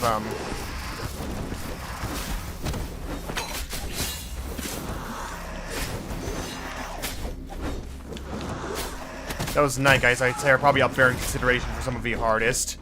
Considering that those orbs can be very tough to dodge depending on the spaces available to you.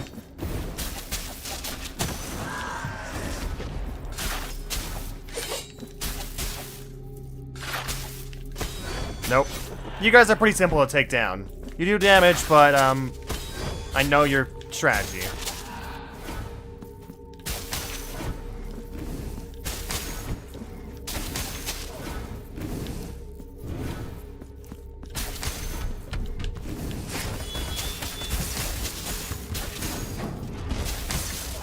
God, Sarmiento and Centello, they're so good. Simple game plan, but it's like one of those things where it's like simple game plan, but holy shit is an effective game plan.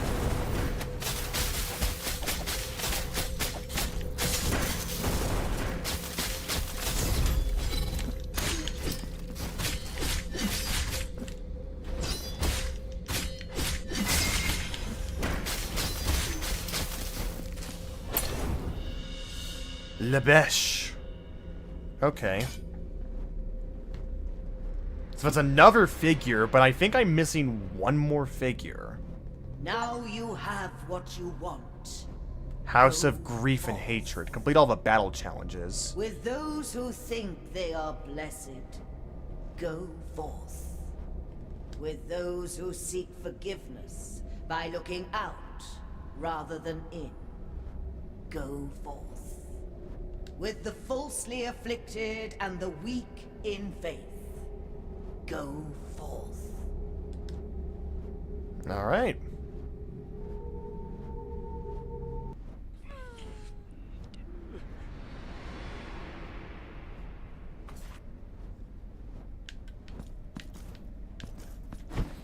All right. I mean, there's nothing else left in that room.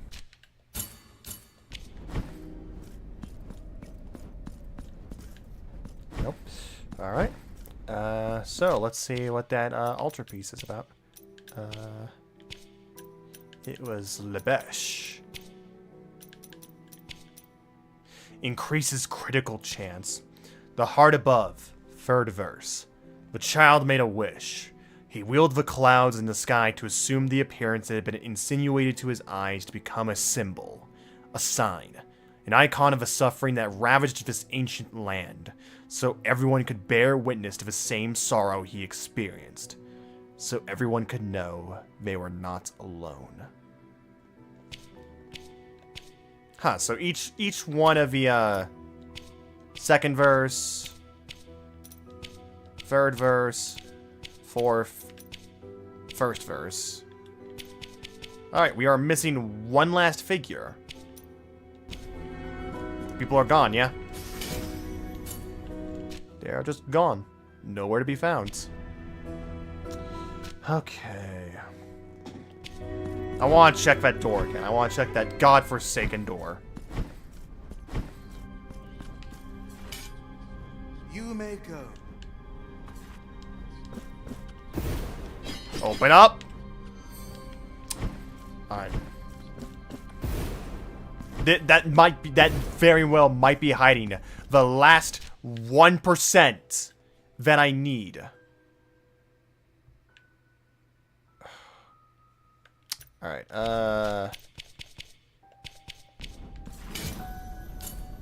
okay, I am going to go to the health lady and I'm going to prepare the fish sensor. Because I have a very good idea of what's about to happen, and YouTube is not going to like it. So.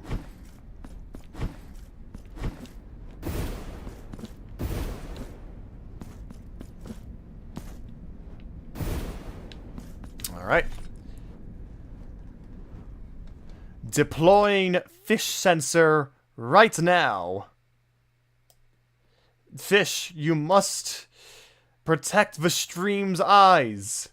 I am sorry to implore you once more, after you've already suffered so much.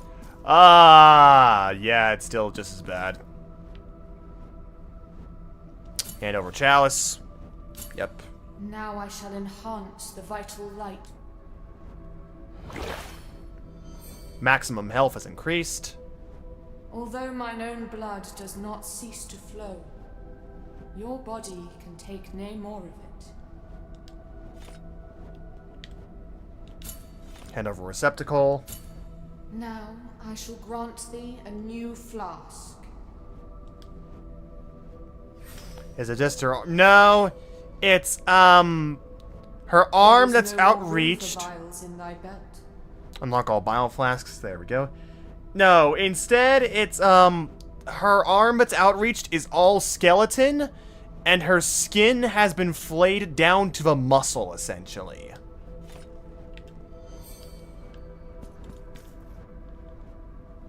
Does the Duffy wish make to sacrifice? What does that mean? What does that mean? Alright. Let me guess. It's going to get worse when I eggs. Ah, there. Oh.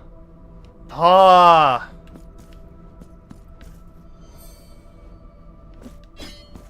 Ah. Now it's a skeleton. Now it is a skeleton.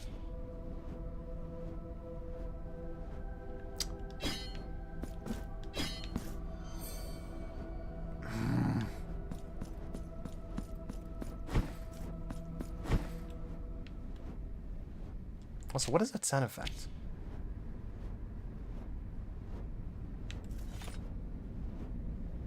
It's like that whoosh sound effect.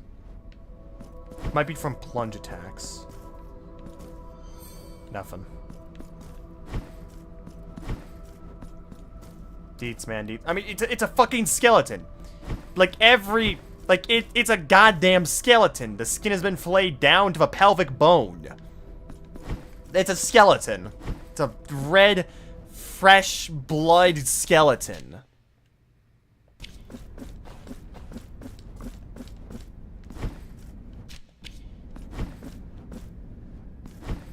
Okay. 300 health, 300. Okay, yeah, that's about it. That's it in terms of, health and fervor.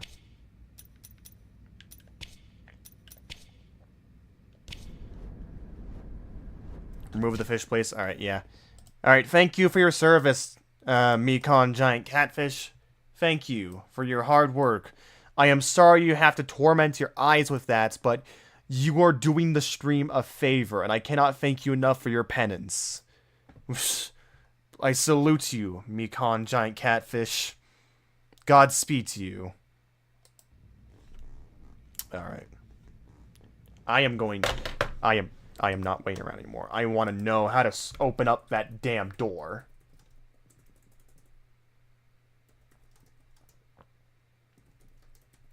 Hand door. Okay. Now to open the door.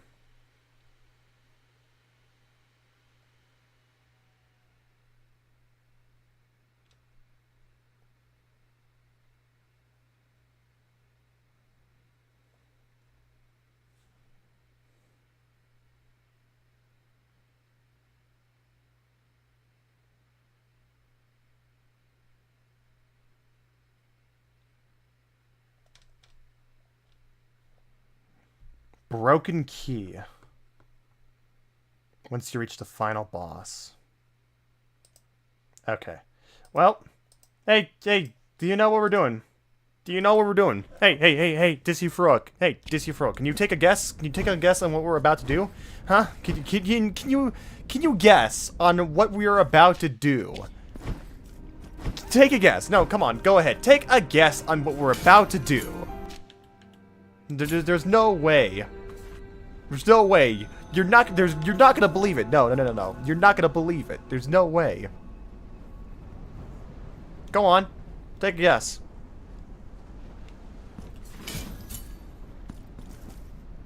I'm waiting for the guess. Final boss. You are incorrect. There you go.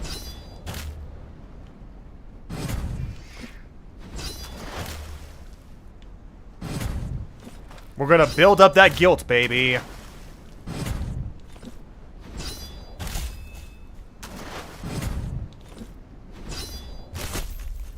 Because the item is related to the Confessor dude, so we need to get farther into his quest line.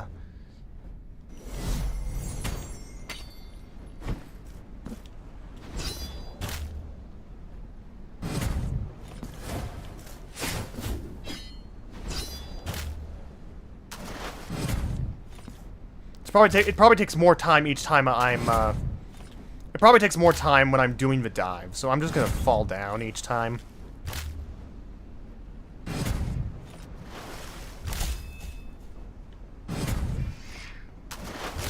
Ugh.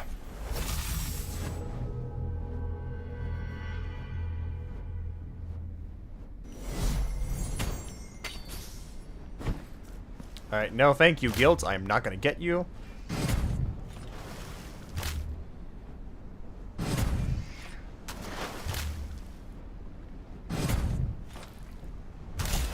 Is this the stream content you all asked for? Is this what you like to see from me?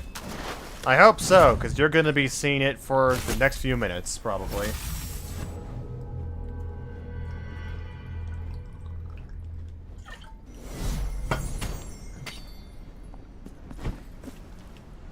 To think the insta-kill spikes would have been useful for this? Yeah.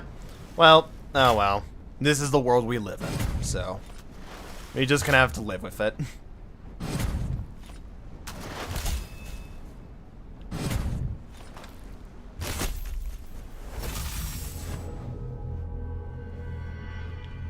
Alright.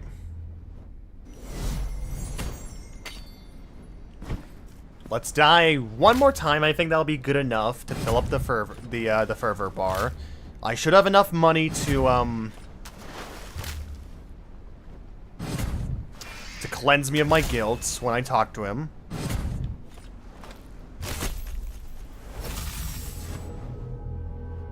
Exemplaris excommunication.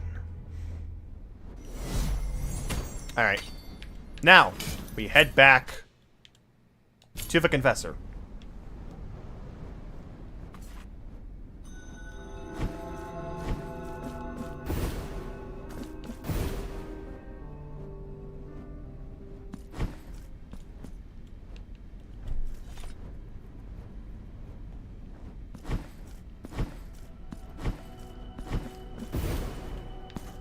So, Yes. so be it. The sacrament has been now go. Alright.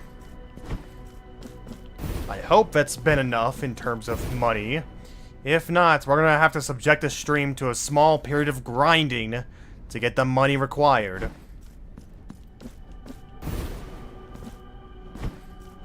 Penitent one, I will. Okay. Alright, okay, so then we need to die more. We need to build up more guild. Alright. And we also need more money. So, okay. Guess grinding it is. We're doing some grinding.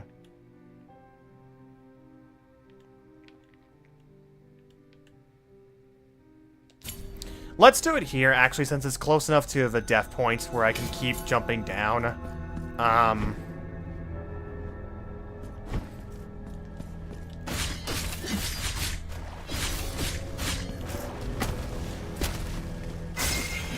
263. Luckily, it is a lot of money from these. These are mid to late game enemies, so.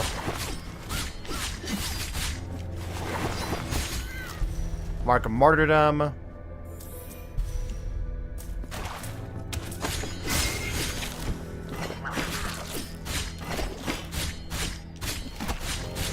Yeah, it's your favorite. It's stream's favorite.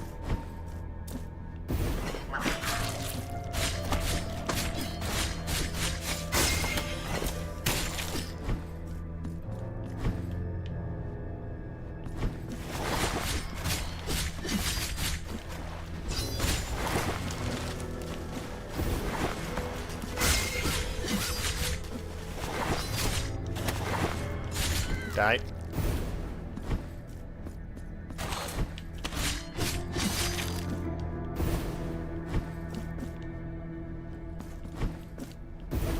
Once again, people, I apologize. This part of the stream is going to be very boring, because it's just going to be us doing chores, but that's the way it works. You do what you have to do in these games to get 100% completion.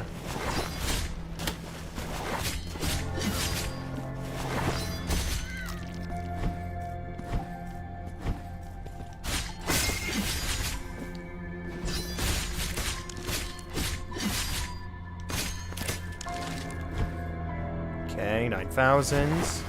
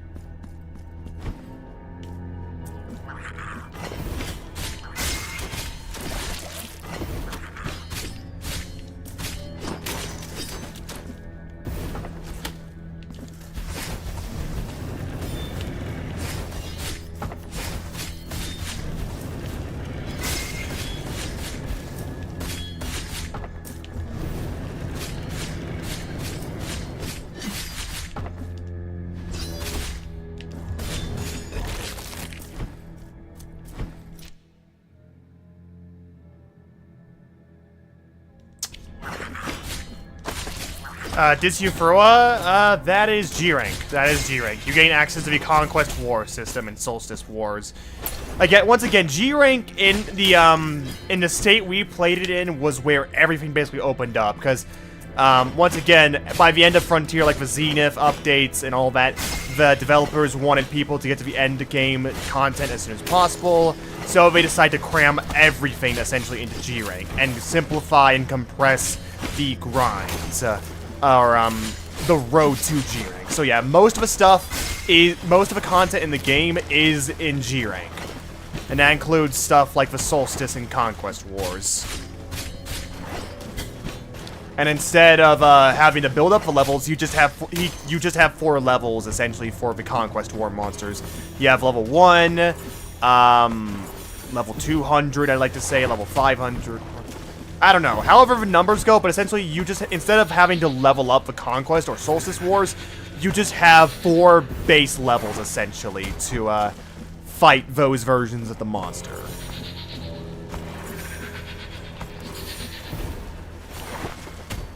Why? I know I don't need to do this, but it's to kill the enemy up here.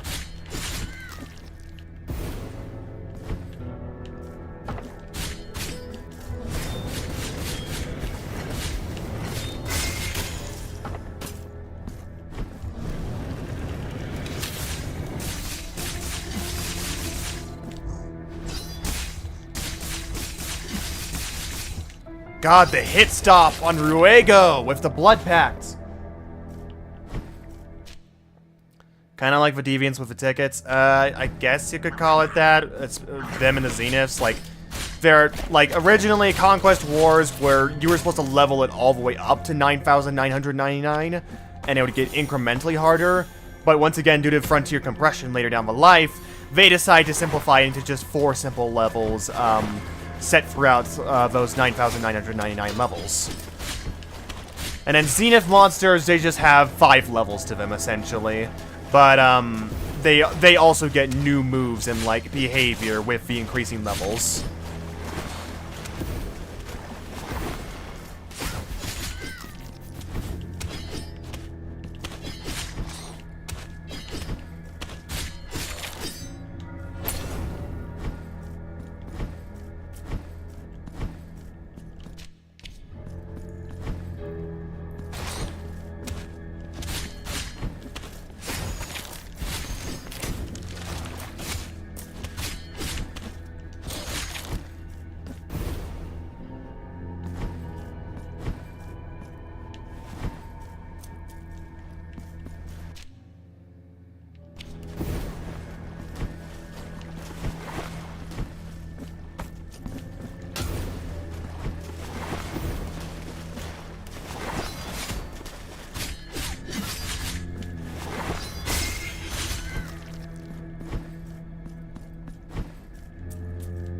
At Hunter Rank 8? No, actually, it's Hunter Rank 6. Because Hunter Rank 6, at least in the version we played. So again, Gal Rank is Hunter Rank 5 to Hunter Rank 6. By all accounts. And with Hunter Rank 6, you start fighting some of the Supremacy species. You fight Unknown, not True Unknown, not fully, but like a sample, essentially, of Unknown. Unknown Black Flying Wyvern. You have the Metal Seoffs available to you. You have Thirsty Pariah, Supremacy Teostra. Like, you gain... And Hunter Rank 6 is where you gain access to those, and then the Urgent into G Rank is, up to Phase 3 Shantian. Test run Shantian, essentially. You don't get to Phase 4, it's just up to Phase 3. And then once you're in, you get the G Rank, and G Rank is open-ended as fuck. You can pick any star rank in G Rank, any monster, because it has a system where in which you can lower the star level of G Rank quests in order to fight it, so you don't have to reduce your defense as much, but in return you won't get as much rewards from the monster itself. So that's how we are able to fight Guan Zorumu, who is a, technically speaking, 8-star monster in G Rank without actually building up to 8-star. We were able to decrease his star level down to 1-star in G Rank, which still means he's a danger, but he's not going to be as powerful.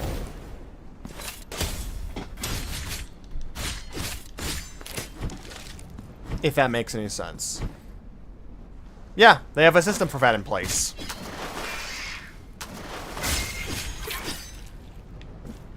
Once again, like I said, they really want you in the when the game was still around, they really wanted you in G Rank, because that was where a majority of the content was. They wanted to funnel new players into the game. So what better way to make people experience the game than by cramming everything and compressing everything into it, and you know, just giving new players the option to fight monsters later down the line in return for less rewards. Also, we're doing this again, because I feel like we've got enough Tears of Atonement.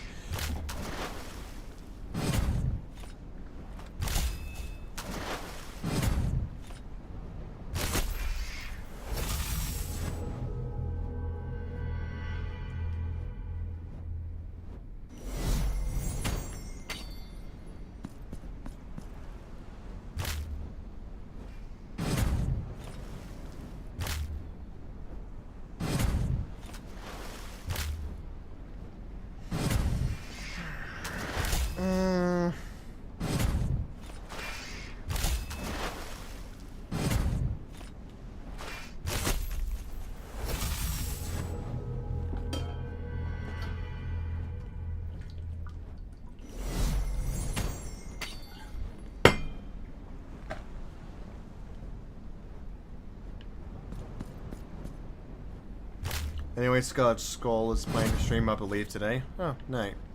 No, night? Neat, Monarch, neat.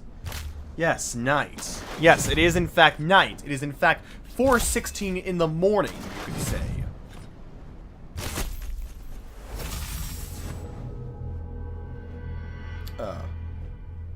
But I'm sure that'll be fun.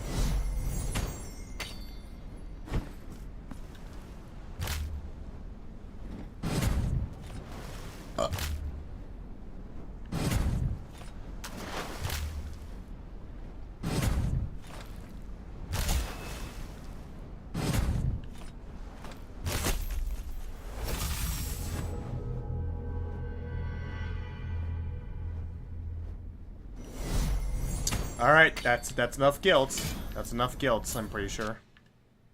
Travel back to Confessor.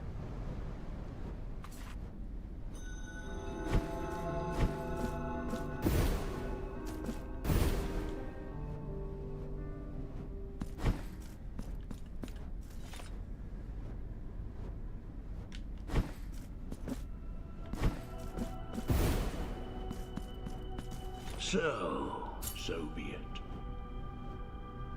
My time zone starts at 7 p.m. Ah, nice. Now go. Okay. Now, was that enough?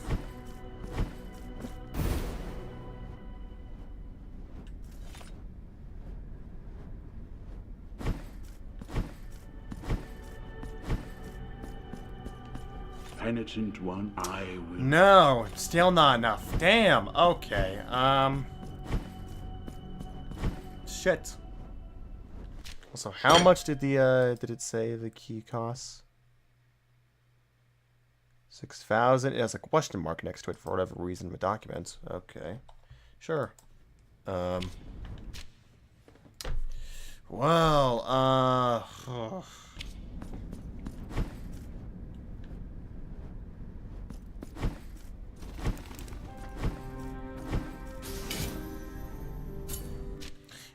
If I wanted true endgame enemies, I could just go to 2 moons.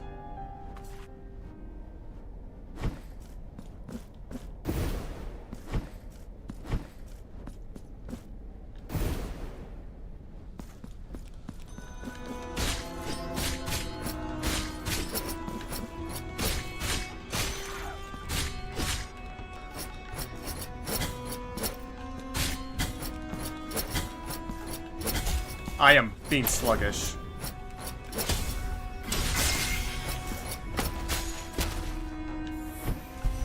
Mark of Martyrdom, alright.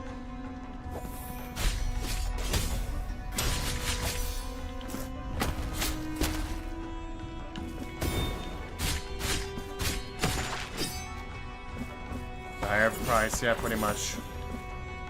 I do still have the charms on me? Yes, I do.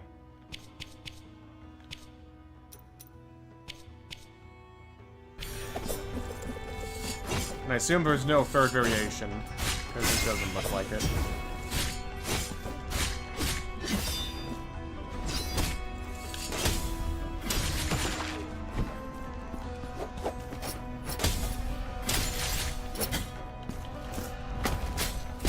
Nice that that actually hurts enemies.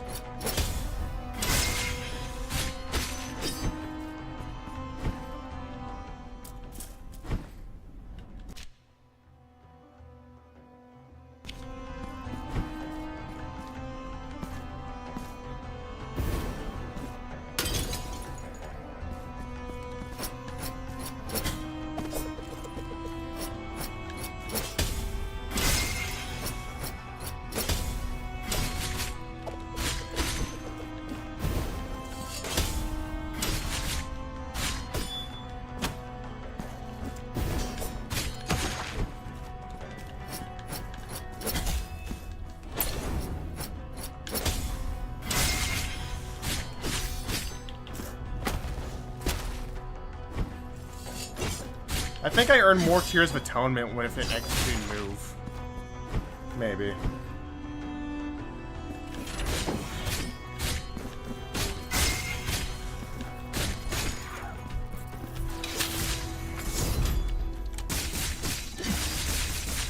God, this is an overpowered combination. I'm already seeing it now. Holy shit. Time stop plus blood pact mode equals all the mystic damage.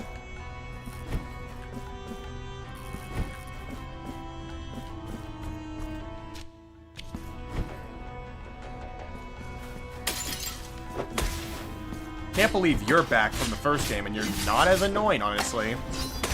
Gotta be honest.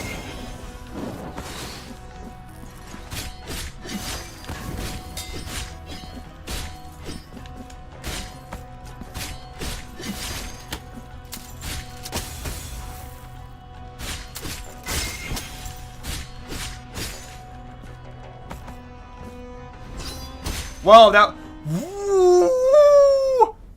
Okay, that might have been my first weird instance of momentum in this game. What the hell? Alright. Well, that's the first one.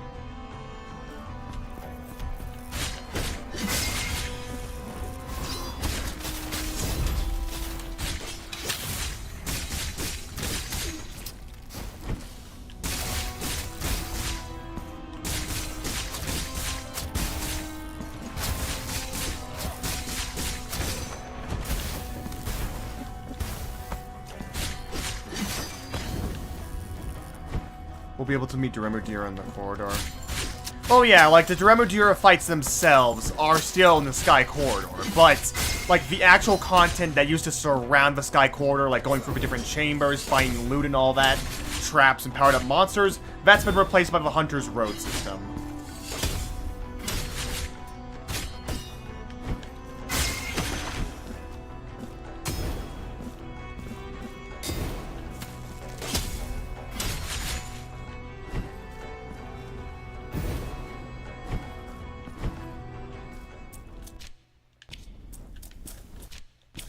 Well, might as well go upside down.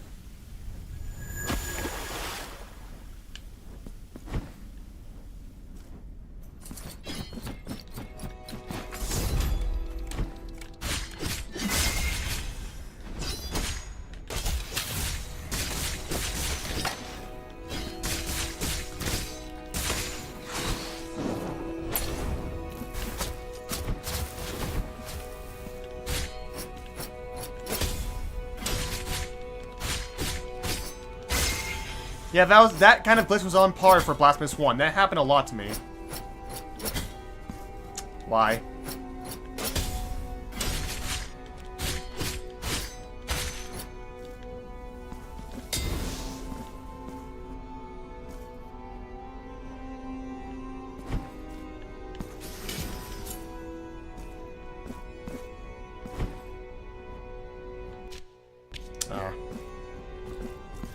You just saying Rage Gaming reminded me of the fucking controversy. Dude, the stupid man can't even fucking credit artists, and instead of admitting that he made a mistake and is like, I will own up to it, he has to fucking go on a smearing campaign saying that that the artist sent death threats to them, that people were harassing them in a server, when no, they were all just being like, hey yo, you should credit the fucking artist you used in your thumbnail and didn't even ask them about it, instead of essentially going down with a temper tantrum.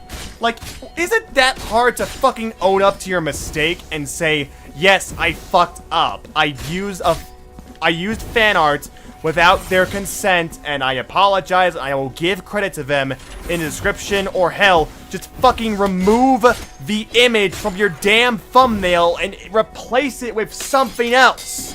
But no, that's too much work for a hardcore YouTuber like you. No, you have to go down like a crying fucking baby. Ugh. And there's the guilds. Ugh.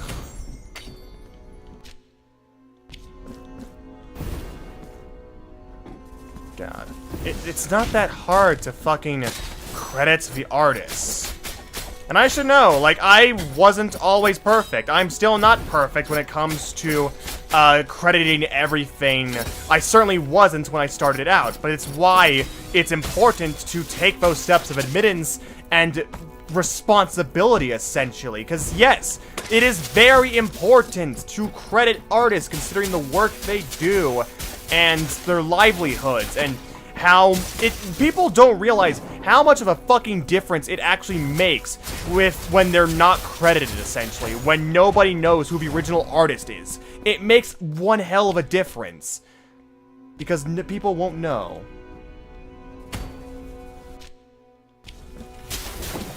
Well, yes, I know that, and I know you didn't mean it. It's just you saying Rage Gaming reminded me of that fucking stupid-ass controversy on Twitter a few days ago. Well, okay.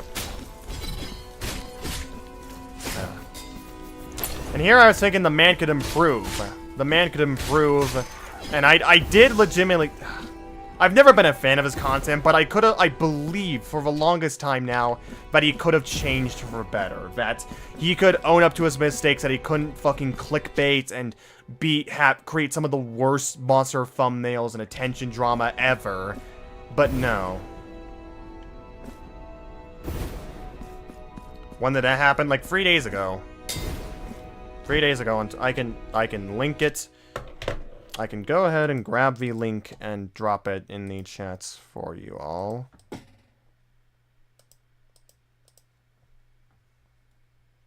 Because I retweeted it. Yes. So here we go. So there's it's an entire thread, essentially, and multiple people have gone record saying, saying what he's done in the Discord server in regards to people bringing it up, unjustly banning them for his quote-unquote hatred or whatever. People also pulling up other videos and examples in the past, not just of this one, but previous examples, like stealing a ArtStation 3D model rendering of Nurg by someone else and using it in another of his thumbnails.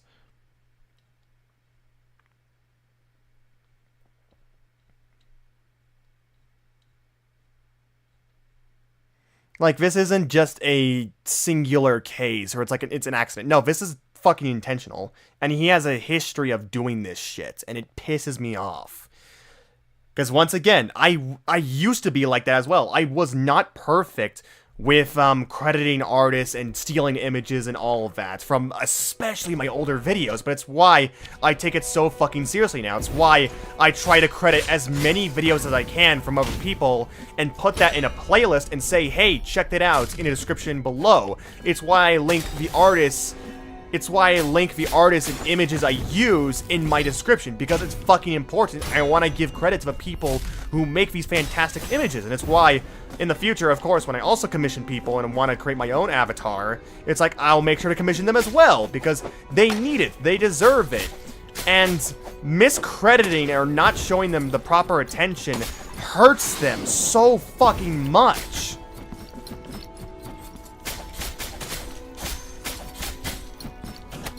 Really, it used to be able... Yes. Yes. It's mostly with the revival era period of videos. But, like, you can go back to something like my rant on Ryan or Red Leopard videos. You can go back to that kind of era of videos. You can go back to the Monster Movie rant. Or even the, a lot of the Blaze Blue Story Explained videos, where it's like, or like... Yeah, I use not just official images from the game, but also fan art, often cases, for a lot of, like, this Noga or V or Terami images, and it is something I'm deeply ashamed of, and I made sure, when it came to learning my lesson, not just to do that not just to credit artists for all future videos I did, but to go back to those old videos and make sure to edit those descriptions and credit those people. Because I learned my lesson the hard way, not just on edits. Because I learned my lesson the hard way. I learned my lesson on not just image spamming and making sure to use it in moderation, because people were annoyed by how much I spammed images, but also to credit the artist and make sure that I wasn't just stealing it. It's why I very much take offense to this and what Rage is doing. And it's why I call it crybaby behavior. It's why I call it malicious behavior, because it's just straight up dickish. instead of taking the easy, instead of doing the humane thing and admitting to your mistake and saying, yes, I fucked up, I will credit the artist in the description below, I will shout them out, or I will simply do, I could do something as simple as remove the piece of fan art from the video or thumbnail, that instead you're gonna go down in a blaze of glory in a temper tantrum, essentially, and do none of that. You're going to believe that you're going to make the accusation that you're being harassed or whatever. The fucking gall of you. Ugh.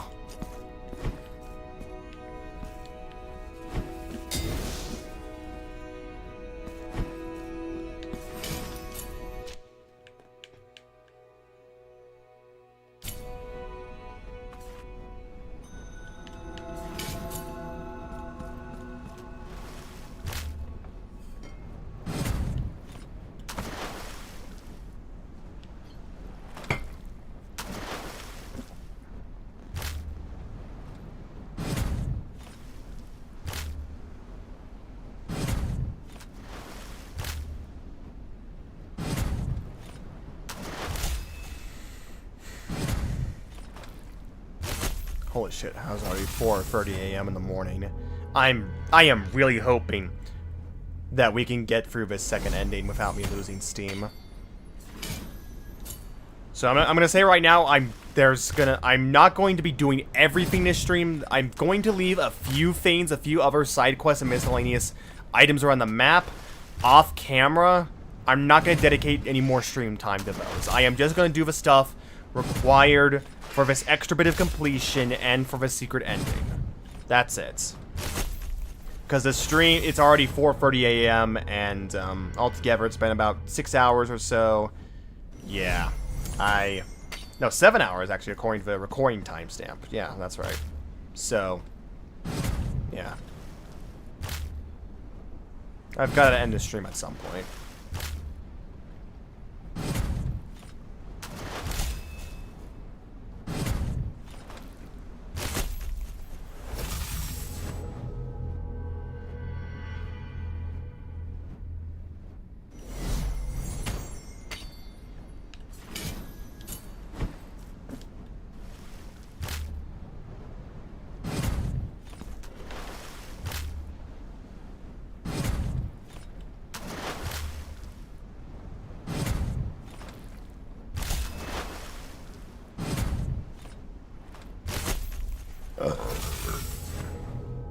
Excuse me.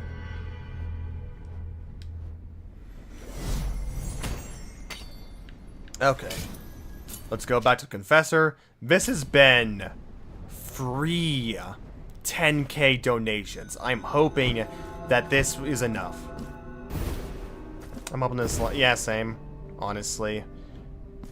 Like 30,000 Tears of Atonement with this last batch. That sounds like a lot. That's what you'd think. I feel. So be it. 12k. Sacrament now go in.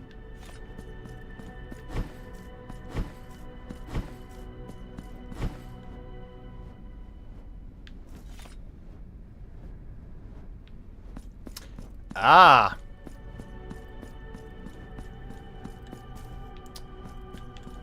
Behold the empty shell of your confessor, penitent one.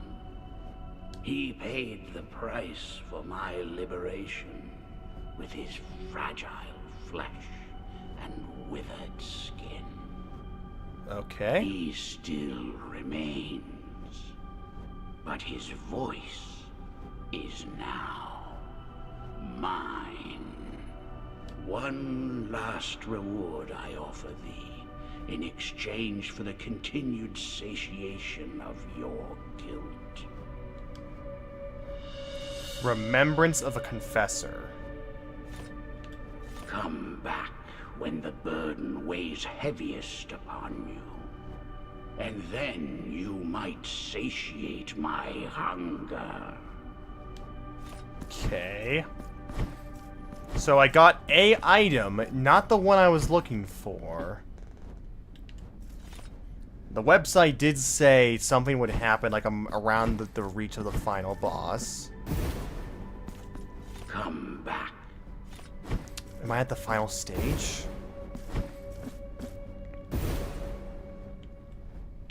Okay, well, let's turn in the memento anyways, because this is the last figure I need.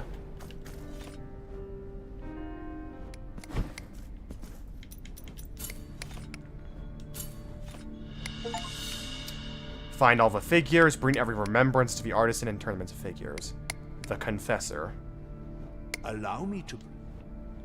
Alright. May the hands of the... Okay, what is it? Collection? Increases the damage caused when the accumulation of guilt is high. For years, the echoes of my agonizing breath were the only sound to reach my ears in this forsaken church of the afflicted. But suddenly, a thunder rocked the world outside these walls. A powerful beating that shook the ground, the columns, and my tired bones. My tired old bones. And then I knew that heartbeat was nothing but a call to a new mass. The sound announcing to each of us the return of our faith. The return of the miracle. At such moments, hope returns to our forlorn hearts. A big trade, yeah. It doesn't say... percentage-wise, it doesn't say how much, but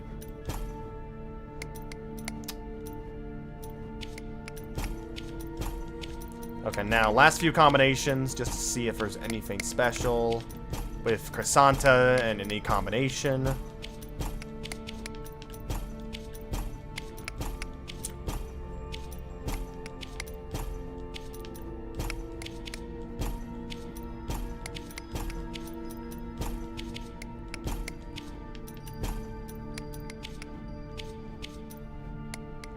No, it's all Gregel's favor. Yeah, all Gregel's favor. Alright. Okay, actually, I'm searching up Confessor. Just to see if this truly is the last stage. Confessor.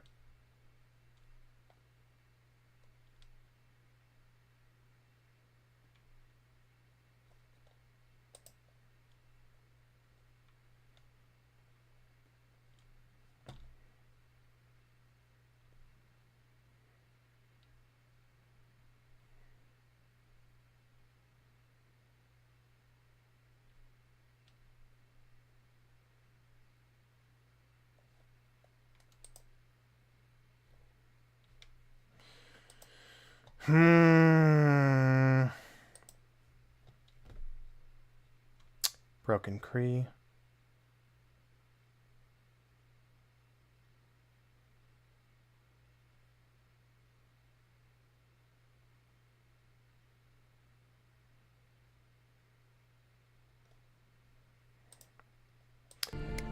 Fast travel room, Crimson Rains.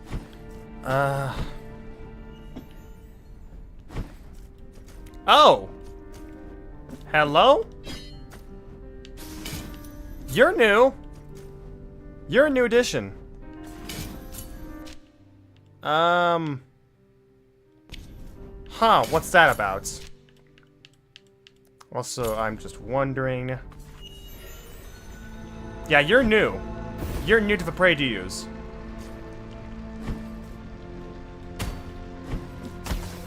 The wiki said that that the key should be handed to me once I reach this warp room. But I've already done so. So maybe just teleport back from there.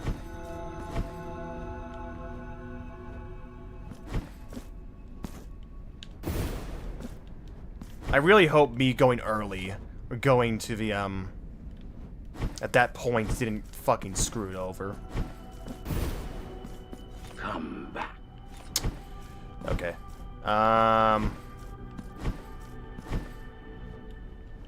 That said, the guy did also say, from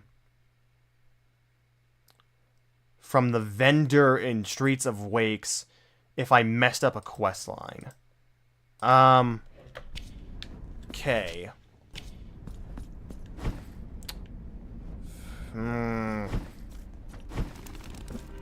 Okay.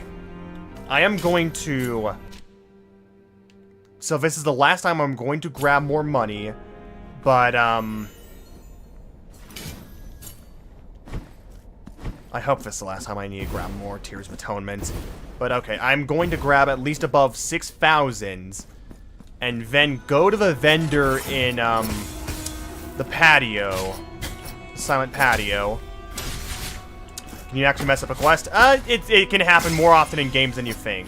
Because, in a Metroidvania like this, where there's an open world, people can get to areas or, like, certain parts of the game too early. And if, like, a part of a quest is reliant on you being getting to that part of the quest at a specific point in the world, then yes, the quest can essentially soft lock, and, if there's a reward you're meant to get from the end of a quest by being at that point, it won't happen, because the game's confused. Like, wait a minute, what do you mean you've been here? Like, essentially, the game can get messed up, can get confused about the sense of progress you have in relation to the quest, and as a result, prevent you from getting the item. It does happen more often than you think. But, I guess they made a system with that vendor that gives you items if you mess up a quest. So, let's see.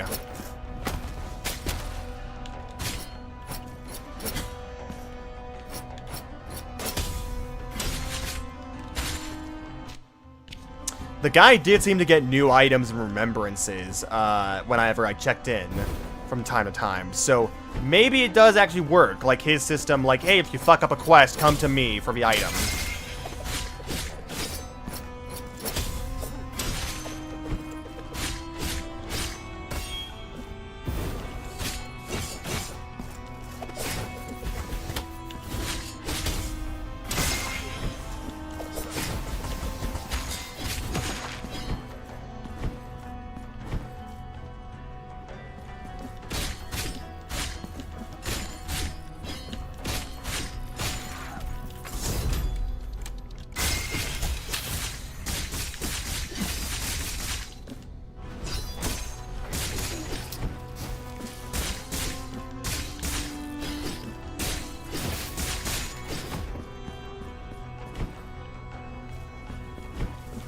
I know I said I'd leave when I got 6,000, but hey, money is money. I'll get more just in case.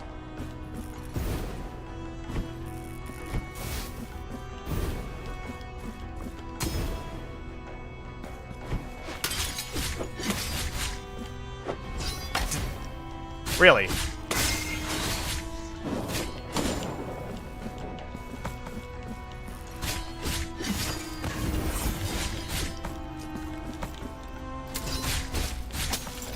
Okay, weird momentum didn't happen that time.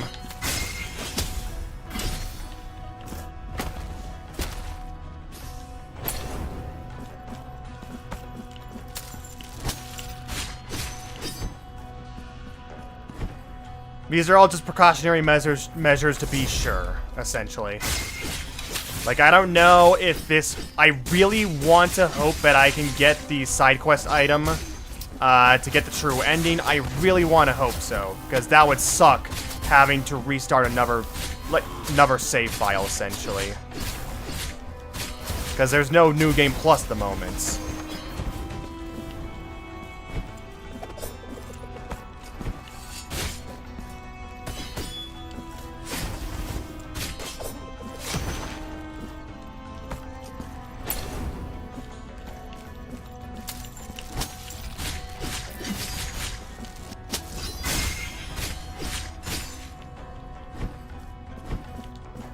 Who knows how greedy NPCs can get.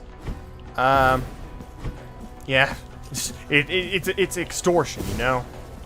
Like, it's a money laundering scheme.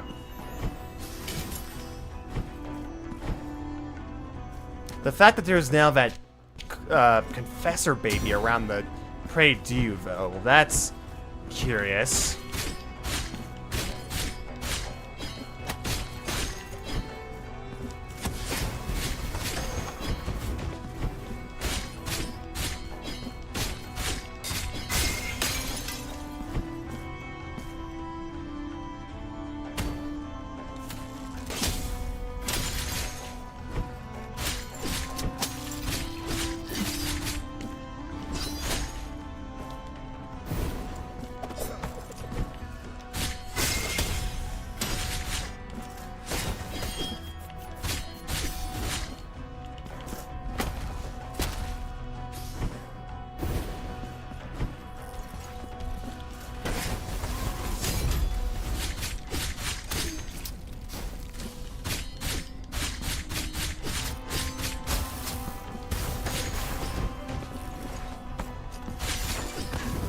God damn, Ruego.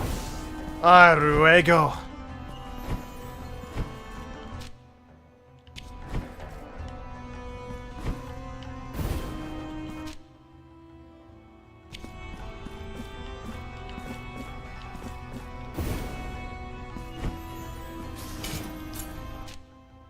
Okay. Alright, so now I'm going to check. I'm going to check and see if the item is there. What do you think of Sonic Frontiers update that's coming? I don't have Sonic Frontiers. The most I've essentially care about the game is in regards to the music. As well as, I mean, most recently I watched Radical Soda's review of it. Good review, by the way.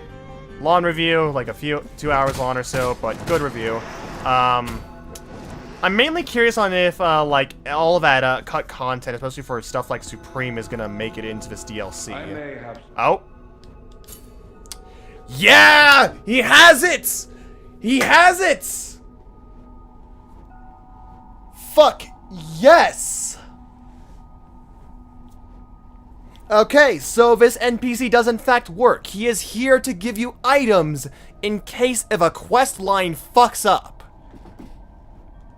A mysterious key imbued with an aura of affliction. It hides secrets that must not be revealed behind the chamber of one of the chapels in the streets of Wakes. And that's it. You have acquired the last of my goods. Penitent one, I must ask an undeserved favor of you before my last tremor comes upon me. Return this pendant, over which no one stands vigil, to the chamber, inhabited by naught but the resounding footsteps of solitude. Stolen pendant of solitude. What? Return this pendant, over which no the one chamber stands inhabited not by the resounding footsteps of solitude. A tarnished pendant whose wear and tear is testimony to several generations of use. On it hangs a face whose features have been erased by time. And now I know of my punishment, and I know its name is death. Not my own, but that of others. That of everything around me. I witness death as it erases all that surrounds my being. All happiness, beauty, and hope harbored in the hearts of those I once called close. Doomed to solitude, to the blackness found behind these cold bars, behind this heavy curtain that only my voice can pierce. More abound as they sound, my words are all that I can use to warn the fools that try to approach this place. No one knows my name, nor my pain. And so, I can only wait. Wait that someday might the miracle take mercy on me, and free me from this curse. Then, how will they know? How will they know the truth, if to their eyes I'm no different from the others? Ah! That same description. Alright. So, we are. It's right there. Alright, I was wise to get those extra Tears of Atonement. I was wise to.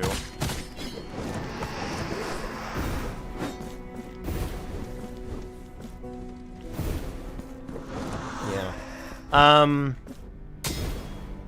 don't know, I'm weirded out the fact that they're choosing to do some alternate supersonic form instead of something like hypersonic, but I guess that requires Master Emeralds. I don't know. It's gonna be like Supersonic Awakened or something. But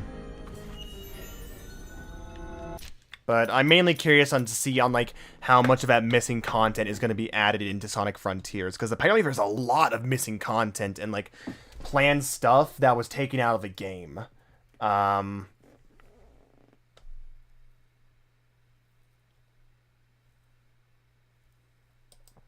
Especially in regards to Supreme, like, and the final boss.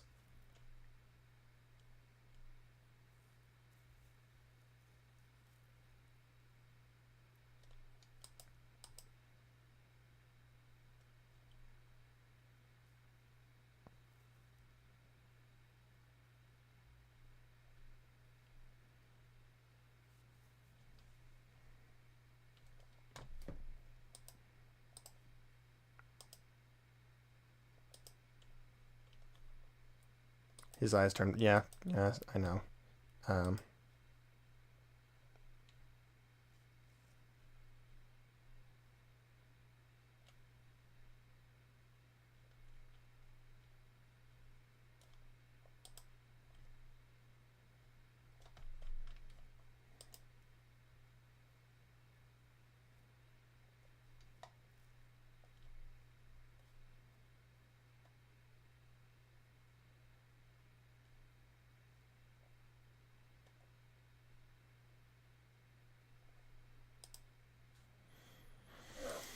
Okay.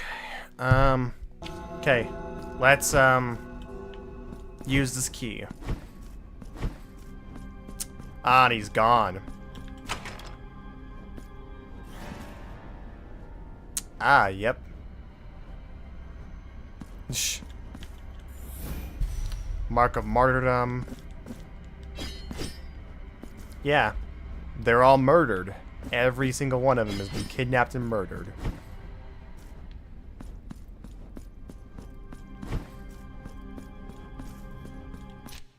Okay, so wait, what did that do?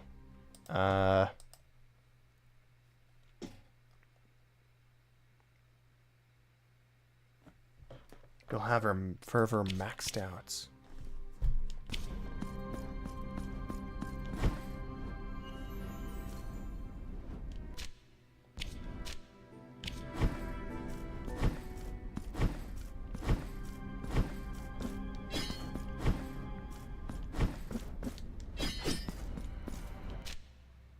That's not 100%. What the fuck? What do you mean that's not 100%?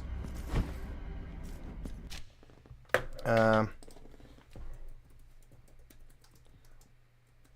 ending.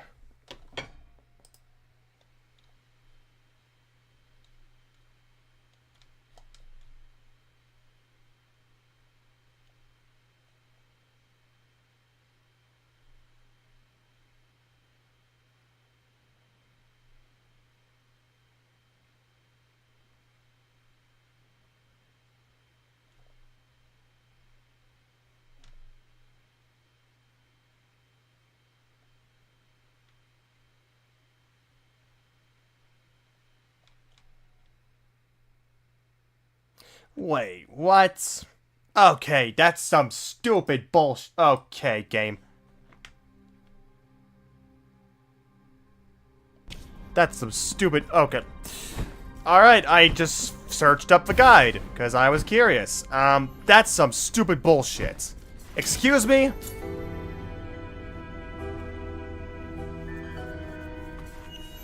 Okay, but... No, fuck off. Fuck off, pop-up. No, you'll see. No, you'll see what we have to do. I guess I could piece it together.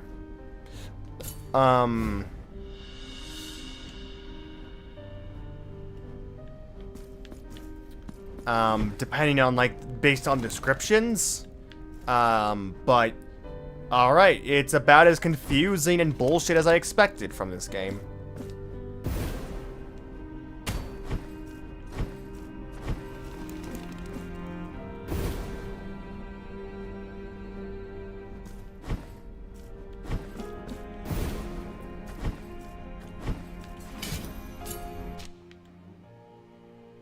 Okay.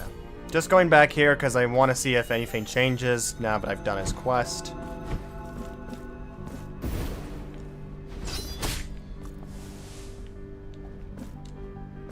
No, it's not that anything happened. It's just I looked up a guide for what I'm supposed to do, and, well then. What out of 1 to 10 of bullshit? It's a bullshit in that it's lore. You need to look at the descriptions. Oh, light that blinds me, yet fills me with sheer joy. Are you perchance life? The very same that will finally open the locks to my rusty bars, liberating me from my damnation.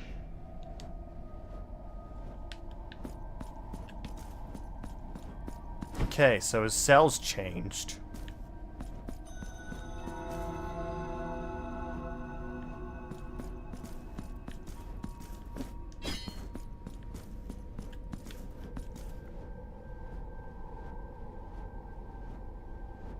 Anyone else hear that whirring sound effect?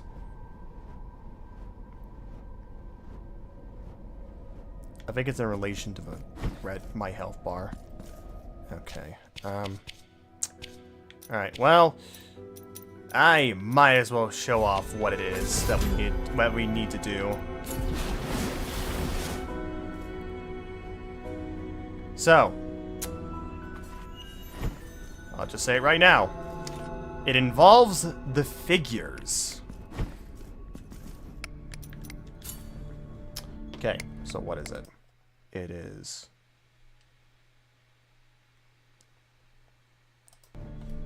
Alright. Remove all this shit. So.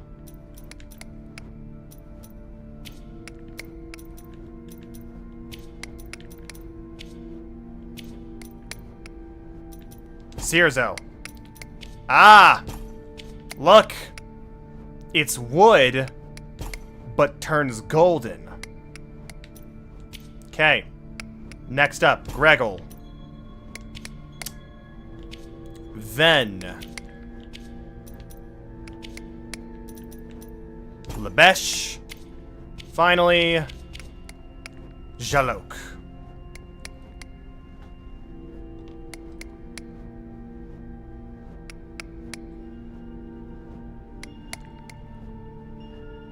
Now, what we do with that. So, in case anybody's confused, because yes, this is fucking bullshit. If anybody's confused, why, in particular, these are the figures relating to the miracle and the heart descending. First verse, second, third, fourth. So by all accounts, you can piece it together if you're smart about it, but knowing that's a specific order like this, and it much less has to be in this order, that's absurd. Now, then, we go to elevated temples. And with this order of figures,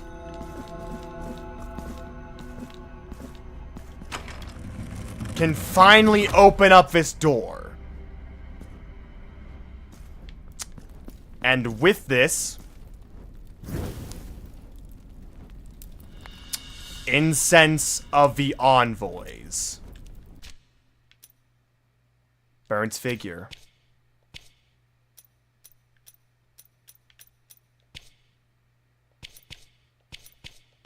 They have all been burned, reduced to ash. And now, the charred remains of the figures of the 4 envoys salvaged from the embers.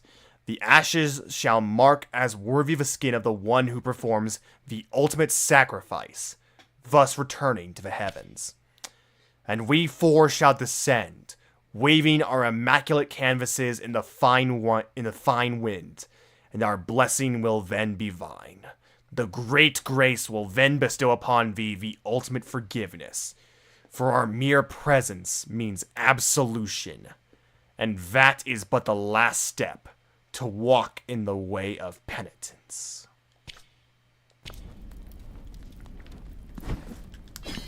And with that,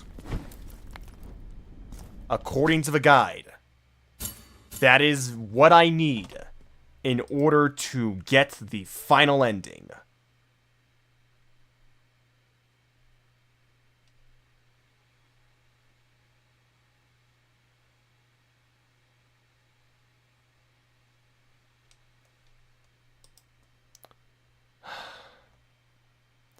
We spent all that time doing these other quests, thinking that would do something. Nah.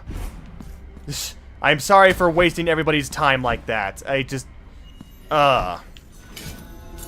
More completion. Alright, I am making a promise right here and now. No more of that no more side quests. No more side quests. We are doing this soon. I say soon because I do actually need to go to the bathroom and I need to go get some water. But we did everything we needed to do. And now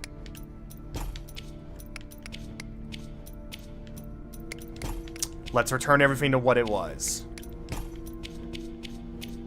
Storm Rage.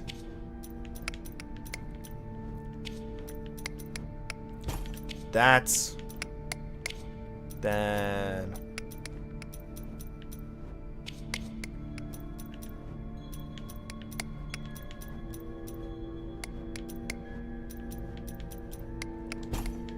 Then... Chrysanta. And...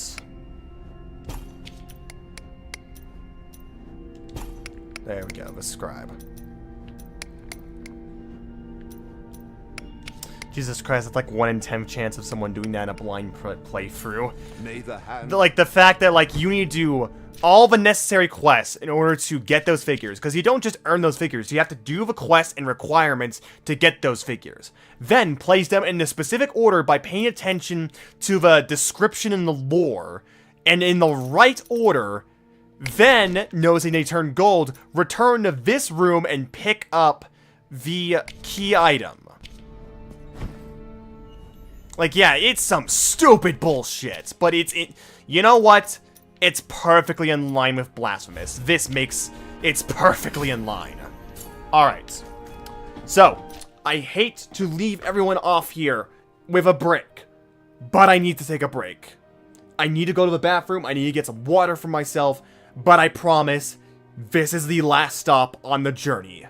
Please, hold tight. And we will end the Blasphemous 2 journey here. Hold on, everybody.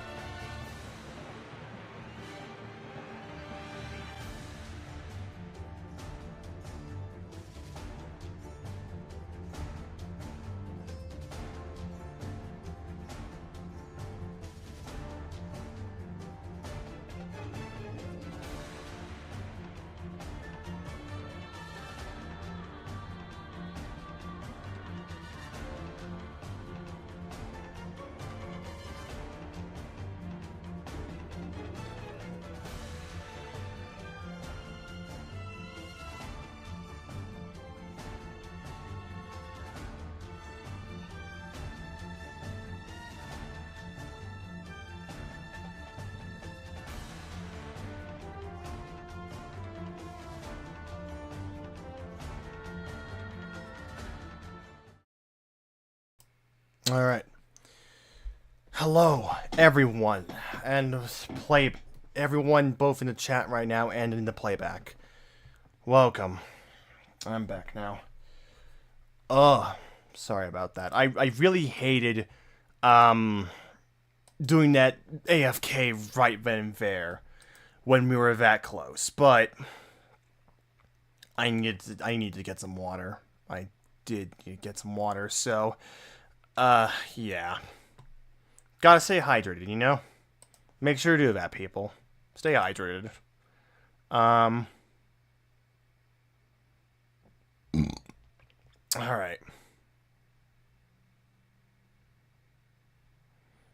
Locked achievements +6. We can look at that later. We can look at that later. H2O is important. It is. Stay hydrated, people. Never forget the importance of it. But alright.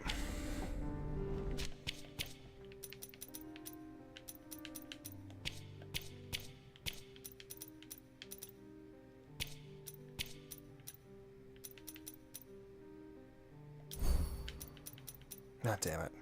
I don't have to worry about, I can worry about maxing these out later. Yeah. Once again, we are going right into the final boss, once again. I'm not gonna bother myself with doing any more side quests for stream. It's already been 8 hours total across both part 1 and part 2. It was 2 parts because internet was being a bitch earlier. But, it's already been 8 hours in terms of recording. And I am not going to have you guys suffer anymore in terms of side quests. I mean, granted, some of that time we were just doing was important because I did need those figures, but some of it could have been avoided in hindsight, but whatever.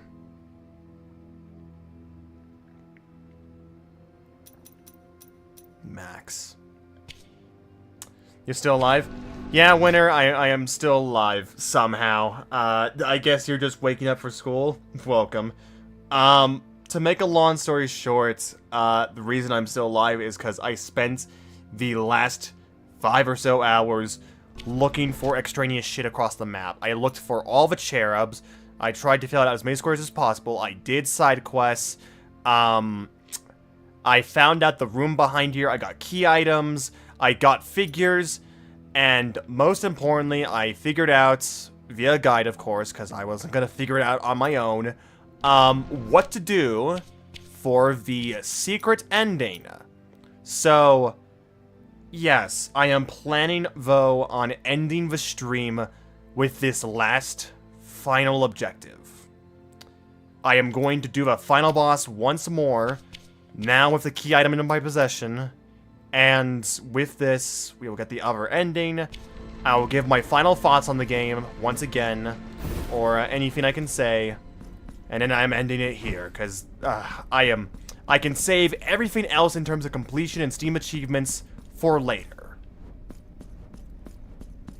But all right.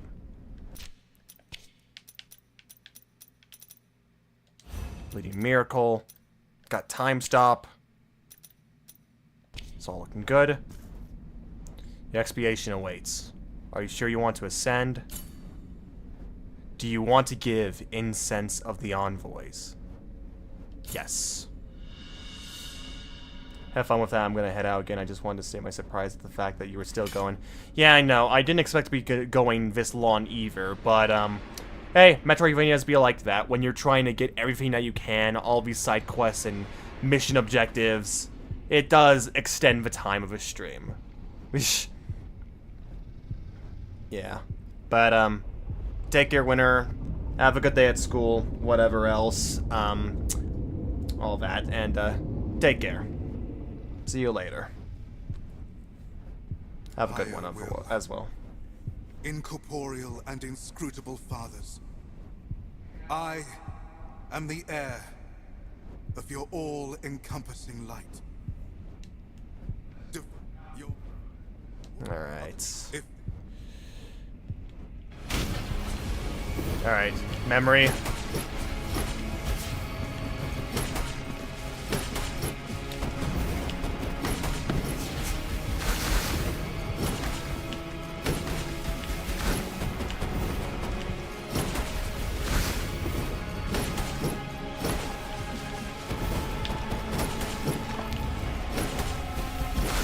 Ah, damn it. I didn't get back on the platform when it formed. Or before it fully formed. Damn it, I didn't get back on the platform. I am messing up. Yeah, it's been a few hours.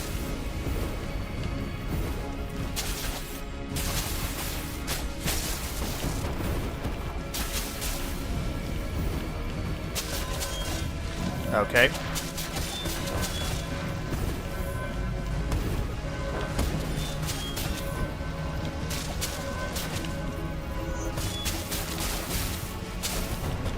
Ow.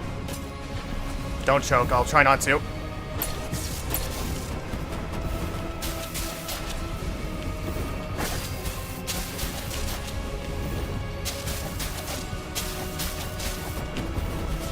Ow.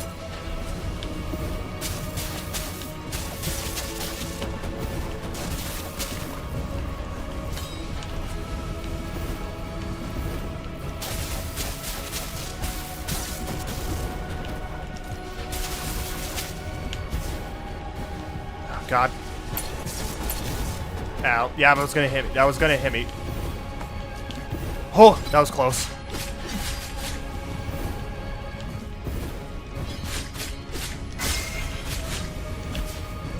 Okay. Okay, I get it, dude. You're really liking the lights.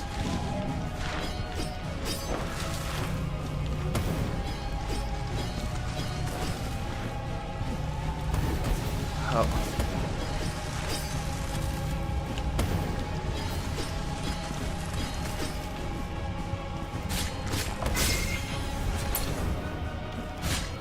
Oh, he has not done this yet. Yep. Ah, shit.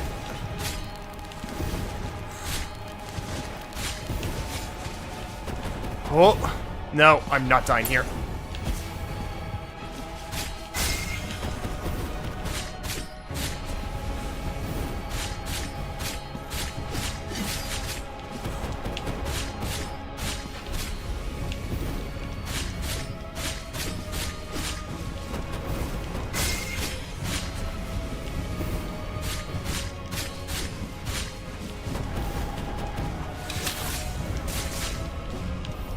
Die!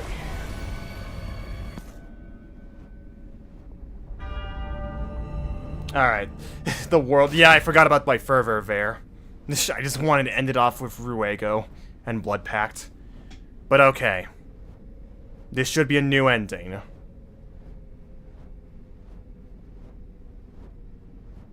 Doth thou respond to my pleas with pain? Pain in the flesh. Yet your very flesh I am. Pain in the heart. Yet your heart itself I hold. My punishment will be your sole legacy. And I shall die. I shall die reconciled with the mystery of my birth.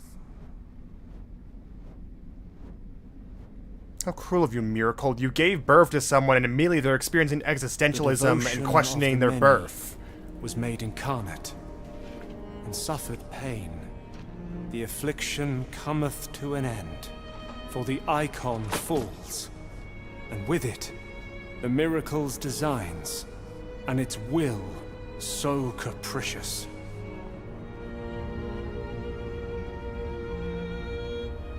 And so you shall ascend, both in body and soul, through dreamed kingdoms, to the holiest of places. Estrus! To the cradle of Perpetua!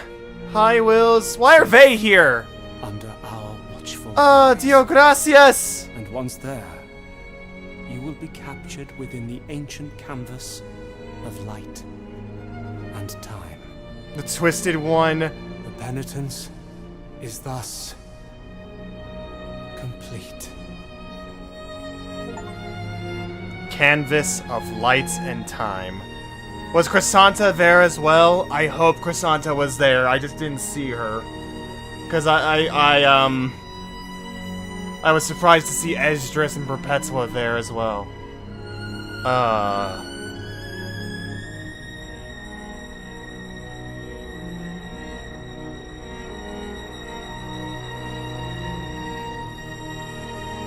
And there we go.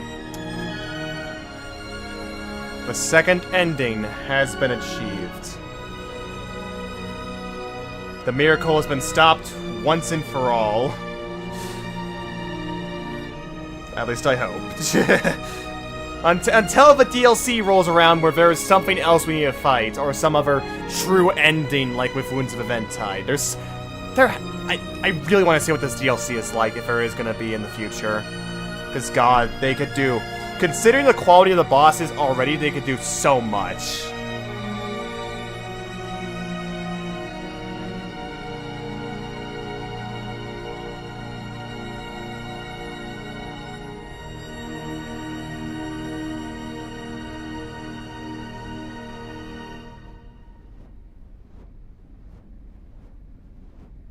Okay, yeah, I think it's an audio glitch. I must have done something while doing the challenges or whatever that caused this glitch. Alright. You've already been through the credits, so I'm not having you go through. Oh? Wait a minute. Fuck you! Fuck you! Don't just use Chrysanta's ribbon like that! No! No! Don't just do that! You fucks!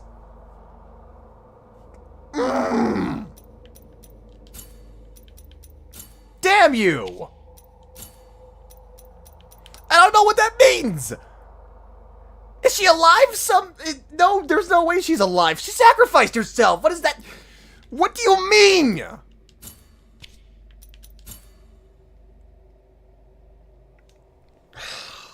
Damn you. Damn you! Of course. Alright. And now I'm going to look at the achievements. So I have 34. I have 12 more. So, Veredicto. Reveal the whole map. Unlock all weapon memories. Find all the rosary beads. 250 damage in a single strike. After the first fight, defeat any boss without receiving damage. Reach the room of a Sentinel of the Emery in under 30 minutes. Find all the hidden symbols. Complete 100% of the game. Unlock all the achievements. And then one other hidden achievement I need to get.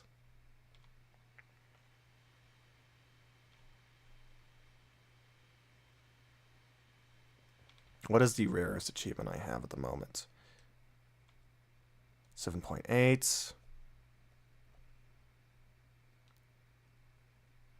8.2.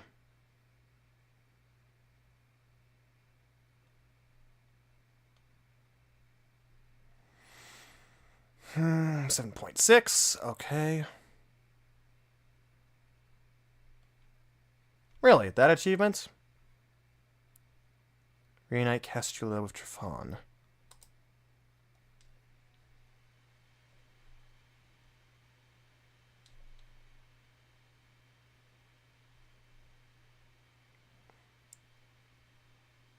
Alright. Melvin.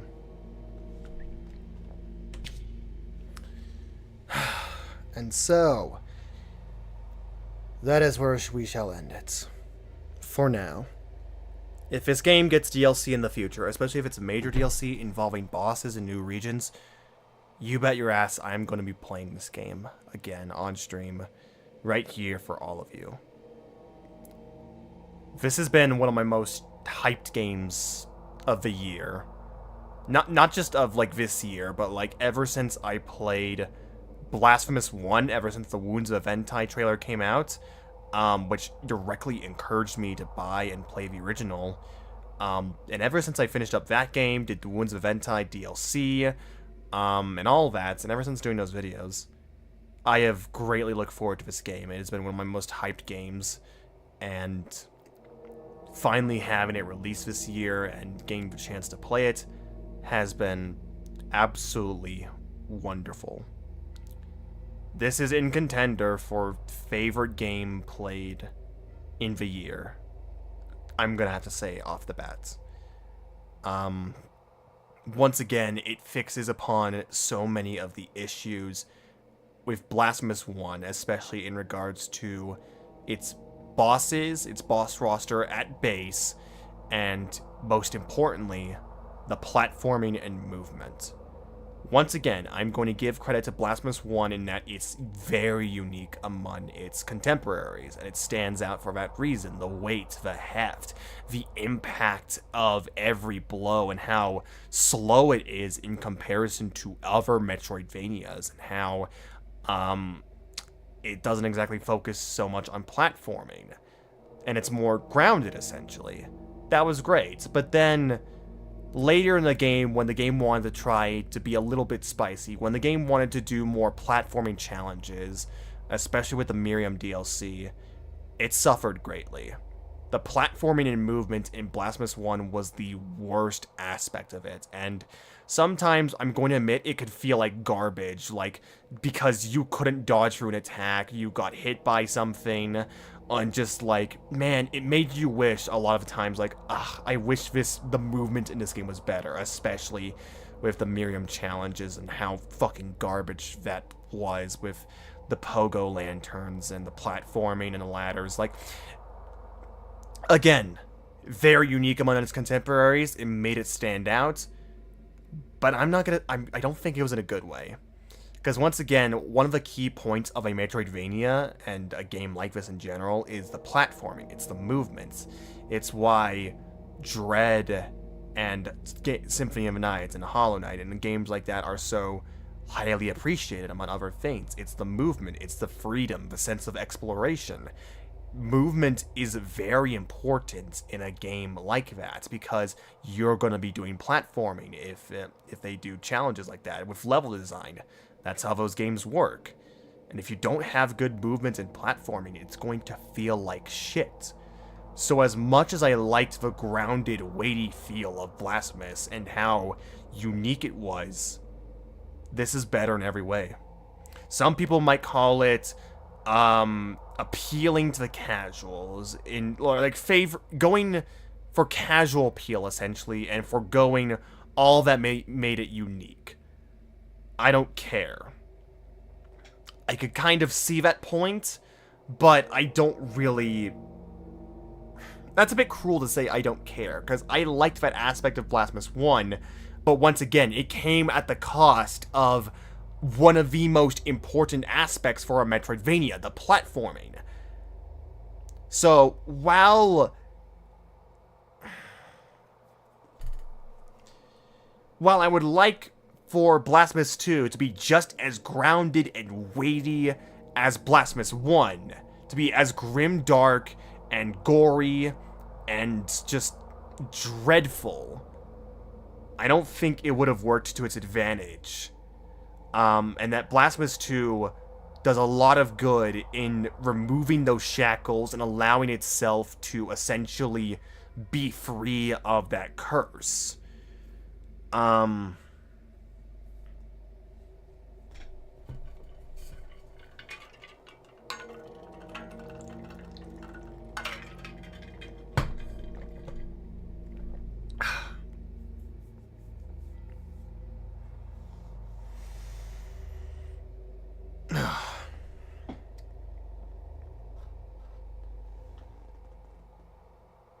So like, I'm trying to figure out where to continue from here in terms of the sentence, but it's just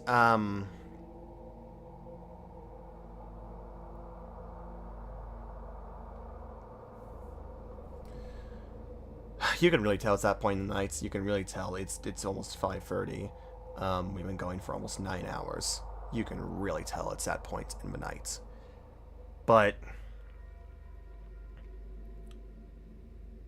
and we're once again going to touch upon this point. I think I brought this up in the first stream that, like, making a sequel to a game is very tricky. Because you can try and recapture every magical thing about the first game, but end up making it feel like a shameless copy, essentially. Like, they're trying to get you to re-experience the roller coaster. They're trying to mimic those feelings you had from the first game, but it's just not the same anymore, because the first game, whether it was because of execution or it was because it was the first time, did something to your brain. It's very important for a sequel to distinguish itself from its predecessor, and yet it shouldn't stray too far, because if it strays too far, it's going to lose its identity. And I think Blasphemous 2 skirts a very good line when it comes to that. It forgoes the heavy, weighty feel of the first game and the grim dark and the atmosphere in favor of better controls, better combats, better bosses, good exploration, good map design, good OST, and that's not to say that all the Blasphemous charm is gone. Hell no. There's still plenty of Blasphemous charm to be found in this game, with the enemies, the bosses, the gore, the kills, and the map design and level designs and the lore. It's just that instead of... I think I'm going to try and, like, answer as best I can, like, what Quentin was saying in terms of, like, the atmosphere and how he kind of seemed to prefer Blasphemous 1's atmosphere, in that, once again, Blasphemous 2 is kind of about moving on in that sense. Like, instead of repeating over the events of the first game, it's instead about the revival of the miracle and its imminent revival. It's about stopping the son of the miracle instead of taking place in the midst of an apocalypse where everything's already fucked and you're trying to do the best you can to essentially save the world, or do what little you can to save part of it and stop the cycle. You're instead thrust before the apocalypse, where this deadline is approaching, and you have to stop the apocalypse in that sense. The miracle is weakened in presence and strength, and this is its last resort in order to win, essentially. This is its last chance to gain back that faith and strength through this icon. And as a result, like, yes, the world doesn't feel as grim. It's not over-infested with monsters. It doesn't feel as hopeless. There's not a giant, religious order of knights bearing over your head and enforcing the will of the miracle. Everything about Custodia is long gone. And yet they still keep hints of that around, of course. They still keep hints and, like, tidbits with spells and locations in the game. To know that, like, yeah, this is a sequel. Like, of course it is. It's just that instead of trying to replicate every feeling from the first game and the mood and the atmosphere, it moves on. It tries something different. And I think it succeeds in that. Like, honestly, if Blasphemous 2 tried to have that same impact, weight, gore, and, like, atmosphere, I don't think it would have worked. Because, again, it's about, like, the tone. It's about the story it's trying to tell, the world, and the condition of it. And if you tried to implant that Blasphemous 1 tone into the story of Blasphemous 2, I don't think it would work. I don't think it would entirely work. Some parts might work, but not in its whole. Now, I can understand stuff like, the torture, the glory kills. Of course, like, I can understand that. That is a bit disappointing, especially considering the amount of unique glory kills there were in Blasphemous 1. But I can understand the constraints behind that with 3 different weapons. And they do have room for improvements. I'm a little disappointed that there's no New Game Plus immediately, that there's no boss rush, but I have high hopes that they'll add it into the game at a later point. I'm trying to think of what else to say. I mean, of course, this is all me rambling off of 5:30 a.m. energy after 8 hours of streaming, and much less what many people might call the honeymoon period or whatever, where it's like I'm blinded by a game or whatever.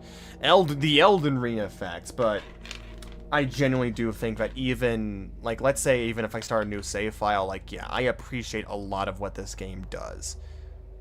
In terms of gameplay and everything, like, don't get me, once again, don't get me wrong. I love Blasphemous 1. I love it. It was one of my favorite games played in 2020 or 21. Like, the year I played it. It was one of my favorite games. But I wouldn't want Blasphemous 1 again for a sequel.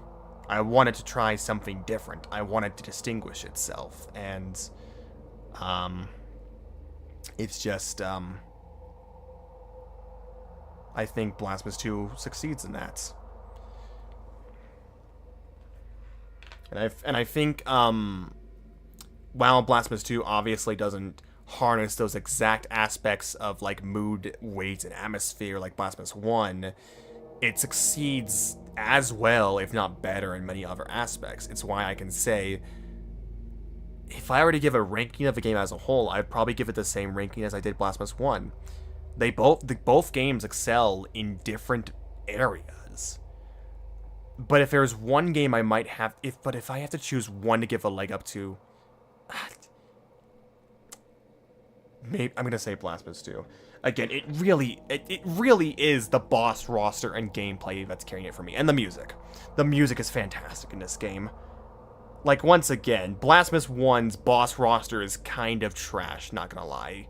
Out of base, it's Chrysanta, Kiersey, and Esdras. It only gets really good with the DLC. Meanwhile, in this game, we're kicking off right off the bat with just DLC quality bosses all around, with the beginning free, and, oh my god, that penultimate boss, that was so good. Hey, Project WYK, welcome. Just want your boss rankings to beat the game first. Just beat the first game's bones, boss woman, whatever you call her. Oh, Isadora. Yeah, Isadora's a great fight, Project WYK. She's a great fight. She is one of the best bosses in the game, I'd argue. Like, top 2. Top 2, top 3, depending on how you like Serpez or, the Amanecidas. But she's great. Yeah. Like, both of these games are neck and neck for me in terms of score. They are both about the same score. They are both like an 8 or a 9. But if there is one I have to give the half point to, it's gonna be Blasphemous 2. Just cause, again, it fixes my absolute biggest gripe of Blasphemous 1. The platforming. The momentum. Oh. Once again, there's a reason why I made that its own separate video, because god damn it, it really did kill so much of my experience and joy with Blasphemous. Maybe not so much, but like those parts in Blasphemous 1 that rely on the platform and the momentum, the platforming and momentum. Holy shit. Brain. Ugh. Like those moments where it relied on that platforming, it sucked so much. And yeah. Like, again, some people might just say, oh, it's just falling in line with its contemporaries instead. It's not staying out on its own like Blasphemous 1 did. It's instead forming to the adherences of what a Metroidvania should do with an air dash, a double jump, and whatever else. I don't believe so. Sure, it fixes up on those aspects and borrows those elements, but this is still Blasphemous at the end of the day. This is still Blasphemous. It doesn't feel like a Metroidvania in Blasphemous attire, if that makes sense. This is still very much Blasphemous at its core. And as of now, it is a contender for a favorite gameplay of the year. I loved every moment of playing this game. I love the weapons, I love the combat, I love the swapping, I love the customization with the favors, I like the changes they did to the systems involved, like with the rosary beads, the fervor, chants and prayers, or chants and verses. I like the map exploration. Once again, that is as solid as ever with its interconnecting passages and secrets to discover, the side quests, the content in the map, the collectibles, the bosses. I enjoyed every single moment of playing this game. It has been an absolute blast playing this game blind for the most part. I did look up a few guides just in this stream alone, but that was mainly for the secret ending and quests and all that when I had already finished the game. The 95% of the stream, like all these previous parts, have been fantastic. I have enjoyed every moment of them. And I have a feeling it's going to remain as my favorite game, or maybe top 2. I don't know. Armored Core 6 came out recently. I'm considering picking that up. Who knows? I might enjoy that. There's Liza P coming out next month, which I might consider fully getting.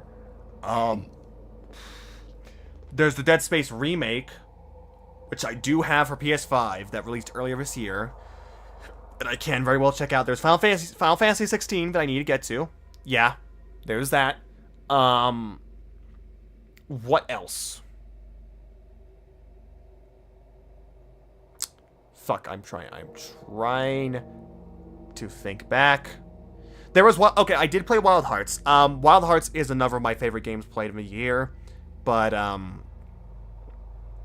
yeah, you all get the point. You all get the point of what I'm saying.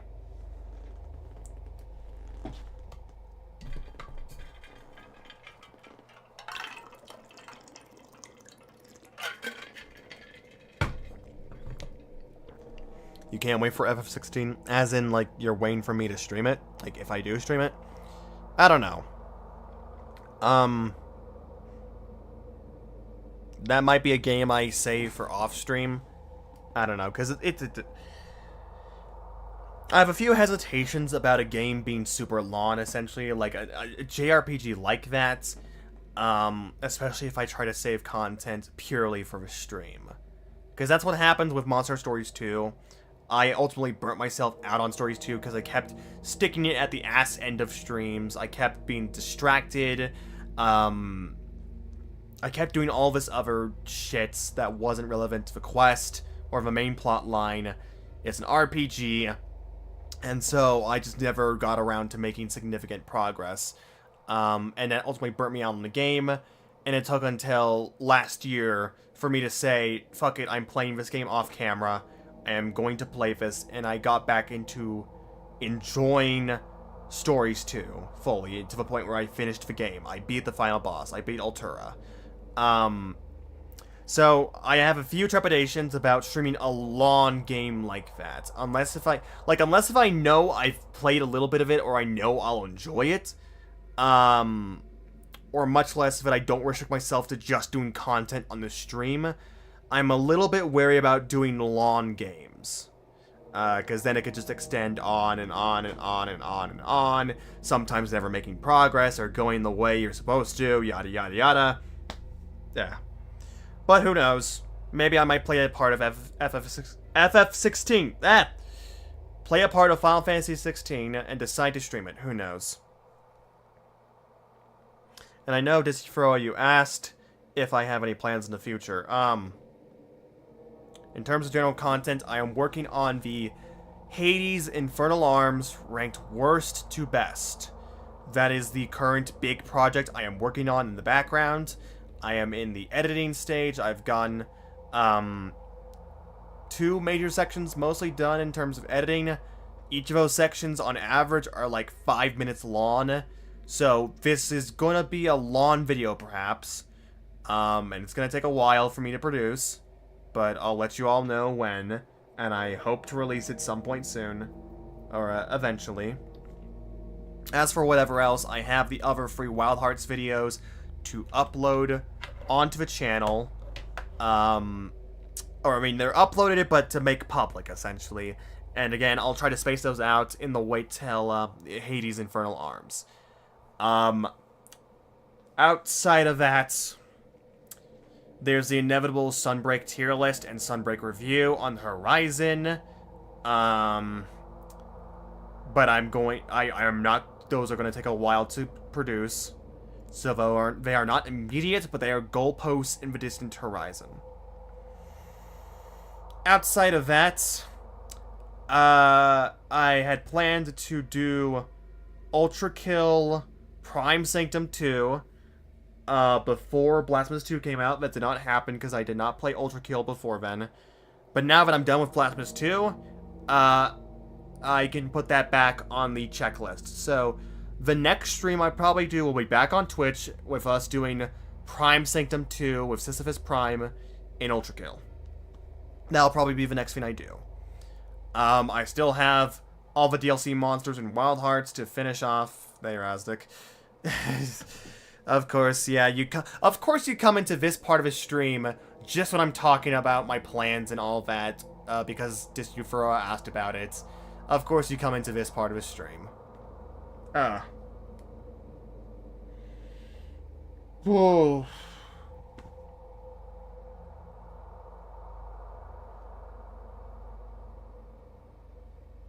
I woke up again. Again, you say. Oh, okay. So you woke up at some point earlier. You slept good at all, man? Or no? Something called me here. I wonder what. I wonder what called you here.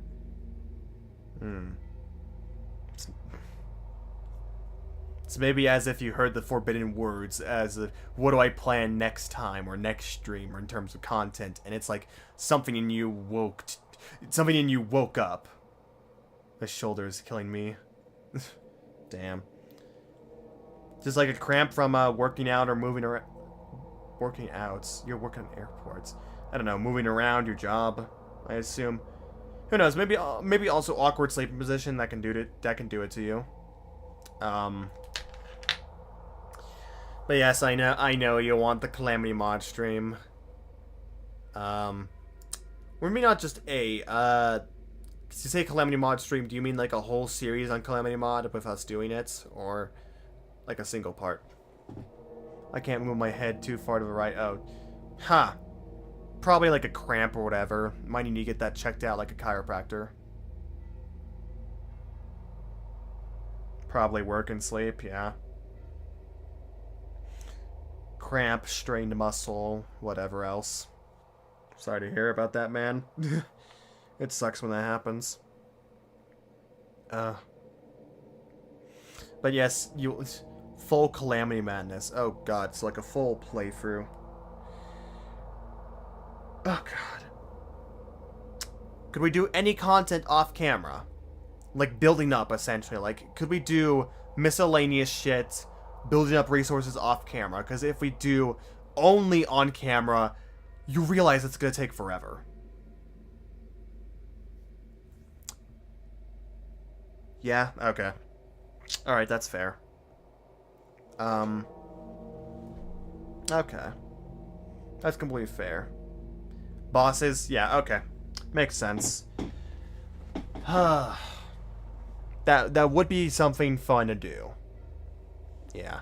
It's just, again, the checklist, the perpetual backlog of games and checklist to play through, and also time in the world and not having enough of it, and fuck you. Father Time. What do they should and all that. Revengeance mode only, we ain't going deaf for Infernum. Okay. Hardest difficulty, I see. We're sticking our dick right into the cheese grater. There's no preparation, no protection, nothing. We're sticking it right into the blender. I am sorry for that imagery. Infernum will probably kill your laptop. Huh. Wait, what does Infernum do? Revengeance. Oh, Revengeance is. I'm so used to seeing like Revengeance is like the hardest, or like I see it in videos and playthroughs. I assume that's the hardest.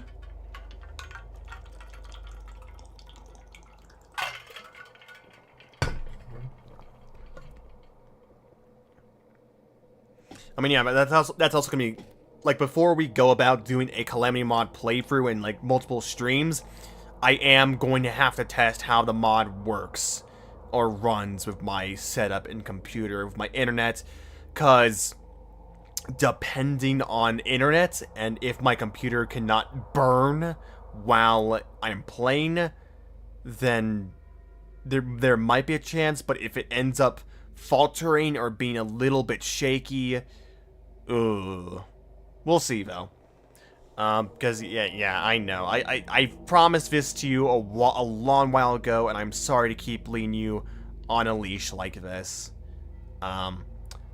I think also what a part of this is that, funny enough, despite how long I've played Terraria for, dude, can I be honest and say I've never fully finished Terraria, actually? Like, I've never defeated Moonlord. I've never defeated the final boss. I've never done that. I've gotten close, but, so it's probably just that thing where it's like, I've never fully finished Terraria, so how can I expect to move into a mod or whatever, which is going to be even harder if, I've never fully finished Terraria, if I've never fully finished Moonlord. Which doesn't help, because then there's all these new seeds and updates that have been coming out in the past years, and yeah. I'm used to this shit. I believe you. Oh, thanks, man. I appreciate the words of encouragement. Yeah. That is very much something I should do. I mean, I still have the world. It's harder, but also easier. Huh, whatever that means. As paradoxical as that sounds. I do believe I still have that world from the old playthrough back in the reboot days. Back when the channel was first revived. I believe I still have that world. Which, that's a pretty far along world. We got to the Golem as well as Duke Fishron. So, I could potentially kill Moonlord in that world. For a lot of weapons that are just broken. Yeah. Makes sense. Okay. I'm on it. Yeah, fuck. I've been rambling for another 10 minutes. We've been going live for 9 hours at this point altogether, thanks to the recording. Holy shit. Ooh. Alright. I am in here, because it's 6 a.m. Fuck. I've been rambling for this long. Ah. But, yeah. Who knows when my next stream will be. It'll probably be Prime Sanctum 2 and Ultra Kill. I just have to play more Ultra Kill on the side to get the P ranks. After that, who knows what I do. Whether it be new content that comes out, or, old things I need to get to, and have played before. Who knows. But yeah. Thank you all for staying by in these streams. Thank you for participating, not just in this stream, but in all these Blasphemous streams, in every single one of my streams in general. Again, I greatly appreciate it. You guys are the reason why I continue doing this as a hobby and making content for you in the first place. This game has been an absolute blast to play through, contender for favorite in the year, and I am really hopeful on if it will get any DLC in the future and what that will be like. But as for now, and because I need to get the hell to sleep, I'm going to sign it off here. I have been the Monarch of Dragons. No, I'm redoing that. I'm redoing it. I'm not having that with a voice crack. I have been the Monarch of Dragons, and I hope you all have a fantastic day / night, wherever you live. Peace, and Coolest Faults.